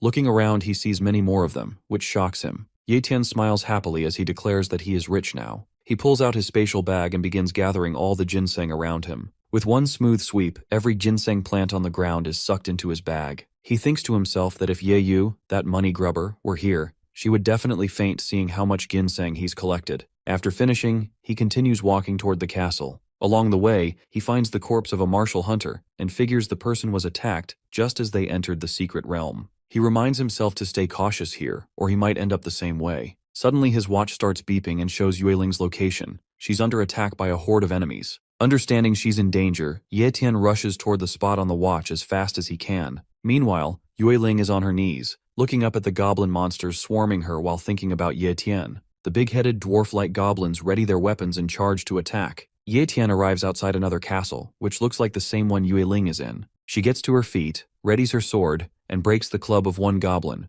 but it doesn't help much because another goblin attacks her from behind. This makes her drop her sword and shiver in pain as she sinks to her knees, looking up at the goblin who just attacked her. Terror spreads across her face as the goblin raises his club, ready to finish her off. She closes her eyes and calls out to Ye-tian in her mind. Just then, Ye-tian arrives and kicks the goblin square in the face, breaking his teeth and sending him flying. Standing protectively in front of Yue Ling, he tells her to rest easy and leave everything to him. Drawing his weapon, he rushes at the remaining goblins and slashes them apart. One goblin tries to sneak up behind Ye-tian, thinking he is clever, but is met with a powerful punch to the jaw that breaks it and sends him flying as well. Ye-tian continues taking down the goblins while Yue Ling watches, thinking that with Ye-tian here, her father's wish from all those years ago might finally be fulfilled. After finishing off the last of the goblins and securing the area, Ye-tian returns to Yue Ling and asks how, if her power is enough to kill these weak demons, they managed to harm her so badly. She explains that it wasn't the goblins but a powerful enchanted python that caused her trouble.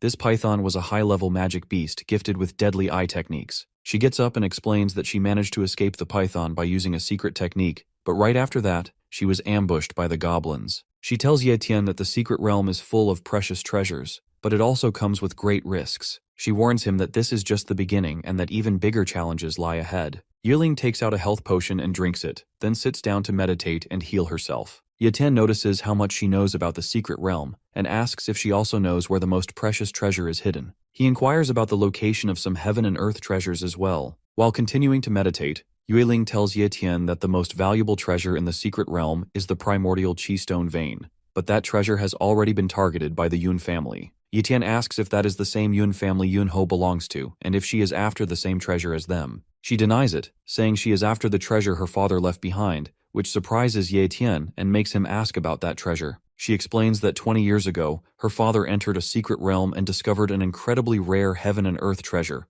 but it was guarded by a beast with teleportation abilities, so he couldn't obtain it. She goes on to say that according to her father, the beast has middle-level spatial magic and is a very dangerous magic beast. Ye Tian thinks it over because even Yun Ho only has a primary level of spatial talent, but this monster possesses middle-level talent, which is a must-have for Ye Tian. He bites his lower lip and shivers with excitement while Yue Ling finishes healing herself. She stretches to loosen up and prepare for what's coming next. Once she's ready, she tells Ye Tian she's good to go. Ye Tian asks about the treasure those women have been so obsessed with, and since he's now her partner, Yue Ling decides to share the secret with him. She explains that the treasure is called the Heavenly Soul Flower, a heaven and earth treasure that can elevate a person's cultivation talent to the very top level. Simply put, it's a flower that can create a genius. One Heavenly Soul Flower is enough to make someone a top grandmaster, powerful enough to dominate places like Linhai Base. She adds that this flower isn't just something she needs. Ye Tian and Ye Yu need it too. Since Ye Tian has already surpassed the top level of cultivation, he doesn't need it, but Ye Yu definitely does. Ye Tian asks how many of those flowers there are. Yiling replies that 20 years ago, there were 10 of them, but since it's been that long, some might have been lost, or maybe even grown. She tells Ye Tian that one of the biggest taboos in treasure hunting partnerships is unevenly dividing the rewards, so she's willing to split everything evenly with him. In return, she expects Ye Tian to give his all when it comes to killing that beast. Ye Tian agrees, and they seal the deal with a high five. After a while, they start heading toward the treasure with Yue Ling leading the way. Ye Tian asks if she really knows where it is, and she tells him not to worry and just follow her. Ye Tian thinks to himself that even though heaven and earth treasures are valuable, his priority is the spatial magic. He asks Yue Ling if his father has been hunting that monster for 20 years, then maybe he must have had a plan. Yue Ling agrees and hands him a device called a formation plate, forged by a formation maker her father hired for a large sum. The pattern on it is called the air band formation, which significantly reduces the effects of teleportation. Ye Tian remarks that it seems even teleportation can be countered, and Yue Ling confirms that it definitely can. She goes on to explain that every force in this world has a counterforce.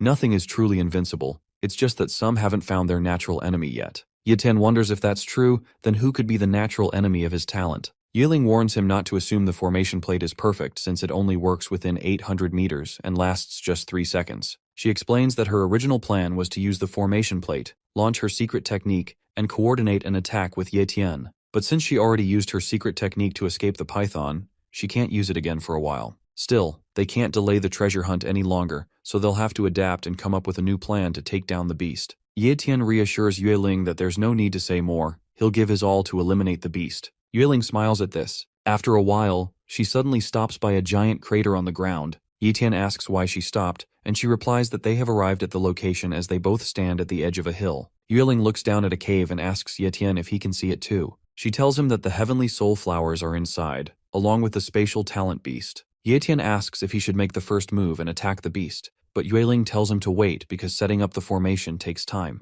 Once the formation is ready, they can lure the beast out. The beast sleeps inside the cave but is instantly awakened by their presence and teleports behind Ye Tian, catching him off guard. Floating above both Ye Tian and Yue Ling, the beast looks down on them. They both turn around and realize the beast has discovered their position. Ye Tian orders Wei Ling to get the formation ready while he keeps the beast occupied. She agrees and leaves to prepare her formation magic. The beast immediately appears before Ye Tian and slashes his chest and shoulder. Ye Tian looks at the wounds and thinks spatial magic is no joke. Its teleportation talent sets it apart from regular speed. The beast smashes Ye Tian into the ground before flying back up. Ye Tian finally shakes off his daze and prepares to fight. He gets up, uses his healing talent to mend his wounds, and draws his dagger. Meanwhile, Yue Ling sits a safe distance away from all the chaos, focusing on preparing her formation and thinking to herself that it's almost ready, just needing a little more time. The beast floats in the sky as Ye Tian gets up and watches it rush toward him. Just as it's about to reach him, it vanishes and reappears behind him. Ye Tian quickly shows his agility by jumping away and dodging the attack. The beast growls and charges again, aiming directly for Ye Tian's face, but he blocks it with his dagger. They trade blow after blow, neither able to land a perfect hit. Amid the fight, Ye Tian checks in with Yue Ling about the formation. She tells him she needs only 3 more seconds to finish. As those seconds pass, the beast senses something is wrong with Yue Ling, disappears from Ye Tian's side, and moves to attack her. But Ye Tian has other plans. He kicks the beast hard in the jaw just as it's about to strike Yue Ling and disrupt her formation. The formation is finally ready as Yue Ling activates the airspace seal formation. This technique creates circles above the monster that press down on its body, pinning it to the ground in one spot. Yue Ling breathes a sigh of relief and says the formation magic has finally been completed. The beast uses its gigantification talent, bulking up its body and trying to break free from the formation. The formation plate starts to crack as its time runs out. Ye Ling tells Ye Tian to take his chance now before the plate breaks and the beast escapes. Without wasting a second, Ye Tian draws his shadow sword and slices the monster's face clean in half with a single strike, ending its rampage instantly. Yue Ling is surprised by Ye Tian's power.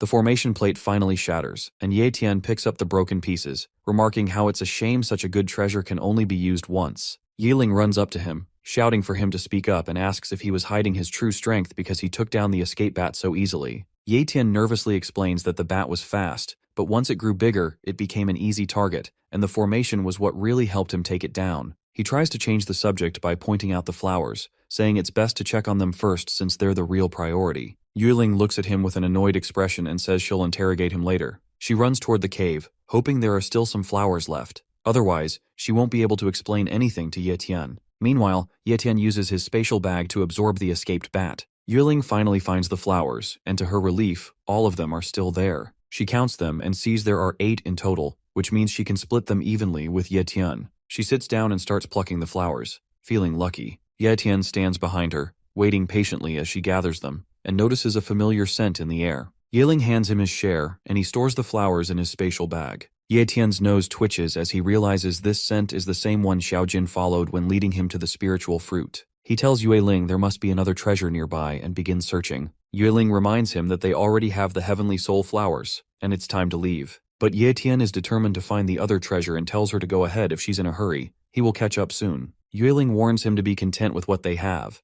as greed is a dangerous taboo when it comes to treasure hunting. Ye Tian says nothing and keeps looking. He eventually notices a small patch on the wall, strikes it with his fist, and reveals a hidden chamber inside the cave. Yue Ling is surprised there was a secret chamber, but even more stunned when she sees the treasure hidden inside, the Earth Surge Gold Lotus. Ye Tian grins and says this is the treasure he had been searching for all along. Ye Tian asks Yue Ling if she knows anything about the plant. She says she does and identifies it as the Earth Surge Golden Lotus, which is even rarer than the heavenly soul flowers. However, despite being incredibly valuable, it's considered unmarketable. Ye Tian looks confused and asks what she means by something being invaluable yet unmarketable. She explains that while the lotus can influence a person's innate talent, it doesn't upgrade it like a heavenly flower does. Instead, it allows the talent to develop new tricks, but whether those tricks are useful depends entirely on the talent itself. The effects are usually minor, and only in rare cases, maybe 1 in 1,000, it can make a skill more efficient. That's why only the wealthy are willing to buy it to test their luck, making it precious but not easy to sell. Ye Tian thinks about his copy talent and gets curious about what new tricks it might learn. He tells Yue Ling it's time to talk business, then asks her to wait as he jumps down to retrieve the lotus. When he comes back, Yue Ling demands to know how he could just grab the flower without asking, and insists she deserves a share. Ye Tian assures her that of course she'll get her share,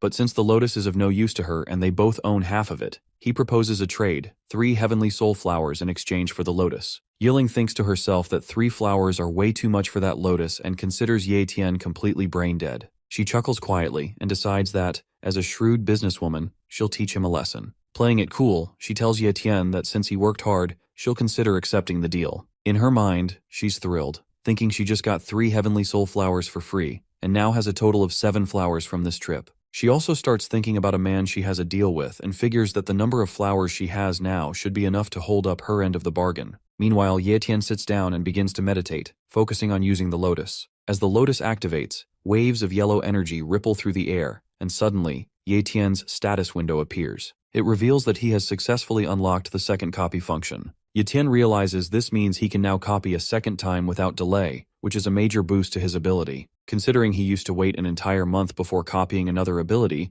this new upgrade feels like a game changer. He checks the range from which he can now copy abilities, and is amazed to see it has increased drastically, up to 500 meters. He thinks to himself that the double copy function and the extended range are such valuable improvements that even 10 heavenly soul flowers would have been worth it, so giving up 3 was nothing. Then he takes out the escape bat's corpse from his spatial bag, and his system window pops up, confirming that the middle-level spatial talent has been successfully copied. He integrates the ability into himself and smiles, letting out a satisfied huff. Ye Tian huffs in exhaustion as he finally completes his cultivation, saying that the teleportation magic is the strongest ability he's ever encountered. It includes teleportation, spatial perception, spatial mark, and a pocket inventory. He opens the pocket inventory, moves his spatial bag into it, and feels ready to begin a new round of treasure hunting. As he steps out of the cave, he finds Yue Ling sleeping outside. He looks at her and thinks how much she resembles Ye Yu, wondering how his sister must be doing. Yiling wakes up, dusts herself off, and asks if he's done cultivating as she reattaches her weapon. Ye Tian thanks her for keeping watch while he was busy. Yiling says she's obtained the item she came for and plans to leave the secret realm soon. Ye Tian tells her that he wants to stay a little longer to search for more treasures, curious about what else might be hidden in the secret realm. Yiling scolds him, warning that he's unfamiliar with the area and it's far too dangerous to survive alone. But Ye Tian assures her that he's strong enough to take care of himself and will be just fine. He adds that he'll escort her to the teleportation waypoint, and if they leave now, they should reach it before daybreak. Yiling sighs and thinks to herself that she needs to find a way to convince Ye Tian to leave the secret realm with her. The two of them start running toward the waypoint when suddenly they hear a massive explosion. It turns out there are people fighting in the distance. Yiling says they're probably fighting over some treasure, though it's a shame they can't see clearly who they are since they're too far away. Ye Tian, on the other hand, sees it as the perfect chance to test his newly acquired talent and activates his spatial perception. Using his skill, he sees that two humans are locked in combat, even though the monster in the area has already been killed. The real fight is over a hidden treasure nearby. Yiling and Ye Tian move in closer, and Ye Tian tells her that the fighters are Li Kang and Zhang Kai. Yiling is surprised and asks why they would fight, considering the Li and Zhang families have always been on good terms. Ye Tian figures they must have discovered a treasure and started fighting over it, so he uses his spatial perception again to try and locate the hidden item. At first he doesn't see anything unusual, but then he notices something inside the mouth of the fallen calamity beast. A flower burning with a bright red glow, clearly a rare treasure. Both fighters, Zhang Kai and Li Kang, land fatal blows on each other at the same time, resulting in their simultaneous deaths. Yiling points out that it looks like both of them died together and rushes down toward the scene. Ye Tian asks where she's going, reminding her she was supposed to head to the gate. Yiling replies that there's free loot lying around, and only a fool would miss a chance like this. Ye Tian follows her down, telling her that whatever they find this time will belong to the one who picks it up, no sharing. Yiling agrees and warns him not to regret it later. Ye Tian accepts the terms and thinks to himself that he'll admit defeat if she manages to find the stalk of the spirit grass. Yiling speeds up and tells Ye Tian not to blame her for getting a head start. Both of them rush toward the corpses, and Yiling immediately grabs the spatial bags from both fighters, thinking she just hit the jackpot. Meanwhile, Ye Tian heads straight for the calamity beast's corpse and sits on it. He asks Yiling if she wants it, but she replies that the calamity beast isn't worth much on the market, and it's too big for her to carry, so he can have it if he wants. Ye Tian asks if she's really sure about that. Slightly annoyed, Yiling tells him again that she already said she doesn't want it, and he can do whatever he wants with it. Ye Tian smiles and tells her that the corpse belongs to him now, asking her not to regret it later. She tells him to stop being so naggy as she picks up a sword from the corpses and repeats that she has no interest in the monster's corpse. Meanwhile, Ye Tian opens the calamity beast's mouth wide and finds a glowing flower hidden inside. Yiling drops the sword in shock as she sees the flower and rushes over to Ye Tian. He grins and says he's incredibly lucky to have found a rare spiritual grass stalk hidden in the beast's mouth. Yiling hurries to his side and asks to take a closer look at it. He refuses at first, saying it belongs to him, so why should he let her see it? But she doesn't listen and grabs his hand to get a better look. She immediately identifies it as the flame talent spirit grass. Ye Tian asks her if it's valuable, and she tells him to be very careful with it. Then with a smile, she asks if he'd be interested in trading the item. Ye Tian tells her to explain first what spirit grass actually is, and why the Li and Zhang families were willing to kill each other over it. Yiling explains that the grass has a single, powerful ability. It allows the person who consumes it to gain flame talent. It doesn't seem all that interesting to Ye Tian, since he can already copy any talent he wants. But Yiling explains that the idea of adding an entirely new skill is incredibly valuable. Even some monarch-level experts are just cultivators with high potential, not necessarily people with unique talents like this. For powerful families, a high-level attack-type talent such as Flame is a rare treasure, which makes it extremely sought after. Ye Tian still feels that, for him personally, the flower is basically useless since he can copy any talent without relying on it. Yiling then mentions that even the monarch rank ancestor in the Yue family is desperate for a unique talent like this. He needs something powerful to drastically boost his battle strength, and this flame talent could increase it tenfold. Ye Tian offers her the grass and tells her she can have it since she wants it so badly. Yiling is surprised and asks if he's really giving it to her. Yeda nods and says yes, of course, he can't use it, and neither can Ye Yu, so it makes sense to give it to someone who actually needs it. He starts walking away, saying he's going to look around for something that might be useful to him. Yiling smiles to herself, thinking this is the difference between Ye Tian and others. Some people would see that grass as a treasure worth dying for, while others like him remain completely unaffected by it. She says to herself that Ye Tian is truly someone destined for greatness, and even wonders if he might be some kind of angel. But Ye Tian has his own reasons for giving her the grass. In his mind, the grass is useless to him, and by giving it to Yiling, he earns her favor. If he tried to sell it in the market or to a martial artist, it would come with complications or a heavy price, so he chose profit over hassle. That's why he handed it over without hesitation. They continue their journey and eventually arrive at the massive spiraling gate that leads out of the secret realm, standing together before it. Yeling asks Ye Tian one last time if he wants to leave the secret realm with her, but he shakes his head and says he's staying behind. She sighs and hands him another flower along with the spatial bags, saying that since he's choosing to stay and gather more rewards, she can't accept something from him without giving something in return. She reminds him that there's a limit to how long he can remain in the secret realm, only 1 month. After that, the teleportation gates will be heavily guarded by stronger monsters, making it far more dangerous to leave. Just as she gets ready to step into the gate, she remembers something and turns to warn Ye Tian about the Yun family. She tells him that if he ever comes across them, he should run as fast as he can, because their family has a monarch rank expert. She says goodbye and tells him she'll be waiting for him on the outside. Ye Tian smiles and waves at her as she jumps into the gate and begins traveling through it. Along the way, she glances back at Ye Tian and thinks to herself that it won't be long before he surpasses her. That's why she can't afford to slack off. She has to grow stronger too, or she'll be left admiring him from a distance. Ye Tian watches as Yue Ling finally disappears into the gate, then smirks and says, the dead weight is finally gone. Now he can farm treasures to his full potential without holding back. He gets ready to leap off and start exploring again. Meanwhile, back in the real world, the gate begins to ripple as someone starts to emerge.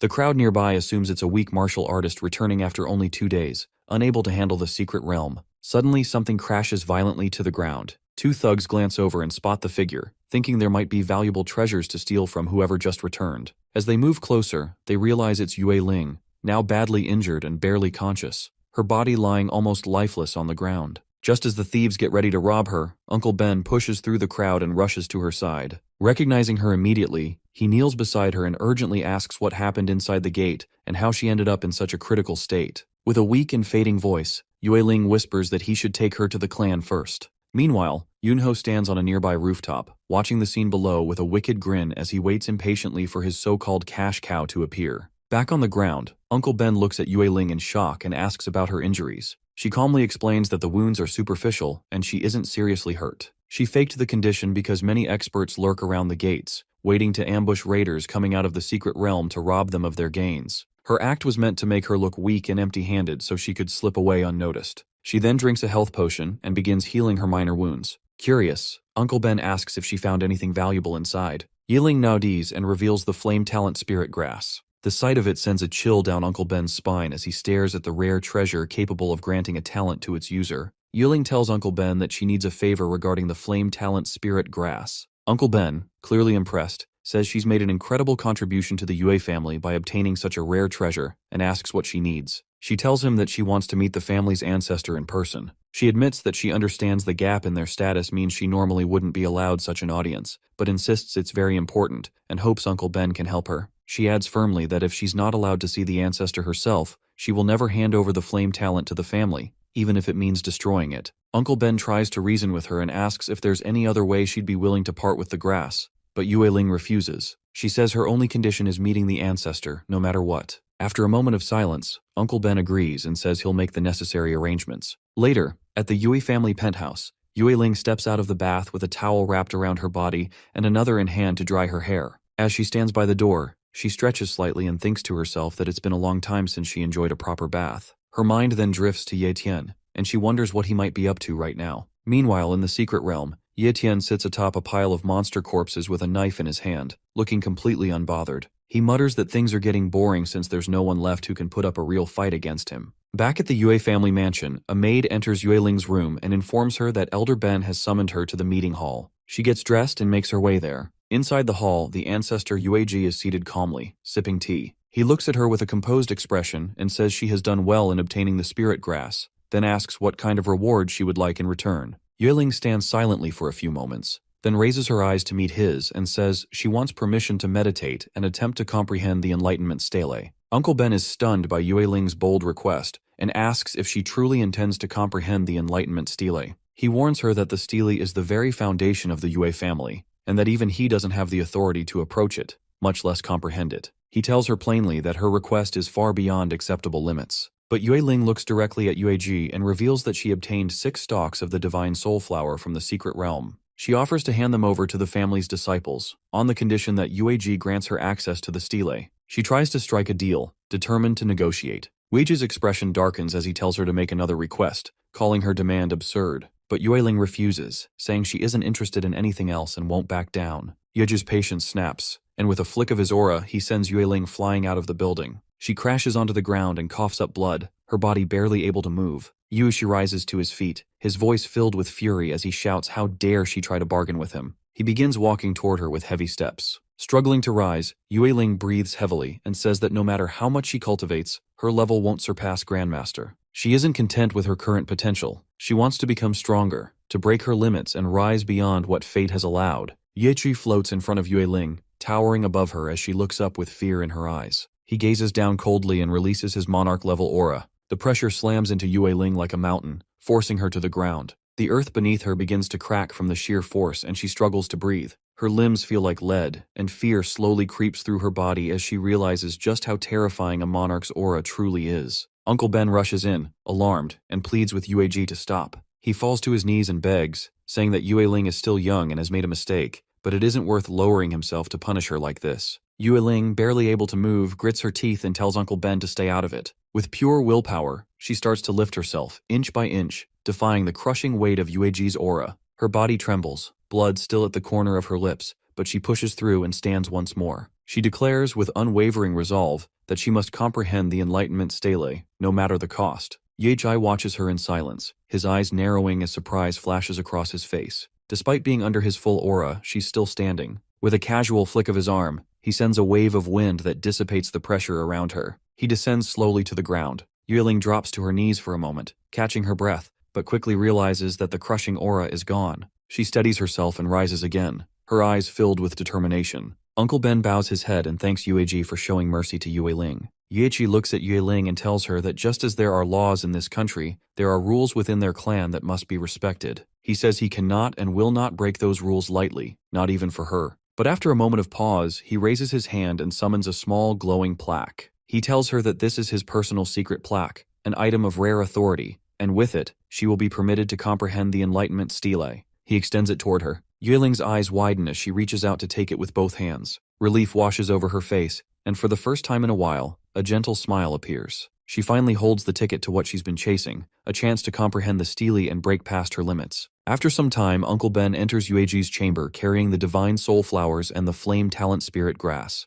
He tells Yueji that Yueling sent someone to deliver the items personally, fulfilling her promise. Yechi nods and instructs him to place them on the table. As Uncle Ben carefully sets the flowers down, he looks at Yueji and asks why he changed his mind about letting Yueling approach the Enlightenment Stele when he had been so firmly against it before. Yueji dips a spoon into a wooden bucket of water and casually waters a nearby plant as he replies with a faint smile. He says that he admires her stubbornness. It reminds him of himself in his younger days. Meanwhile, deep in the secret realm, Ye Tian is up on a mountain when he spots another spirit plant. With a grin, he yanks it out along with its roots, but in his excitement forgets where he is and tumbles down the slope, landing in a river with a splash. He pulls himself out, soaked and dripping, and activates his spatial talent. Using his pocket inventory, he pulls out the plants he has collected so far and lays them out. Looking them over, he counts each one and grins, thinking about how lucky he's been to find so many spirit flowers in just a few days. The potential profit from these, plus the bonus from selling calamity monster corpses,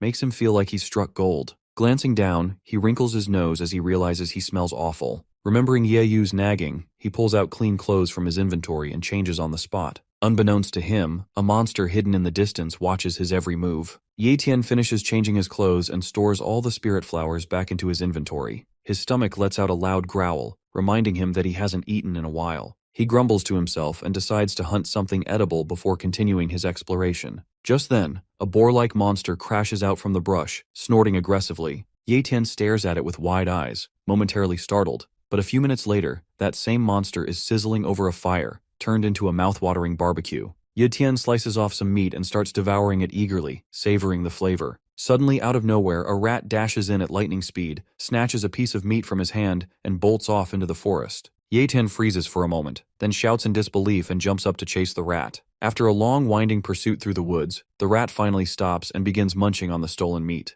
Ye Tian crouches in the bushes nearby, glaring at the thief and preparing to strike back. Just as he's about to leap, his system window suddenly pops up with a message. The rat possesses a high-tier treasure-seeking talent. Ye Tian lunges at the rat, hoping to catch it off guard, but the creature is lightning fast. The moment it senses danger, it darts into the forest. Ye Tian watches it go and smirks, saying there's no escape now. He activates his spatial teleportation talent and in a blink, appears right in front of the rat, grabbing it before it can run again. To his surprise, the rat suddenly speaks, yelling at him to let go. From the pitch of the voice, Ye Tian realizes it's a female rat. She squeaks in protest, calling him a pervert for staring at her, and wriggles violently to break free, but it's no use. Ye Tian calmly pulls out his knife and threatens her, telling her to either become his pet or get turned into grilled meat. The rat panics and begs for her life, agreeing to become his pet. Since Ye Tian has already used his copy ability twice and can't copy her treasure hunting talent right now, he chooses to form a soul light contract instead. Once the contract is complete, he names her Little Purple after her vibrant fur.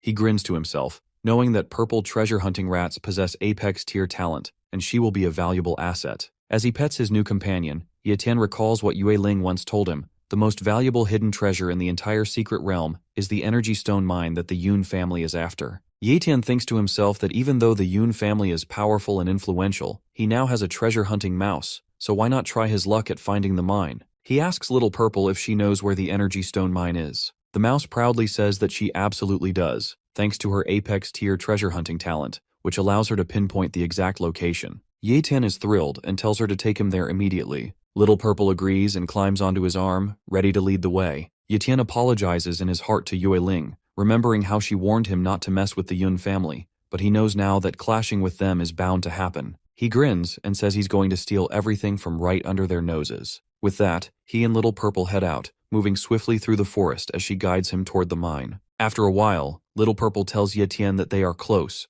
but she also smells other humans nearby and warns that it's possible the mine has already been taken over. This puts Ye Tian on edge. He quickly uses his spatial talent, spatial sensing, to scout ahead. As he scans the area, he spots several human corpses scattered across the ground. Without wasting time, he activates spatial teleportation and instantly appears near the scene, but he quickly ducks behind a rock to observe the battle. The fight is still raging on. Suddenly, Heliambi unleashes his earth elemental forbidden curse, Rockfall, sending a barrage of massive rocks crashing down on the enemies, wiping them out in an instant. Just as the dust settles, one survivor attempts a sneak attack, but Heliambi counters with Earth Spike, impaling the attacker with brutal precision. Watching all this, Yunfeng grins and praises Heliambi for his impressive skills, saying she can't believe he took out so many Yun family members on his own. She then draws her weapon and, with a spark of excitement in her eyes, declares that it's her turn to have some fun with him. Yunfeng dashes toward Heliambi, declaring that the treasure in his possession rightfully belongs to the Yun family. Heliambi braces for the attack, calmly replying that they'll see if she's strong enough to take it back. He slams his hand on the ground and casts his earth element forbidden spell, King Kong Wall, raising a massive barrier between them.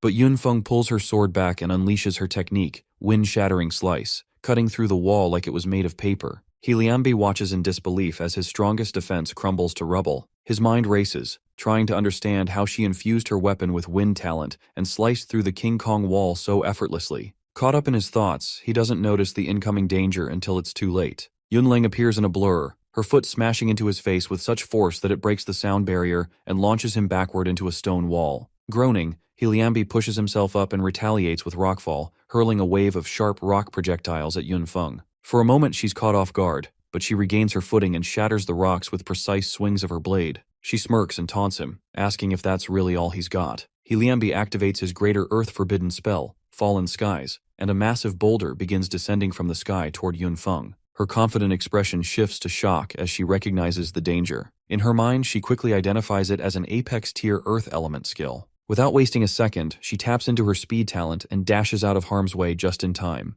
Heliambi stares in disbelief, questioning how she managed to dodge such a powerful attack. Yunfeng smirks and tells him it's time he experienced her own forbidden spell, Wind Speech, Pale Blade. She inhales deeply, then lets out a piercing screech that unleashes a torrent of wind blades. The barrage slams into Heliambi, driving him to his knees and forcing him to drop his weapon. Yunfeng lands gracefully and asks if the mineral vein is hidden in the cave behind him. Bloodied and struggling, Heliambi grabs his weapon to support himself as he slowly rises. With fierce determination in his eyes, he says that he spent 10 years searching for that mineral vein and he won't let anyone else take it. Ye Tian watches the fight closely from his hiding spot, his interest piqued by the mention of the mineral vein. He tries using his spatial sensing to locate the mineral vein, but all he detects is a strange forbidden restriction blocking his ability. Back in the battle, Yunfeng laughs after hearing Heliambi claim that he won't let anyone touch the vein. She mocks him, asking if he even has the strength left to defend it. She then pulls out a spiritual energy-enhancing grass and admits that she hadn't planned on using it here.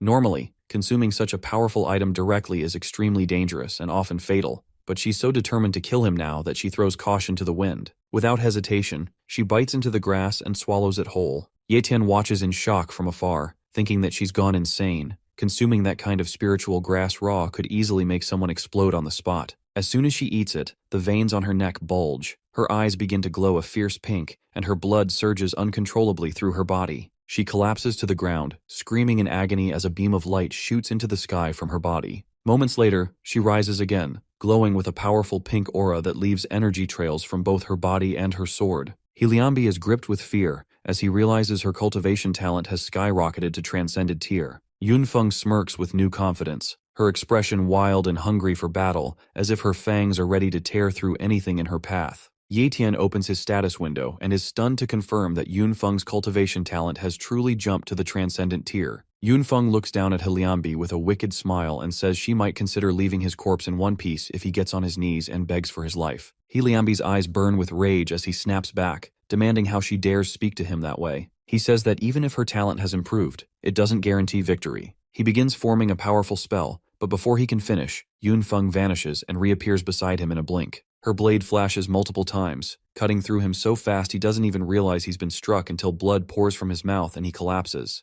Yunfeng coolly stands over him and says her current stats include a high-tier speed talent combined with an apex-tier wind talent, and that he completely underestimated the power boost she just received. She mocks him, calling him a washed-up genius whose battle instincts have dulled, nothing more than trash from the once proud Helian family. Struggling to lift his head, Liambi says that all cultivators walk a path filled with rivals, and that even if she defeats him today, one day she'll be nothing more than a stepping stone for someone even stronger. Yunfeng narrows her eyes and tells him to shut up. He lost, and losers have no right to speak such delusional words. She also mentions that the Yun family is the strongest in the entire Demon Sea base, with even a monarch rank expert among them. She says that in the face of absolute strength, there are no real enemies. With that, she heads into the cave to search for the mineral veins. Outside, Liambi lies battered and bleeding, staring up at the sky as he wonders if this is how his journey ends. Just then, Ye Tian appears and asks if he's okay. Liambi is surprised to see him and asks who he is, but Ye Tian replies that it doesn't matter and offers him a potion.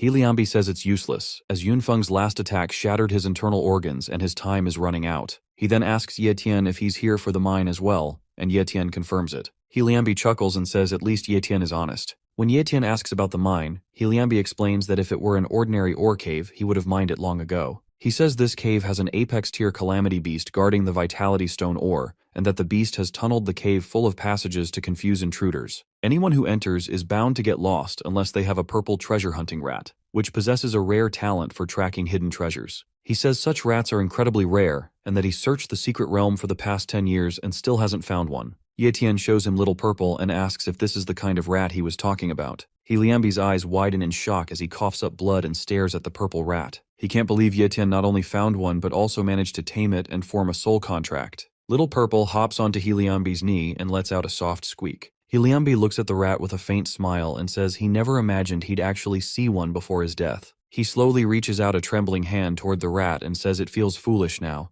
realizing he spent 10 years in the secret realm chasing a dream that someone else accomplished by chance. Just as his fingers are about to touch the rat, Liambi exhales one final breath. His body goes still and lifeless, and in his last fleeting thought, he reflects bitterly that fate has truly made a fool out of him. Yunfeng walks deeper into the cave, carefully exploring the winding paths. She comes across a wall riddled with holes, each leading to a different tunnel. Surprised by how many there are, she mutters that this place is like a maze, then picks a tunnel at random and heads in. Meanwhile, Ye Tian quietly buries Liambi beneath the rubble and places his weapon upright in the ground as a makeshift tombstone. Back inside, Yunfeng reaches another tunnel, confused by how the cave seems to twist endlessly. Just then, the ground beneath her feet cracks open, and a massive worm-like monster bursts out, lunging to swallow her whole. She manages to leap out of the way just in time, landing a short distance away and staring in shock at the towering creature. She realizes it's a top-tier predator, something that was never mentioned in any of the intelligence reports. The monster starts to charge a powerful energy beam, and a thunderous sound echoes through the cave. Outside, Ye Tian hears it and smirks, saying it looks like the fight has already begun. He thanks the Yun family for holding the beast off for him, then turns to Little Purple and says that everything depends on her now. The rat hops off his shoulder and begins sniffing around, darting back and forth as she starts to search for the real entrance hidden somewhere in the maze. Yetian figures the maze of caves must be interfering with Little Purple's senses too. But after a short while, she perks up and tells him she's found the real entrance. She leads him toward a river, and Yetian realizes the network of tunnels was just a clever trick to mislead intruders. The true entrance is hidden in what looks like an ordinary pool of water. He mutters that without the purple treasure-hunting rat, he would have definitely been fooled. Kneeling beside the water, he checks it and tells Little Purple that there's nothing wrong with it. Without wasting time, the two of them dive in and begin exploring the pool. As they swim deeper, Yetian finally spots it. A hidden tunnel carved into the rock at the bottom of the pool, and immediately heads into it. Yun Feng feels completely powerless, standing before the monstrous beast.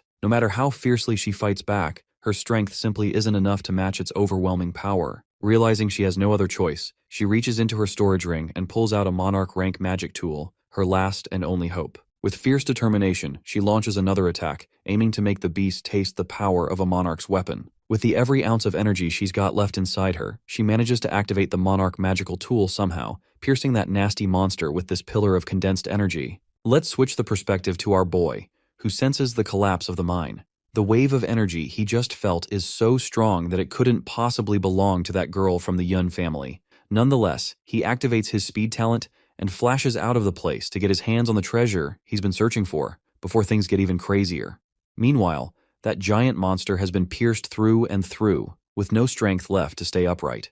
As for the lady, her condition doesn't seem much better than the monster's either. She's barely hanging on, with no idea if she'll even survive to fulfill her purpose. Back underwater, Yetian finally spots something that makes his eyes widen with surprise and excitement. He sees the vitality stones, huge, glowing, and scattered all over the mine. It's an incredible discovery, and he can hardly believe his luck. Without wasting a second, he starts collecting them, knowing how valuable they are to the Yun family. Little Purple, his spirit beast companion, warns him that the vitality stones are extremely hard and will require care while harvesting. Yurten nods, unfazed. Breaking them isn't an issue for him. He activates his strength talent, and his muscles begin to glow with raw power. With focused energy, he starts smashing the stones into smaller, manageable pieces. Time is running short, so he calls out to Little Purple and asks for help, telling him to start collecting everything he's broken so far and store it in his inventory space. Little Purple quickly jumps into action, using his own strength to push the stones one by one into Yetian's spatial inventory. Working together with speed and efficiency, the two of them make quick progress through the mine.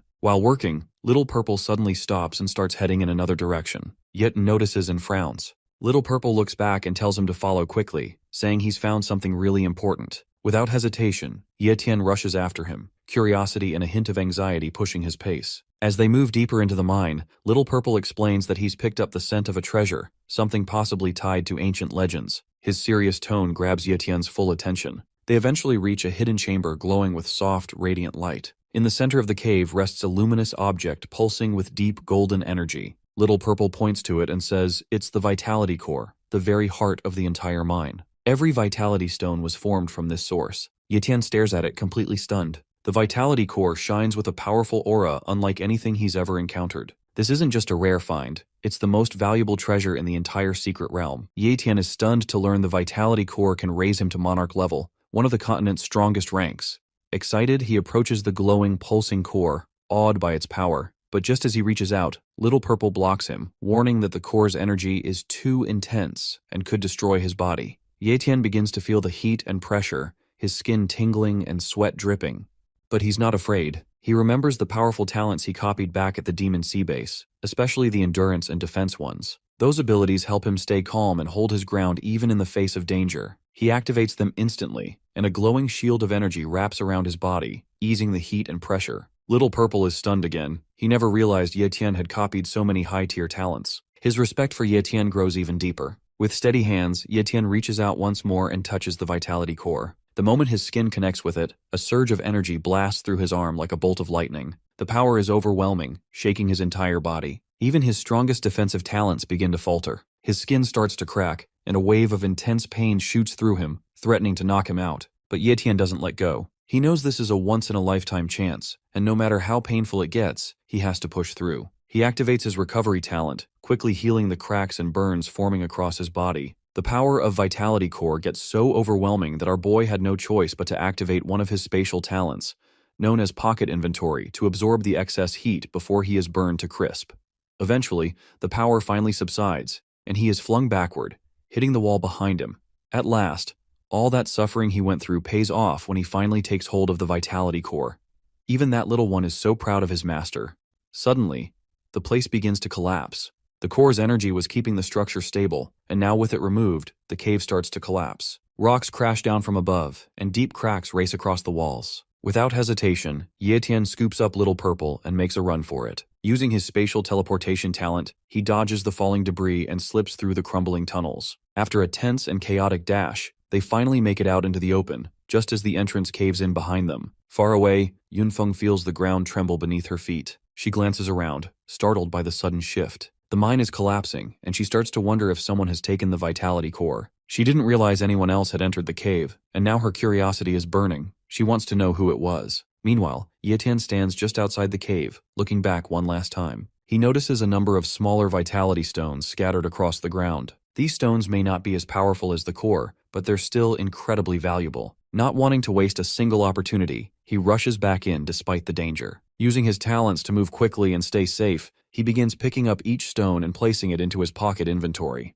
Yunfeng doesn't want anyone else in the mine but her. The thought that someone might have taken the vitality core makes her tense. She has worked so hard and taken so many risks just for this one opportunity. If someone else got to it first, everything she's done will be for nothing. Her heart races with anxiety as she walks deeper into the mine, her face set with determination. Suddenly, she comes across a large stone wall blocking the path. Wasting no time, she steps forward and unleashes her strength. Her hands glow with energy as she punches the wall over and over, breaking it down piece by piece. Rocks crash to the ground, dust fills the air, but she doesn't stop until there's a hole big enough to pass through. She steps into a new chamber, and immediately notices the air feels colder and more hollow. Her eyes land on a small piece of vitality stone lying on the ground. She picks it up quickly, her thoughts racing. If this fragment is here, then this might be where the rest were stored. But as she scans the room, her heart sinks. The chamber is empty. There are no other stones, nothing left in the walls, just bare rock. She brings the small stone close to her nose and picks up a scent.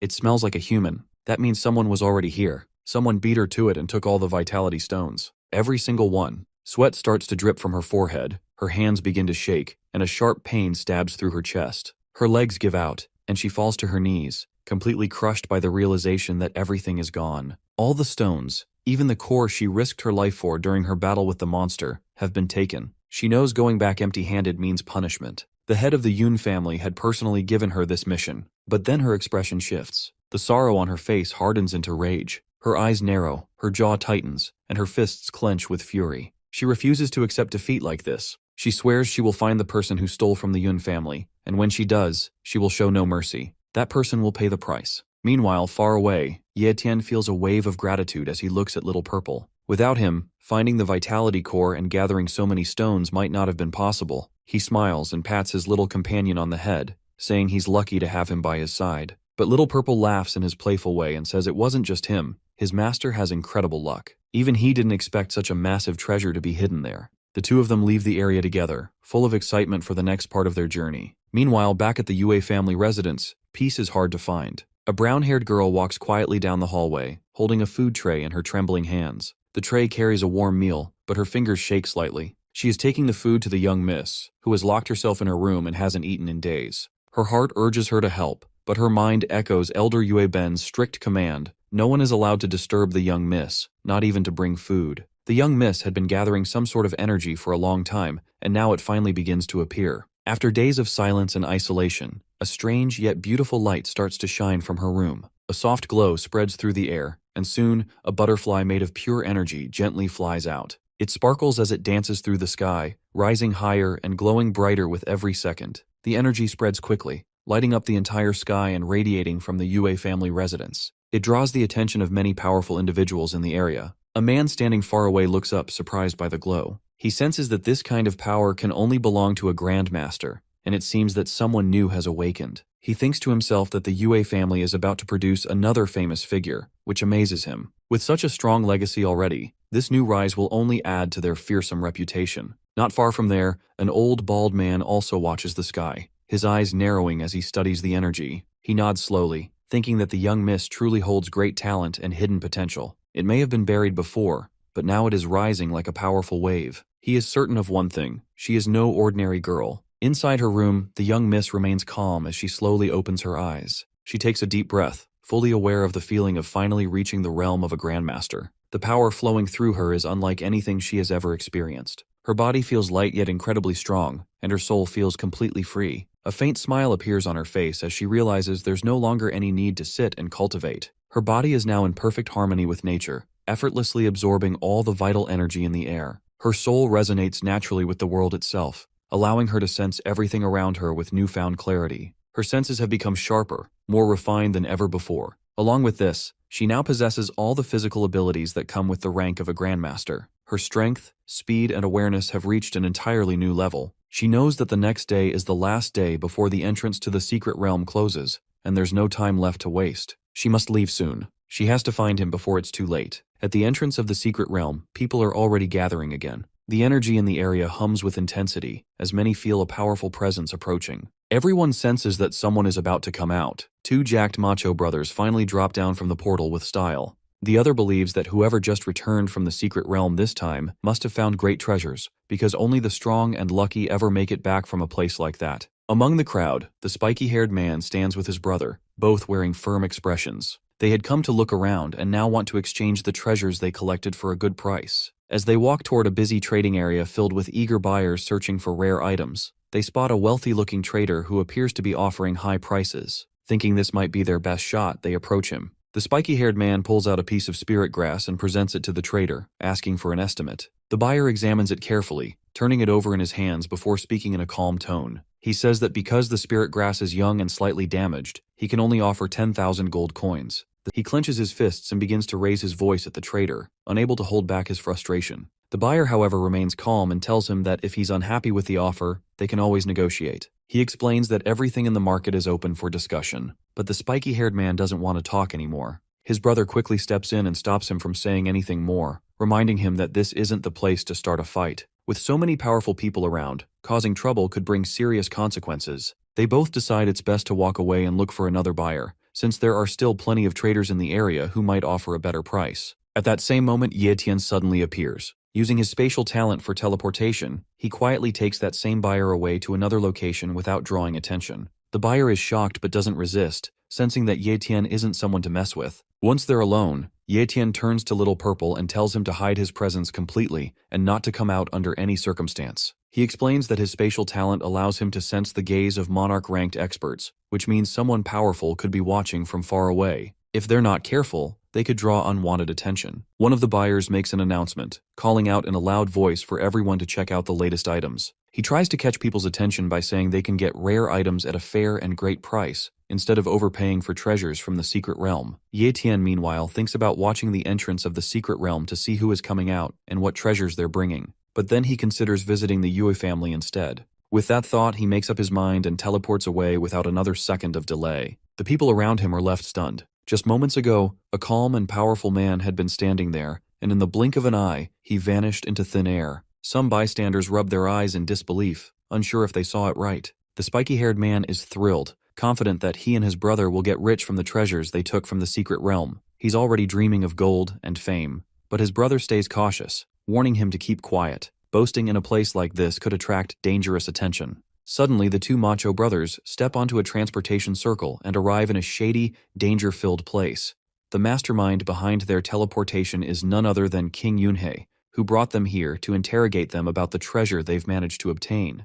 They freeze on the spot and exchange a nervous glance, both silently wondering the same thing. Why is a monarch rank expert like King Yunhei interested in them? King Yunhei continues to stare at the two brothers, his sharp gaze filled with suspicion. He's trying to figure out what kind of treasure they could have possibly brought back from the secret realm that would be worth his attention. For a monarch to personally appear like this, something out of the ordinary must be going on. Meanwhile, far from the crowd, Ye Tian is wandering through the massive demon sea base, trying to find the Yue family's location. He quickly realizes how difficult the task is. The base is huge, almost like a city within a city, filled with countless sects, clans, and merchant stalls. He regrets not asking for exact directions beforehand. Then, out of nowhere, something unexpected happens. Someone crashes into him with surprising force, and he stumbles, caught off guard by the sharp hit to his side. He grips his ribs, wincing slightly as he tries to understand what just happened. In his mind, he's confused. He hasn't offended anyone in the Demon Sea base, so why is he being attacked while simply walking? He turns his head quickly, ready to confront whoever hit him, and is stunned when he sees Yue Ling standing there in front of him. Yue Ling notices Ye Tian's surprised expression and feels a flicker of guilt. She quickly steps forward and apologizes, saying she didn't mean to hurt him. She explains that her sudden attack wasn't out of anger but because she needed to test his strength. Ye Tian listens in silence, trying to absorb her words. The shock of hearing that she has advanced to the Grandmaster level hits him hard. That's no small achievement. It marks a massive leap in power and ability. But Yue Ling doesn't act proud or arrogant about it. She simply says she was lucky to reach that stage, as if it were nothing extraordinary. That quiet humility leaves Ye Tian even more surprised. Ye Tian glanced at Yue Ling beside him, the rain now reduced to a light drizzle as the clouds began to clear. He admitted quietly, more to himself than to her, that he hadn't expected her to become a Grandmaster so soon. He was genuinely surprised, not out of envy but out of admiration. She explained that she had only managed to break through after using a considerable number of natural treasures provided by her family. It wasn't as easy as it seemed, she added. She told him not to feel discouraged or think he was falling behind. According to her, his pace was impressive, and he would surely catch up before long. Ye Tian smiled faintly but didn't say much. He quietly reflected on her words, thinking that her family must have incredible resources, but even with that kind of support, it wasn't just about the treasures. What truly mattered was her talent. Without her natural ability, all those resources would have gone to waste. She had both the foundation and the backing, and now she had the cultivation rank to prove it. Just then, a small movement near his chest caught Ye Tian's attention. Purple popped his head out from Ye Tian's robe pocket, blinking a few times before speaking up and saying he was hungry and wanted barbecue meat. Ye Tian's eyes widened slightly as he quickly pushed the little mouse back into his pocket, whispering for him to stay hidden. But it was already too late. Yue Ling had caught a clear glimpse of the creature. Her expression shifted immediately, her eyes narrowing in recognition as she took a step forward. Ye Tian hesitated and asked how she recognized it. He wondered aloud if Purple was some kind of famous spirit beast. Treasure-hunting mice were known across the continent for their unmatched ability to locate precious items, and their value in secret realms was immeasurable. She said she would be willing to buy it at any price, even suggesting he skip going to the Martial Pavilion to sell it, promising to handle the entire transaction herself. Purple immediately let out a tiny whimper, his ears drooping as he clung to Ye Tian's sleeve, silently begging not to be sold. His little eyes shimmered with tears, and he trembled in fear, expecting to be exchanged for gold or pills like a common object. Ye Tian looked at the mouse in his hand, then back at Yue Ling. He apologized and told her gently that Purple wasn't for sale. He was his spiritual pet. Yue Ling smiled softly and said she understood. No one in their right mind would sell something so valuable, and clearly, Ye Tian wasn't a fool. After a while, they arrived at the apartments where Ye Yu was staying. The building looked quiet, tucked away in a peaceful corner of the city. Ye Tian stopped at the foot of the stairs and turned to Yue Ling, asking if she wasn't going to come up. She shook her head and told him that it had been a long time since the siblings had time alone together, so it would be better for her to stay back and not intrude on their reunion. Before leaving, she promised to send someone from the Martial Pavilion the next day to collect the items he had obtained from the secret realm. He stepped forward and knocked on the apartment door, calling out to Ye Yu and asking her to open it for her brother. A few moments later, the door creaked open, revealing Ye Yu's annoyed face. She gave him a cold stare before slamming the door shut again, completely shocking Ye Tian. He blinked, then knocked again, reminding her that he was her older brother and asking what she was doing. From behind the door, Ye Yu's voice rose in frustration as she yelled that he had no right to act like a brother now. Since they had arrived in the city, he had disappeared to the secret realm without a word, leaving her alone to fend for herself in a completely unfamiliar place. Ye Tian sighed and apologized through the door, admitting that he realized it was his fault. But Ye Yu didn't respond positively. She told him to stay outside and never come back. Her voice trembled not from anger but from hurt. Ye Tian paused for a moment, considering her words, then thought of something. Without saying anything more, he activated his spatial teleportation ability and disappeared in a flicker of light, only to reappear inside the apartment a moment later. Ye Yu let out a loud shriek at the sudden intrusion. He calmly explained the ability to her, trying to ease the tension. Then, with a smile, he pulled Purple from his pocket and handed him to her as a gift. Ye Yu took the mouse, her expression softening as she held it in her palms. She smiled quietly and remarked that it was indeed unique. Ye Tian nodded and said that the mouse was now hers to take care of.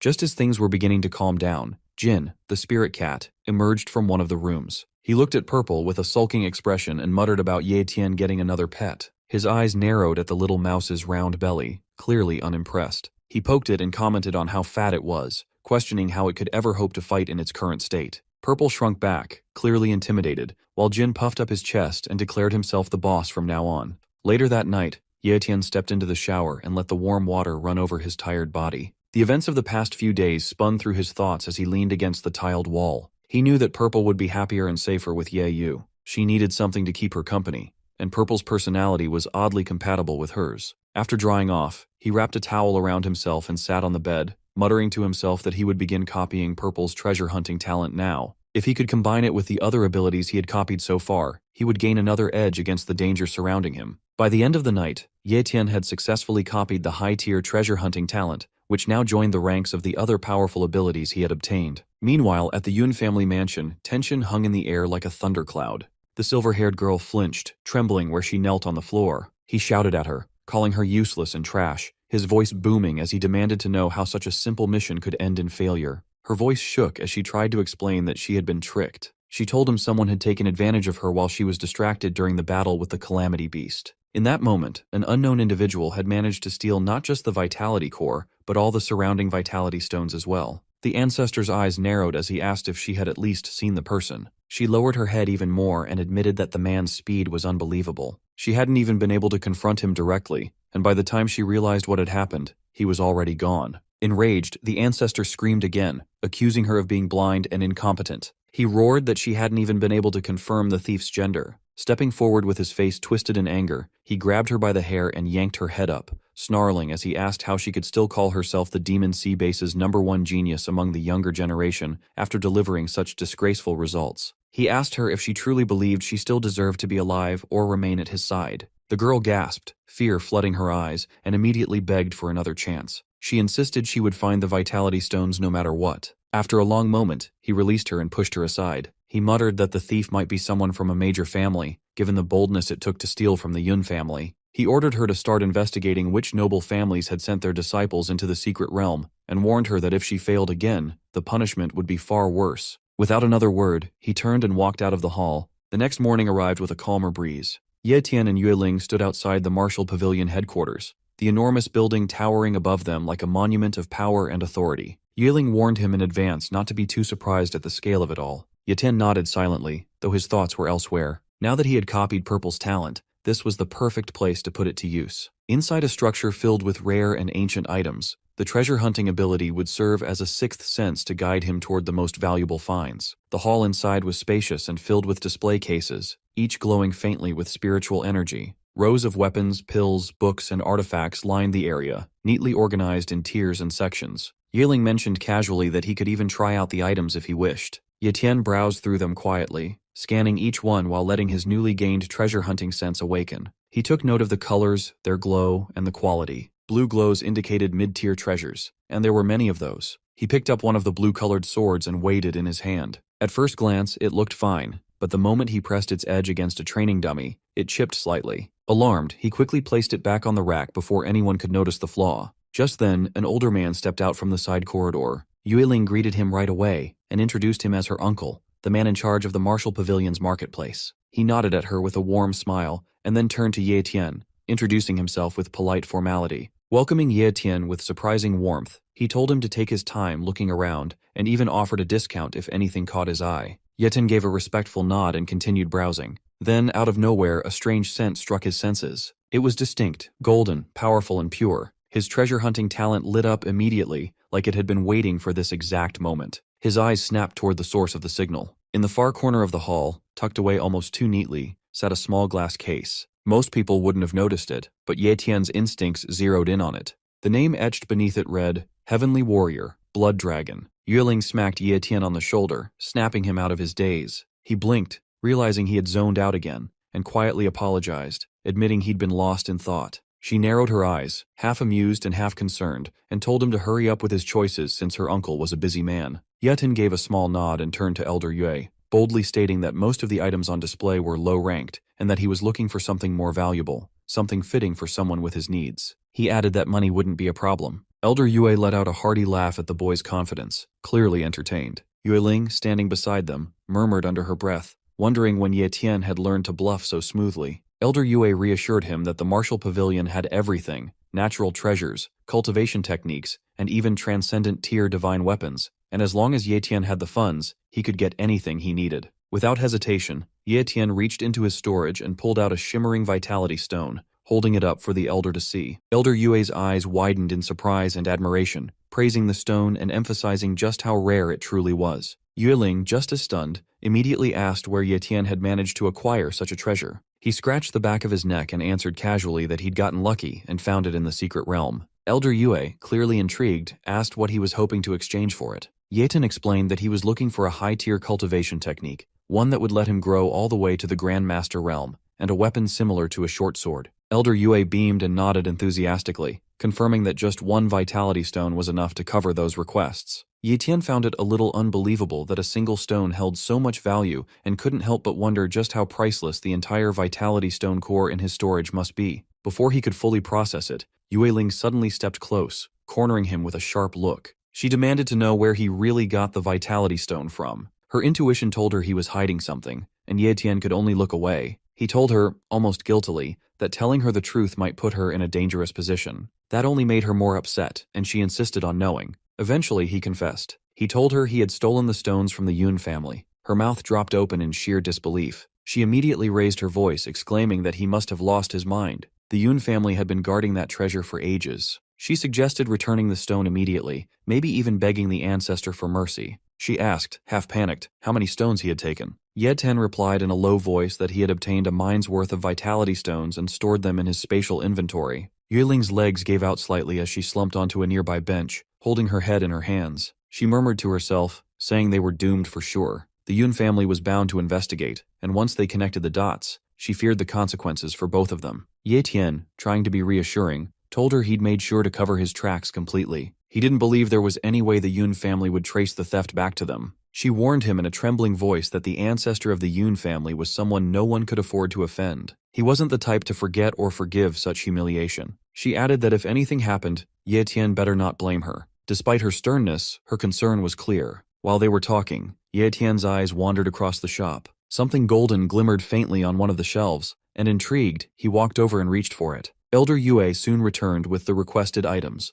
the purple cloud body refining technique, and a short sword that once belonged to a monarch-level expert. The technique was known for strengthening the practitioner's physique to a formidable level, and the sword was said to have been recovered from the grave of a forgotten monarch, surrounded by treasures. Ye Tian held the sword, examining it with a practiced eye. Activating his copied talent to identify hidden strengths, he confirmed its apex tier classification. The weapon hummed softly in his grip, pulsing with latent energy. It felt right. He nodded and accepted both the sword and the manual, placing them into his spatial storage with satisfaction. Elder Yue, clearly pleased with the transaction, handed him a black and gold VIP card embedded with shimmering runes. He explained that the card would allow Ye Tian free access to all Martial Pavilion branches, and grant him a generous 70% discount on all items. It was a mark of both respect and investment. Ye Tian then asked about the golden item he had seen earlier. Elder Yue followed his gaze with a smile, walked over to the shelf, and picked up the object. It was a red gold egg resting in a protective casing. He told Ye Tian that it was a fossilized dragon egg, once sold to their pavilion by a wandering cultivator. The pavilion had tried countless methods to hatch it, but none had worked, so it had ended up as a decorative piece. Given Ye Tian's contributions today, the elder decided to gift it to him for free. The gesture surprised Ye Tian, and he asked why he was receiving a transcendent tier treasure so easily. Yueling responded before the elder could, explaining that the egg was no longer considered useful. However, she also hinted that the pavilion hoped Ye Tian would keep bringing rare treasures like vitality stones their way. Ye Tian took a closer look at the dragon egg. Despite what the others believed, his treasure hunting talent had identified it as a high-tier item, which meant it still held potential. He could feel something faintly pulsing inside, something ancient and powerful. He realized it wasn't defective. It had simply chosen not to hatch yet. A quiet determination rose within him. Ye Tian, calm as ever, gestures toward the modest path leading up to his home. With the subtlety of someone who rarely asks for company, he offers her a chance to join him for a meal, mentioning that Ye Yu, his sister, is an excellent cook. Yue Chao, standing at the gate like a sentinel of misplaced pride, had intercepted them with venom in his words. He had accused Ye Tian of scavenging and collecting pitiful remnants by slaying weak beasts. His insults were sharp, but his intent was sharper. Without waiting for a response, Yue Chao had launched into an attack. All of his energy had been poured into a single strike, aimed to overpower and humiliate Ye Tian. Yet, what followed was not the display of dominance Yue Chao had expected. Ye Tian, with a calm steadiness that bordered on eerie, raised a single hand, one hand against all of Yue Chao's might. The clash ended before it truly began. Yue Chao's full force, driven by pride and fury, could not push Ye Tian back even a step. It was like trying to move a mountain with a breath of wind. Shock had painted itself across Yue Chao's face, disbelief draining the color from his cheeks. For a moment, he saw not Yetian the disgrace, but something far more formidable, something terrifying. Wei Ling had seen it too. She had stepped forward then, her voice rising to cut through the tension. She had called for restraint, reminded them where they were and what consequences might follow. Her words hung heavily in the air. For a moment, even Ye Tian's gaze softened, tempered by her plea. In the silence that followed, Ye Tian had acknowledged her intervention. He had not spoken much, but the appreciation was evident. She had understood then that he was not merely gathering scraps. He was walking a road far different from the one others assumed. Back in the present, Ye Tian made his way toward his home. Inside, the home was quiet and warm. The scent of home-cooked food lingered in every corner. Ye Yu, ever the dutiful sister, stood at the stove, working with practiced hands. Without a word, Ye Tian slipped into his seat, soaking in the peaceful domesticity. As the meal cooked, he reached into his inventory and pulled out a peculiar object wrapped in cloth. He unwrapped it carefully, revealing the dragon egg. As the dragon egg stirred again in his hands, Ye Tian's heart skipped a beat. The motion wasn't random this time. It was subtle, rhythmic, like a pulse. He leaned in, holding it closer to his chest.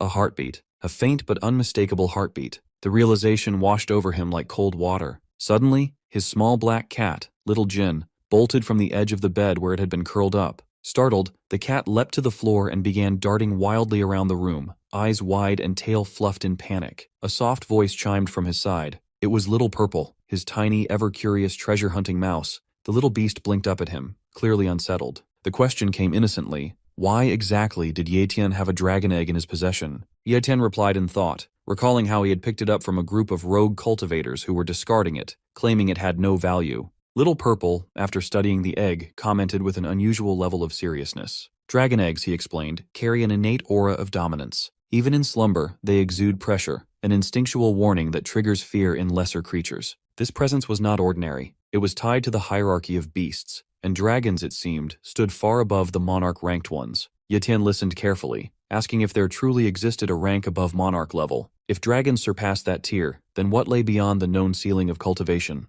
Little Purple shook his small head, admitting he didn't know what the official rank was called, but he was certain dragons were beings of a higher order, possibly tied to realms few dared to even name. The conversation halted when the egg stopped moving again. The martial pavilion had been firm in their appraisal. The egg was worthless, yet it now pulsed with vitality. What had changed? He decided, for now, to return it to his inventory, unwilling to risk exposing it to further danger. But just as he activated the storage spell, the egg twitched once more, this time even stronger. Before he could react, Little Purple suddenly hopped up, eyes wide with realization. He exclaimed the connection between the egg and the vitality crystal core. That revelation stunned Ye Tian. He had stored the egg and the crystal in the same pocket space, thinking nothing of it. The contact between the two must have awakened the dormant life within the shell. The vitality crystal core, after all, was an exceptionally rare item, a condensed life force born from eons of natural energy accumulation. Even the smallest trace of it could reinvigorate dying plants, extend life, or apparently stir the heart of a slumbering dragon embryo. Ye Tian now understood. He hadn't simply awakened the egg by accident. He had jump-started it.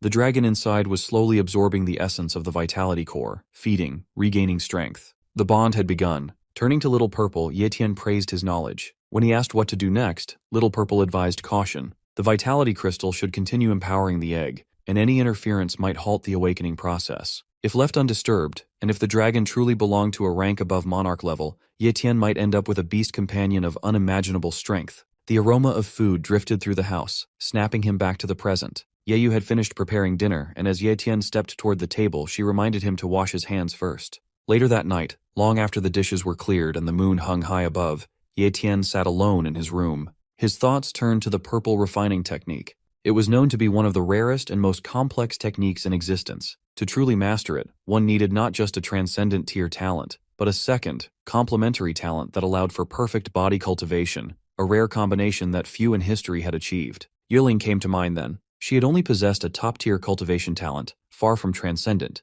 yet through sheer determination, she had reached Grandmaster rank, surpassing expectations and gaining respect even from the powerful Sun family. He reached for the ancient manual again, thinking that perhaps the technique needed to be broken down into smaller, manageable phases. Bone refining first, then body refining, followed by skin tempering, then the essence cleansing, and finally, ki refinement. Divided this way, he could build a more stable path, where each phase could be trained independently, allowing even those without godlike talents to eventually ascend. As he spread the ancient papers across his desk, something caught his eye, a faint shimmer on the corner of one scroll, a spatial mark. He leaned closer. The ink pattern wasn't ordinary. It pulsed faintly with hidden energy, a kind of seal that masked something beyond the physical realm. As the phrase escaped his lips, a sudden explosion of light burst forth. Space bent violently, the room twisted, and in a heartbeat, Ye Tian was gone. The world around him was different. Dim, but not dark. Strange hues of violet and crimson bled through the air, and beneath his feet, the floor felt alive, like a breathing organism crafted from ancient blood steel.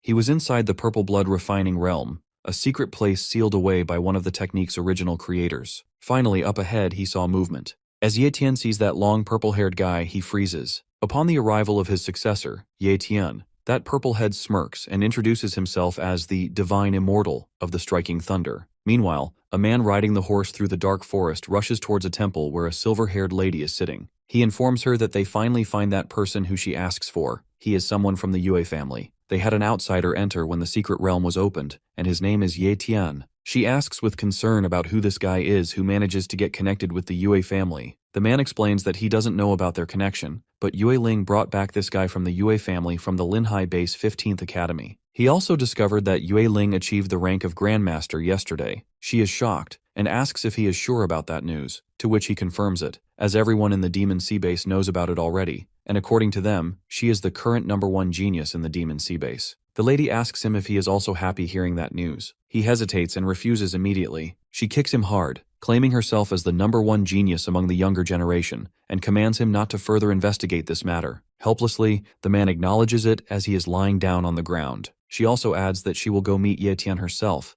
and if he really snatched the Vitality Stone core, then even the Yue family won't be able to protect him. Back there, a purple-haired guy sarcastically praises the capabilities of Ye Tian as he comes here. He mentions that the current he is nothing but a mirage left behind by his engraving talent, even though this whole place was formed by his engraving talent. Ye Tian wonders about him, and if he could be of a monarch rank. Just then, the purple-haired guy says that he will stop nagging it, as it is not funny, and instead suggests eating something. With that, he advances towards Ye Tian and punches him as hard as he can. Ye Tian falls down, and his eyes widen as he realizes that this guy is stronger than that of a monarch-rank King Yunhei. His aura is terrifying. Again, the purple-haired guy mentions that he will check if he is worthy or not to receive his legacy. As he scans Ye Tian, his eyes widen with shock as he senses a lot of talent on one body. Ye Tian smiles and says that he is in disbelief that he has discovered this secret of his. Ye Tian stands up, mocking the divine being, remarking how he never would have imagined that he would be able to detect his secret and see through his talents. The divine being, however, calmly responds, saying there's no need for him to be nervous. It's rare enough to possess multiple talents. It's all about the luck and opportunities that each cultivator receives while walking their own unique path. He also reassures Ye Tian that he has no interest in uncovering his secret. Curious, Ye Tian then inquires why the divine being referred to him as his successor and questions his rank,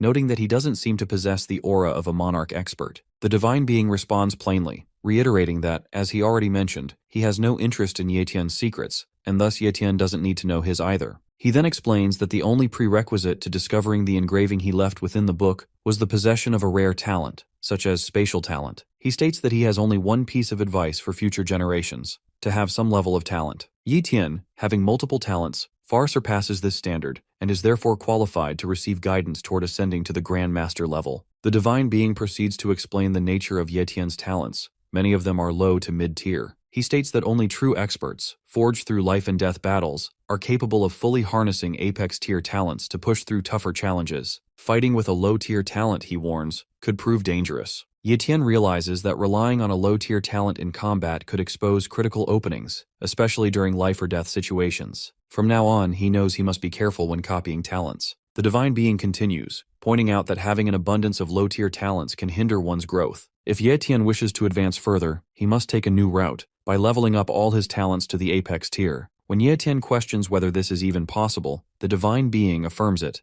explaining that with sufficient combat experience, even low-tier talents can evolve to the apex level. Raising his hand, he says he'll help him just this once, and with a snap of his fingers, everything changes. The scenery shifts into the engraved spatial room, a space where the flow of time is reversed. Ye Tian expresses his shock at seeing yet another spatial room. The divine being explains the difference. 1 hour in the outside world equates to an entire month in this room. Ye Tian is stunned by the immense time disparity. He then tells Ye Tian that this room can only be used once. If he chooses to leave, he will never be able to re-enter. Ye Tian contemplates the situation and concludes that the most critical goal right now is to reach the Grand Master level. If the Yun family discovers the Vitality Stone, only by attaining that level can he protect Ye Yu. Resolute, he agrees to remain in the engraving room to train and level up his talents. In his mind, the divine being praises Ye Tian's determination. As Ye Tian turns to speak again, the divine being vanishes into thin air. His voice echoes in the room, saying that once Ye Tian reaches the monarch rank, he may have the chance to meet his original body. He then informs Ye Tian that he has summoned a worthy opponent for him. Suddenly, with a loud bam, a monster at the Grand Master level appears. As it strikes, Ye Tian narrowly dodges the attack and retaliates, only to find his own attack ineffective. He quickly realizes that the beast is both powerful and incredibly fast. Then,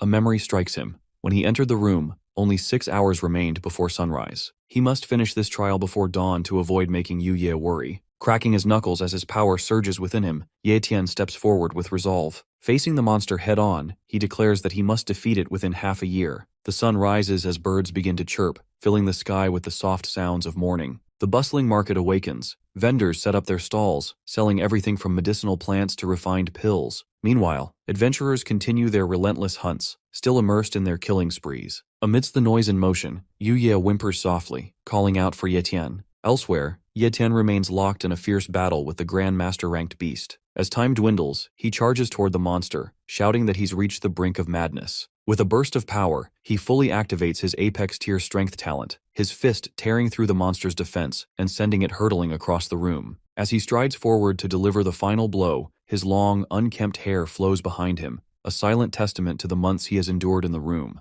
The monster, refusing to fall easily, makes a desperate final move and hurls a large rock at him. Without hesitation, Ye Tian activates his sword control ability, slicing the incoming rocks in a single elegant motion. He then raises his hand and strikes with shadow assassination, piercing through the beast's core. As he gazes at the monster's motionless body, a faint smile appears on his lips. He finally won, he whispers in triumph. Outside, the sun now hangs fully in the sky, its radiant glow announcing that morning has truly arrived. Ye Tian jolts awake in his room, momentarily disoriented, thinking he has returned to reality straight from that engraved spatial room. As he tries to gather his thoughts, the door opens and Ye Yu walks in, asking if he's awake because it's time for breakfast. She casually mentions a breakfast shop nearby that serves pretty good food and suggests they go there to eat together. Ye Tian walks over to her and, without saying a word, hugs her tightly. Ye Yu, surprised, asks if he had a bad dream. He shakes his head and replies that it just feels like it's been a long time since he's seen her. Ye Yu blushes slightly and playfully slaps his chest, telling him that even though they are siblings, he can't just say such cheesy things and embarrass her like that. She shoves him away as he quickly apologizes. With a huff, she mutters that she shouldn't have come to wake him up and storms off, reminding him about breakfast. Trying to salvage the moment, Ye Tian calls out after her and suggests that they go shopping today as well, mentioning that he never got the chance back when they were in the Demon Sea base. Hearing the word shopping, Ye Yu's ears perk up. She turns back with a gleam in her eye, asking if he's seriously offering to take her out shopping. Ye Tian smiles and assures her that he will treat her and buy anything she wants, explaining that he managed to save quite a bit of money from fighting in the secret realm. Excited, Ye Yu tells him to wait while she changes her clothes. As Ye Tian waits, he feels energy surging through his body. He reflects on how raising his talent to the apex tier has increased his strength tremendously. Now he only needs a little more progress before reaching the Grand Master level. Later, they roam the bustling marketplace of Demon Sea Base. The streets are alive with people and activity. Ye Yu suggests he call out Yue Ling and Xiao Yu, offering to prepare a feast at their house as a gesture of thanks. Ye Tian agrees, and adds that he wants her to get to know them better, since they'll all be living together in the Demon Sea Base. Meanwhile, Jin and Purple peek out curiously from Ye Yu's bag as the two shop for fruits and clothes. Ye Tian watches from behind as Ye Yu haggles expertly with the vendors, her eyes sparkling with determination. As they continue to explore, Ye Yu notices a fountain and pauses, her eyes filled with childlike wonder. She turns to Ye Tian and tells him this is her first time seeing one in real life. They eventually settle into a cozy inn for breakfast. As they eat, Ye Tian takes a sip of alcohol and remarks that it's been a long time since he's had the chance to drink properly. He advises Ye Yu not to follow his example, reminding her that she's still underage. Ye Yu rolls her eyes and warns him not to get drunk, stating flatly that she has no intention of carrying him home if he does. She then adds with a smile that it really has been a long time since they've had the chance to relax like this. Ye Tian agrees, a warm smile on his face, saying that today feels like a truly blissful and happy day for the siblings. Meanwhile, far from the lively market, a silver-haired woman silently invades Ye Tian's house. She searches the rooms clearly looking for him, but unfortunately for her, Ye Tian isn't home. Ye Yu walks alone on the street, speaking to Jin as she vents her frustration about how Ye Tian doesn't seem to worry about her. She expresses disbelief that he is actually letting her go home by herself. Stroking the animal in her arms, she softly asks if he will be the one protecting her now. In a flashback, Ye Tian had told her to walk home alone since he needed to visit a shop that was far from their house. He assured her that he would be back soon. Now, as she heads toward the alley leading to their home, she silently vows to scold him once he returns. Meanwhile, in a quiet, empty corner, the silver-haired lady and her pawn wait in the shadows. The pawn notices someone approaching and alerts her. Observing Ye Yu, he asks if she is Yue Ling from the Yue family. The lady dismisses the idea, saying she is just an ordinary human, though also a martial warrior, implying that she is not Yue Ling. They silently begin to follow Ye Yu. Ye Yu, unaware, expresses surprise at their resemblance, still unable to believe that such a coincidence could occur. Purple peeks out from Ye Yu's bag, but she quickly shushes the small creature, telling the rat to hide again. Ye Tian had strictly told her not to let anyone see him in public. The rat squeaks, looking past her, and the silver-haired lady catches sight of him.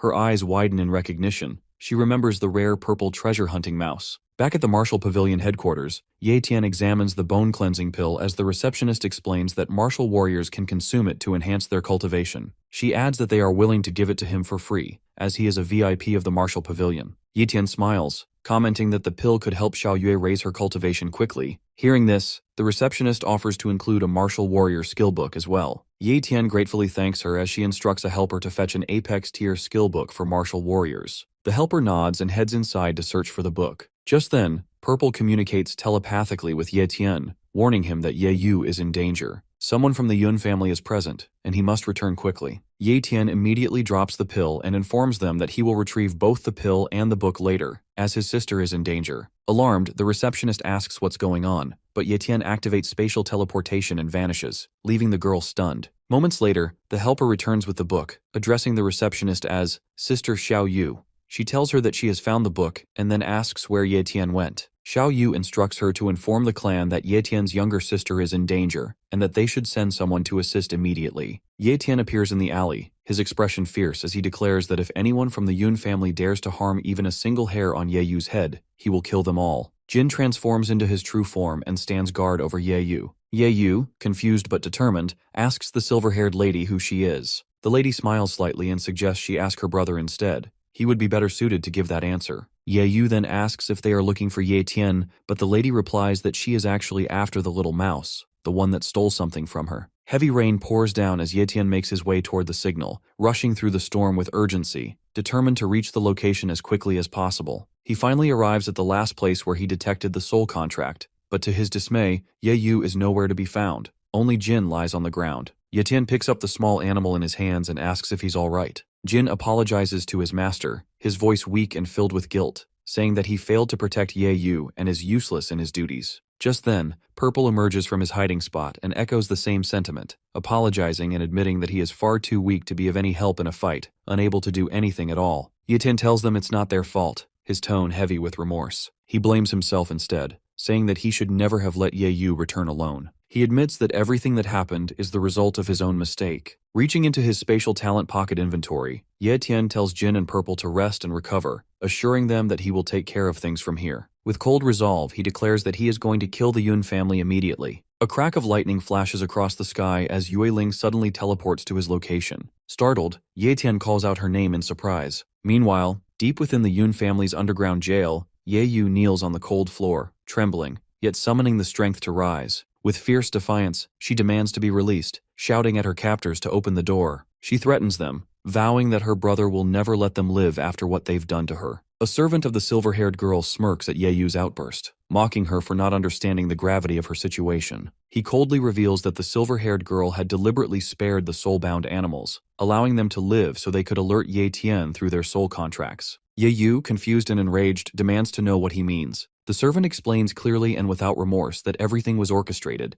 that this entire situation is nothing but a trap. He adds grimly that if her brother dares to come here, he will only be walking into his own death. Back outside, Ye Tian lies unconscious on the ground as Yue Ling stands above him, looking down in silence. Ye Tian dreams about his younger sister Ye Yu, crying out for him, covered in wounds. He hesitantly wakes up sweating. He is in a room he doesn't recognize. While trying to understand where he is, he remembers Yue Ling. A memory flashes through him where he meets Yu Ling in front of the Yun mansion, and she informs him about everything. which makes him understand that the Yun family abducted Ye Yu because they found out that he was the one who took away their vitality stone mine. He blames himself. Yueling tries to calm him down by mentioning that since the Yun family goal is to take back that stone mine from him, it makes sure that Ye Yu is safe for now. But Ye Tian steps forward with rage and anger burning inside him. Yueling tries to stop him, making him understand that it is all a trap and they are waiting for him. He will end up dead if he rushes towards the Yun family. But he refuses to stay behind, shouting that Ye Yu is his only family and that he must save her. He also adds that if she really wanted to help,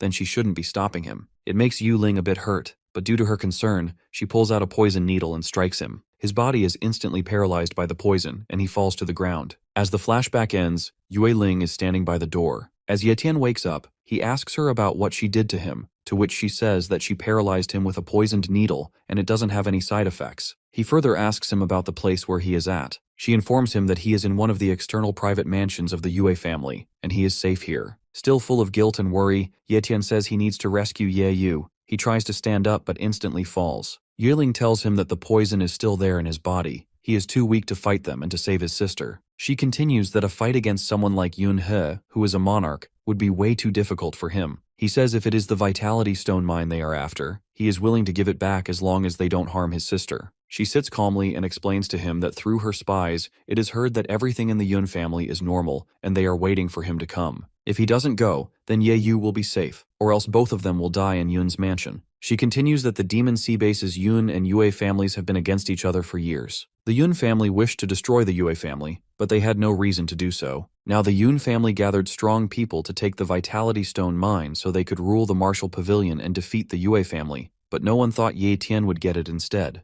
They must have investigated and found out that Ye Tian managed to enter the secret realm through the Yue family's connections, so they ended up believing that he is a part of the Yue family. She adds that kidnapping Ye Yu isn't just to harm Ye Tian. Their true goal is to force a war with the Yue family, a monarch's war. Feeling powerless, Ye Tian grieves that Ye Yu was nothing against them, but needlessly gets involved in this. Yueling says as she opens the window that there are things that they don't want to do, as they are born in a world where the strong rule and the weak suffer, but life continues to force them in order to keep going. As the rain falls outside, a father is carrying his daughter. The girl says she's hungry, and the father tells her they are almost home. Back in the room, Ye Tian says he is ready to follow her lead and asks her what he should do next. Yueling turns around and tells him he should have done this from the beginning. She explains what he needs to do and suggests not being rash. Ye Tian acknowledges all the instructions. At that moment, a servant comes in and says someone has come to visit Yueling. As she takes her leave, she tells Ye Tian that tomorrow they need to go somewhere together. He asks where, but she doesn't tell him.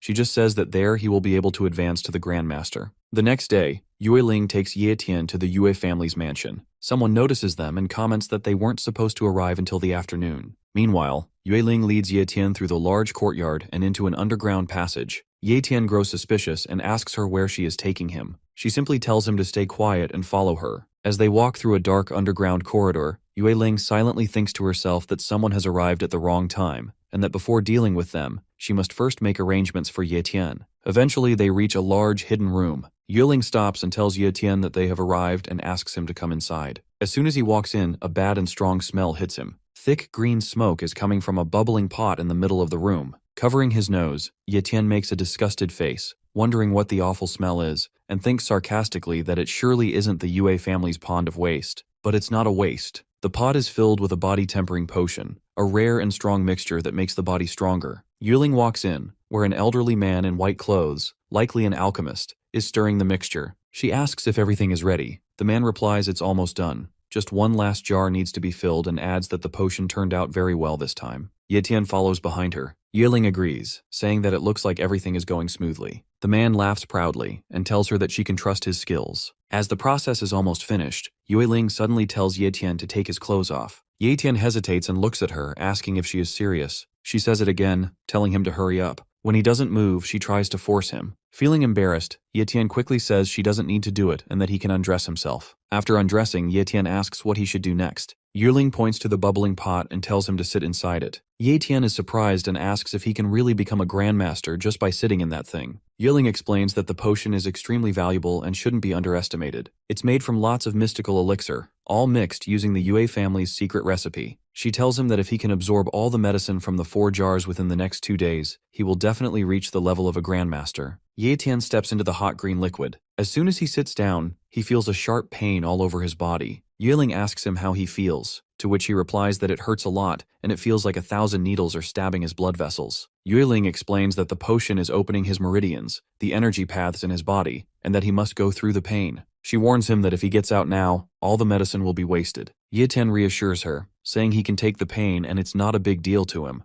Yueling then tells the man that she has other things to do and is leaving for now. She asks him to call her right away if anything goes wrong. As she walks away, she looks back at Ye Tian and silently tells herself that he must become a grandmaster. Outside, in the upper area of the Yue family's mansion, a huge ship appears in the sky. It lands with a loud crash, shaking the ground. The leader of the Yue clan, waiting to receive them, says to himself that they've finally arrived after taking so long. A tall man in a long purple coat stands at the edge of the ship. He is known as the Formation Array Master Nie Chi, a Grandmaster-level expert. As he lands, a man bows deeply to show respect. Beside him, Elder Yue greets him respectfully. Speaking as the Yue family's representative, he welcomes Grandmaster Nie on their behalf. Nie Chi asks if they can talk about business. As they walk together, people nearby are surprised. They notice how respectfully the clan leader treats the man. One of them says he's heard the man is a Formation Array Master. Another is shocked, saying Formation Array Masters are extremely rare and legendary. Meanwhile, in the Yun family's underground jail, Ye Yu is sitting alone on the floor, looking sad. She softly calls out for her brother, her voice is low. Back in the Yue family's underground, Ye Tian sits with closed eyes in the boiling liquid, enduring the sharp pain while the man who sits nearby falls asleep. Suddenly, Ye Tian sees something unexpected in his mind. A red egg appears in his vision. He realizes it's the dragon egg. At that moment, a crack appears on the egg's surface, and the shell begins to split. Back at the Yue family meeting hall, Elder Yue shows his gratitude towards Grandmaster Ne for visiting their humble mansion. He also says that it's a great help for the Yue family in their time of need, so he asks Grandmaster Ne for help. Ne Chi bluntly tells him how he is usually very busy and has no interest in solving family conflicts. A man standing beside him realizes how arrogant he is. Just then, Elder Yue claps and asks his servant to bring something inside. As the girl servant walks inside with that thing, Yueling stops her and takes it, saying she will be taking it inside. It's a small wooden box with something valuable inside. Yueling walks inside, and as she opens the box in front of Grandmaster Ne, his eyes widen with shock, realizing that it's the Vitality Gathering pill. He finds Yue's family resources truly ample, as they take out a medicine that can help someone achieve the monarch rank easily like this. Yueling is sure that even an array master like him won't be able to reject a gift like this. Elder Yue asks him if he is satisfied with their gift, to which Grandmaster Ne laughs and says that how can he reject their generosity, and asks about what he can do in favor of this gift. Elder Yue stands up and explains that since going against the Yue family many times, Yun's family, he and their people, are arrogant and reckless. They snatched the business of the Yue family, and even harmed their disciples. This can no longer be tolerated. He asks Grandmaster Ne to join forces with them and destroy the Yun family. Meanwhile, in Yun's family's underground room, Yu Tian suddenly starts struggling as he realizes that the dragon egg is about to hatch. It's consuming all the herbal brew and the medicines at an incredible speed. If that's the case, Yu Tian decides to gather the entirety of the body's tempting potion and let it consume all of it. The pot with the thick boiling potion explodes with extreme energy. The man starts feeling an earthquake as the ground starts to shake aggressively. He looks at Ye Tian and wonders why all 4 cauldrons of the medicine are gathered together in one spot. It makes him realize that Ye Tian is going to explode from absorbing all of it. He rushes to inform Yue Ling about it. Back there, Ye Tian is amazed by the secret recipe of the Yue family, as the medicinal properties are strong. Suddenly, the dragon egg starts consuming the energy inside the Vitality Core Stone. As soon as Ye Tian realizes that he is about to break through to the next level, a huge, loud explosion echoes through the whole Yue mansion. Everyone in the mansion starts feeling an earthquake. Soon enough, the man reaches Yue Ling and informs her that something is wrong with that kid. However, Ye Tian finally manages to enter the realm of Grandmaster, but he never thought that he would end up getting the benefit of something else on top of it. His status window shows that his blood contract has been successfully completed, and his level is increased. Ye Tian looks at the newly hatched baby dragon, and while rubbing its nose with his knuckle, he expresses his surprise over being able to hatch the dragon egg. The red baby dragon flies in the air in front of him, growling as if asking for food. Seeing the baby dragon open its mouth wide, Ye Tian wonders what to feed it, and considers the options of elixirs and monster flesh. Analyzing the hatching process of the baby dragon, he remembers that it hatched after consuming the Vitality Core Stone's energy. Thus, he feeds it a Vitality Stone and gets impressed by the baby dragon's toughness for easily biting down something as strong as a Vitality Stone. After Ye Tian's done feeding it several Vitality Stones, he holds the dragon in his hand while trying to figure out its level based on human power levels and terms. All of a sudden, Ye Tian hears Yue Ling calling him out in panic. Before she arrives there, Ye Tian quickly hides the baby dragon in his inventory to protect it. As soon as he does that, Yue Ling enters the hall, yelling out to Ye Tian that it's harmful for him to absorb too much elixir in one go. However, once she looks at him in one piece, her eyes widen in surprise. Yue Ling has a hard time believing that Ye Tian has become a grandmaster already since the 4 jars of medicine were worth 2 days. She explains to him how any great martial warrior would end up exploding to death, yet here he is advanced to the next level. Thus, she asks him about his method, but he slyly avoids speaking the truth by claiming to be talented. She insists on telling him the truth, but he continues stalling, thinking about how he can't reveal the little dragon to her yet. In a panicked voice, the family chemist asks Yue Ling about the situation, so she informs him about it. When the man enters the hall in shock, Ye Tian thanks him for the elixir. On the other hand, Yue Ling accepts that he's hiding the truth, so she decides to return in order to facilitate the meeting to take down the Yun family. Yue Ling announces her departure and advises Ye Tian to rest, but he stops her and asks about when they'll be going to save Ye Yu. Seeing his growing impatience, she assures him that they'll go soon. After the family chemist has escorted Ye Tian out,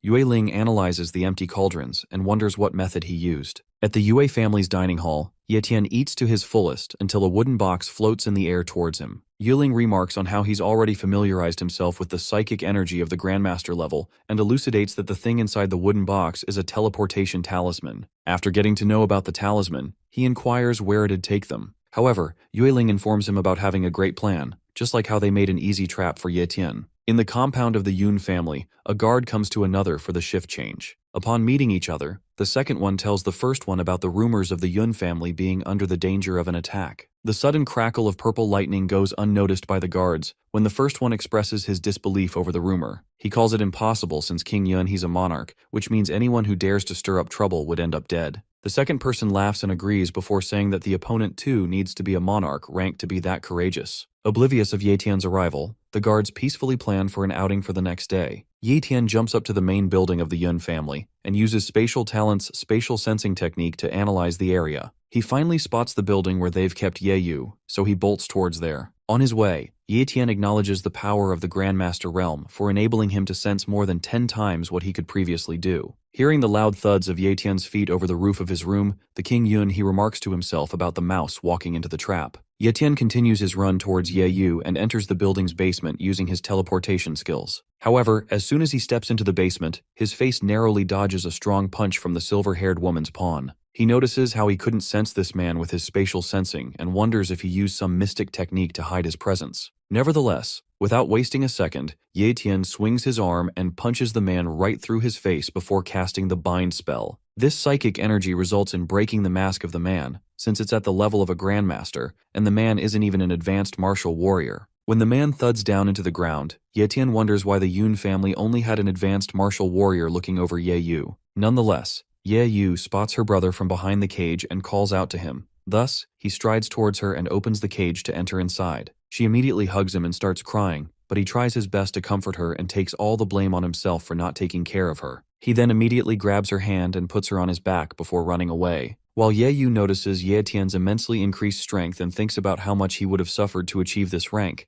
a blade flies towards them and lands right in front of them. Ye Tian jolts back in surprise and looks up towards the direction it came from. The silver-haired woman calls back her weapon with a signal of her finger. Once she has made sure that she's gotten Ye Tian's attention, she remarks how it's their first meeting and demands that he hand over the Vitality Stone core. Ye Yu looks up at the silver-haired woman, Yun Feng, and informs Ye Tian that she's the same woman who kidnapped her and hurt Xiao Jin. Claiming to be aware of that, Ye Tian commands Ye Yu to go hide somewhere since Yun Feng is more troublesome than he thought. Once Ye Yu has rushed away, Yun Feng gets down towards Ye Tian while pointing her weapon at Ye Tian, which he narrowly blocks. While he acknowledges her fast speed, she remarks at how he's risen to the Grand Master realm and mocks him by asking if he's gotten a lot of benefits from the Yui family. However, he pushes her away and makes her weapon get out of her grip as he calls her out for talking too much. Soon after regaining her balance, Yun Feng swings her weapon towards Ye Tian, and their fight starts in the air, while Ye Yu cheers for her brother from the ground. Suddenly, she feels an uncanny appearance towering over her from behind, and her eyeballs dilate out of fear. With a swift strike, King Yun he brings her onto her knees. Ye Tian notices what is happening on the ground, and he cannot help but get distracted out of concern for his sister. This distraction results in him getting scratched by Yun Feng's weapon, and he tells him to stay focused. Out of anger, Ye Tian uses strength talent, and his muscles start to swell bigger. Thus, when Yunfeng gets near him, he quickly defends himself with his dagger and cuts off the blade's ends from its rod. Leaving Yunfeng wondering about what just happened and how Ye Tian's strength suddenly increased so much, Ye Tian immediately turns towards the ground to protect his sister, Ye Yu. On the other hand, Ye Yu falls onto the ground and balances herself on all fours. Out of pain, when she calls out for Ye Tian, he angrily yells at King Yun He to immediately stop torturing Ye Yu. With the use of spatial talent teleportation, he quickly gets to Ye Yu and picks her up in his arms. King Yun He seethes in anger when Ye Tian takes Ye Yu away. Ye Tian tells her to hold up and opens up the bottle of blood of the calamity beasts. However, she starts coughing up toxins, which makes Ye Tian realize that her internal organs are crushed. Moreover, he did not even bring along any healing item, nor can he give her his regeneration talent. Seeing this painful condition of his sister, Ye Tian curses at King Yun He for using his psychic energy on a regular human while being a monarch rank himself. Even so, instead of replying to him, he questions Ye Tian about how he managed to obtain so many talents within his body,